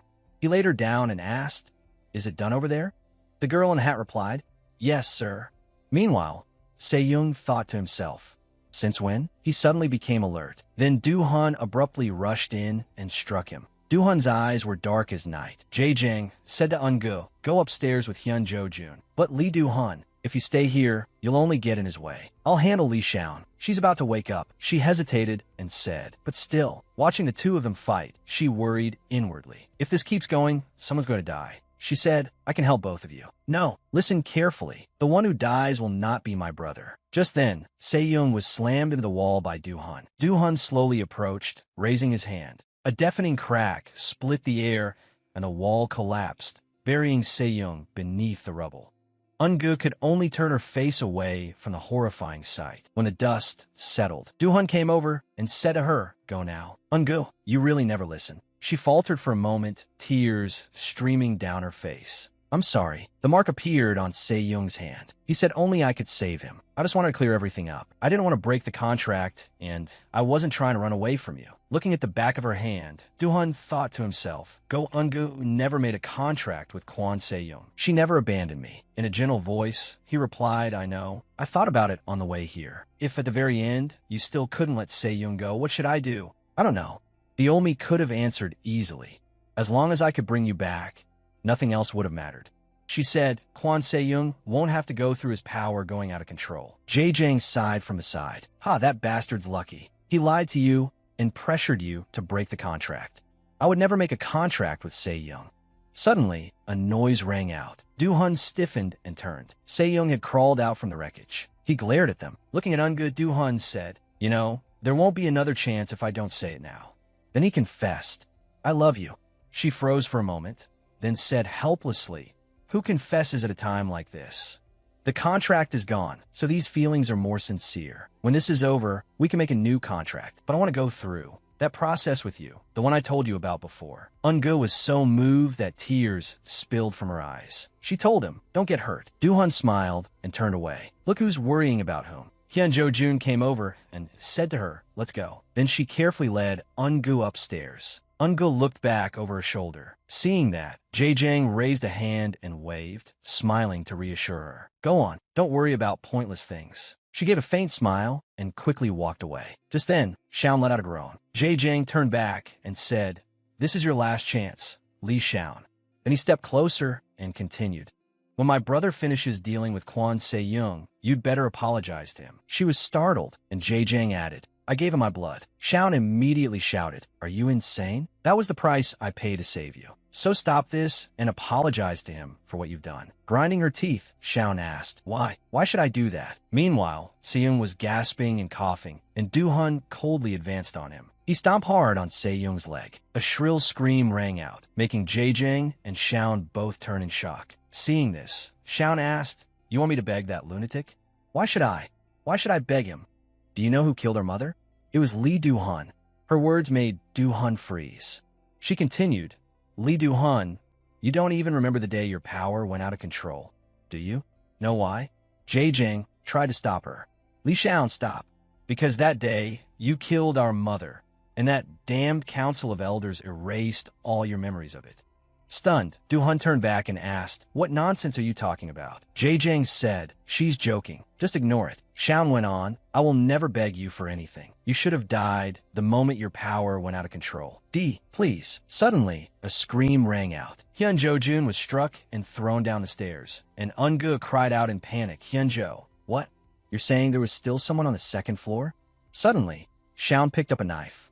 You should experience what it feels like to lose someone you love too. With that, she rushed straight at Eun-gu. Do-ha-wen shouted, Go Eun-gu. Shaun raised the sharp knife high. In the next instant, a sickening thud sounded. Eun-gu slowly opened her eyes and wondered, what happened? Then she realized in horror that the one who had been stabbed was Jae-jang. He said calmly, Damn, that hurts. Eun-gu cried, Are you crazy? Cough. You're so loud. Shaun staggered back on unsteady legs. Know why you? Why would you? I was the one who got you hurt, Jae-jang thought. Normally, I would have healed by now, but because I gave him too much blood, I don't know if my body can endure it. Go and go. Can you pull the knife out? Trembling, she reached out her hand. I'll try. She grabbed it with both hands and yanked it out. Blood spurted from the wound, horrifying her. Wait, wasn't I not supposed to pull it out? Why is there more and more blood? Oh no, am I really going to die this time? Don't go, Jae-jang. It's dangerous. You go to die. I don't need anything else. I just want you to stay with me. You're everything to me. Jae-jang, I told you I'd break the contract if you kept acting like this. I guess that won't be necessary. If I die, the mark will disappear on its own. Jae-jang, please. Don't go. If I'd known that was the last time, I would have looked at you a little longer. Hey, go and go. My fox's name is Zeon. Sal Zeon, that's her full name. She has no family left. If I die, she'll have nowhere to go. I have a few buildings and shares in my name. Let her have all of them. What are you trying to say? Is this your will? As he said that, he coughed violently. Eun-gu jerked in alarm and called out, Lee Jae-jang, don't die. I'm begging you. Jae-jang thought of Zeon. I used to hate the noble class, so I treated them terribly. But you never blamed me, and you always said you liked me. You foolish fox. In truth, you were my first love too. No matter how harsh I was, you always stayed by my side, because you liked the way I treated you. But the very way I possessed you pushed you to your limits countless times. I am sorry, Zeon. Just one last time. I want to see you. Seon screamed, No. No, why is this happening? It can't be. Do-hun clenched his hand tightly. Outside the house, snow fell thickly, and blood stained the white ground red. While Do-hun and Se-young were locked in a fight to the death, Eun-gu suddenly stepped forward. Raising a gun, she said, Stop. Se-young stared in shock. Eun-gu, she demanded, How could you threaten him with my life? You of all people? I lied to Lee Do-hun, who trusted me, because I was afraid your uncontrollable power would kill you. I can't treat you the way I used to anymore, even if it cost me my life. Se-young thought, even if I keep living like this, I can never go back to the way things were. I can't stay by your side anymore, not even as a friend. Then Se-young said, Do you really think he truly likes you? He's only using you because of his own uncontrollable power. The moment you're no longer useful, he'll throw you away like a broken tool. I don't care. That's fine. Even if Lee Do-hun is trying to use me, it doesn't matter. Let me tell you something. I love Lee Do-hun. Even if he disappeared from this world, I would never make a contract with you. He realized it in shock. That's right. Now I know. I can never have you, even if it kills me. With that thought, he burst into laughter. Ha ha. I lost from the very beginning. Kill me. Go on, kill me. Suddenly, a voice rang out, Fine. Let's leave this world together. Se-young's eyes widened in panic. A flash of light swept past Do-hun's face. Shaun suddenly rushed in and wrapped herself around Eun-gu. Do-hun reached out and shouted, Go Eun-gu. But he couldn't catch her hand. He stood there numb, staring in shock at what happened before him. Shaun had dragged Eun-gu down the cliff with her. Do-hun immediately jumped after them. Sejong also ran over in a panic and shouted, "Go Ungu!" By then, Do-hun had already landed below. He saw her lying in a pool of blood. His hand trembled as he gently touched her. "No pulse. Go Ungu. Answer me. Go Ungu." He shouted, "I said answer me." A feeling I had never experienced before. Not even when facing my uncontrollable power. Never in my life had I imagined I would feel this. This is fear. Ungu, please answer me. The fear of losing someone. The fear of being unable to save them. It was unfolding right before my eyes. He picked up a nearby stone, then sliced open his wrist. Blood poured out from the wound and into Ungu's mouth. Sung Ji-e stood behind him in shock and said, "Lee Do-hun, are you crazy?" He shouted, "Don't touch her. Go Ungu, wake up. Wake up." At that moment, tears began to stream down his face. "Please." Sung Ji-e froze and thought. No one has ever given that much blood before. At this rate, he's going to die. Do-hun suddenly spoke up. "If you're miserable because you have nothing, then take the leader's position. Take everything if you want. But I will never hand Go Ungu over to you. Even if I die, I'll take her with me." After saying that, Do-hun shut his eyes tightly, then collapsed beside Ungu. The scene suddenly changed to the moment Ungu fell off the cliff, and Do-hun shouted her name, "Go Ungu." At that, she jerked awake. Huh, again, that dream again. After that, at the hospital, Go Ungu stood outside the door and thought, he's being discharged today, right? Then a voice suddenly called out, "Go Ungu, you're here."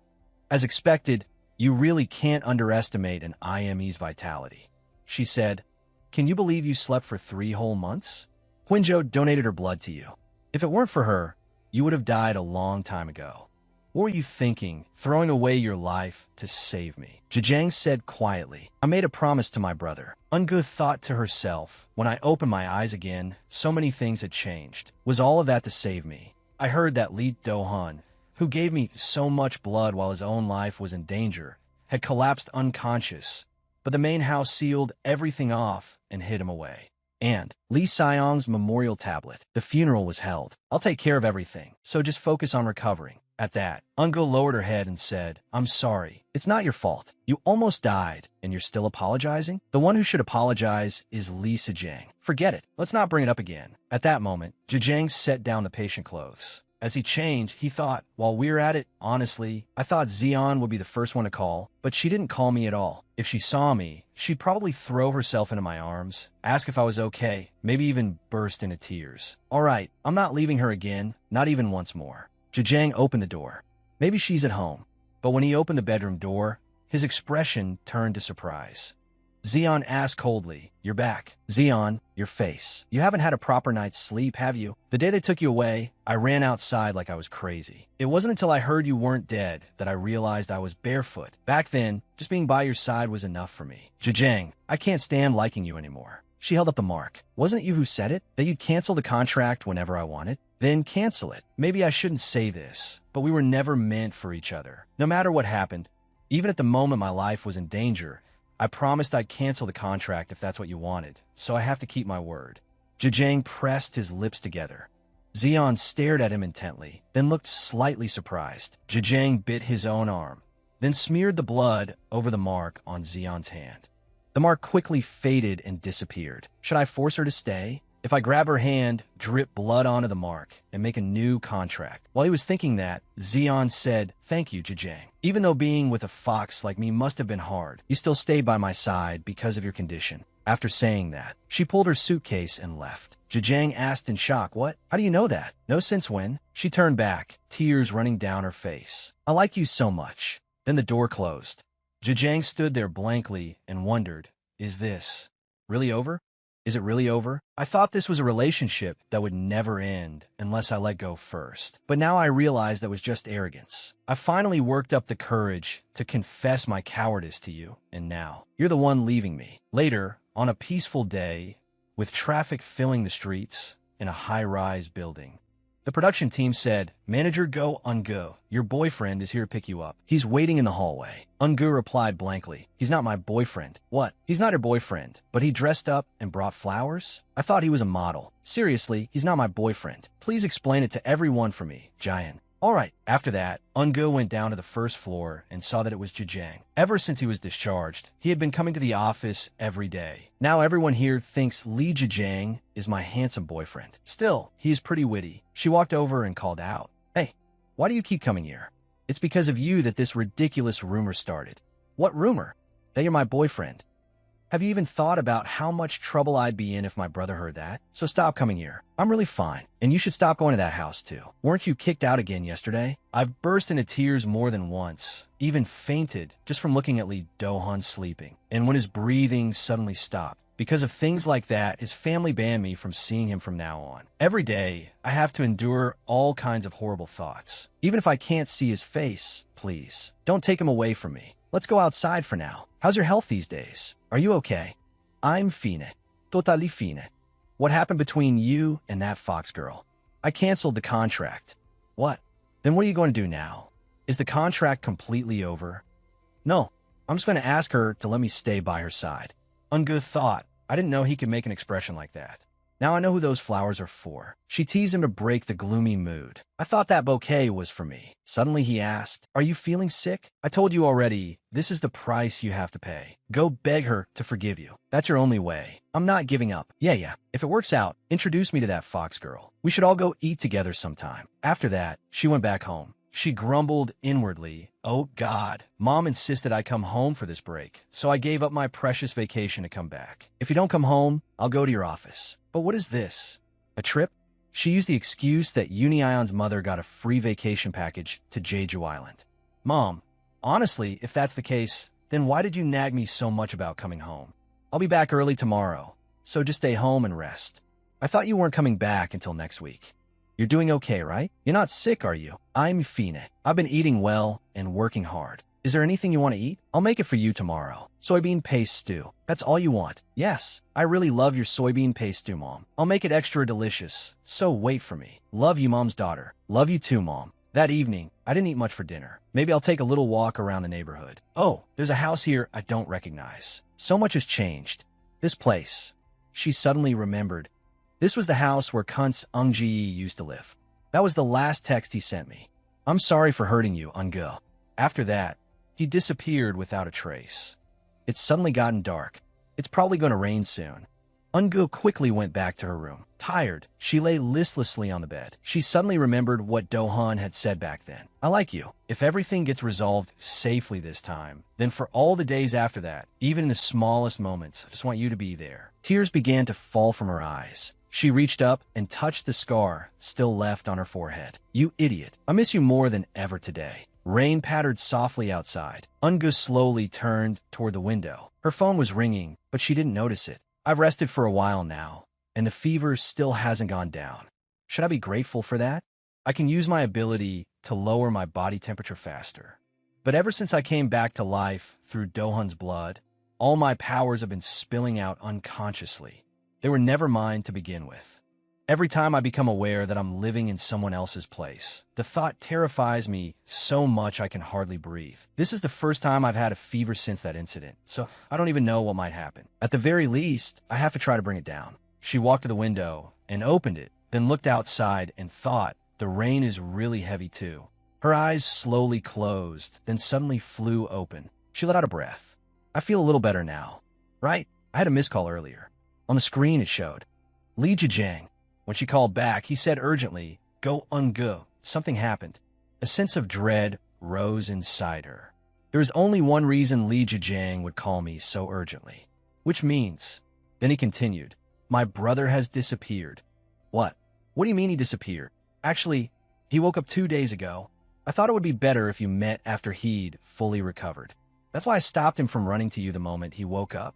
But he disappeared the second I stepped out for a while.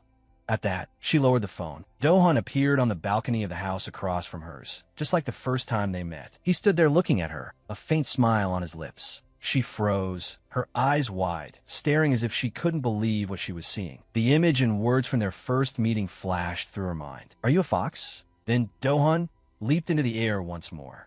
His body cut across the space between the two buildings, and he landed right on Ungo's windowsill. She looked at him, and he looked at her. Neither of them said anything, but countless emotions swelled in their eyes after months apart. Then Zhejiang's voice rang out. Hey, go Ungu. Are you even listening to me? Dohun took the phone from Ungu's hand and said, hang up. Zhejiang immediately asked, where are you? You need to rest. Dohun didn't say another word. He ended the call and set the phone on the table.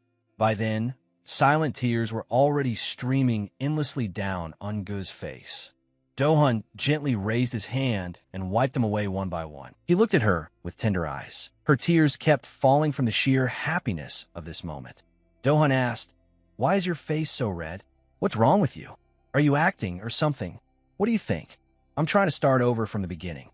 The moment the words left him, Dohun kissed her. The kiss grew deeper, more passionate, and his low voice sounded in her ear. Are you really okay? Why are you still crying? Choking back sobs, she answered, I thought I'd lost you because of me. He comforted her. If it weren't for you, I would have died long ago too. Same with you. I thought you wouldn't make it either. I never want to go through that feeling again. The feeling of loss and terror when I held your small, ice-cold body in my arms. On the way here, I kept remembering those moments. My vision went dark.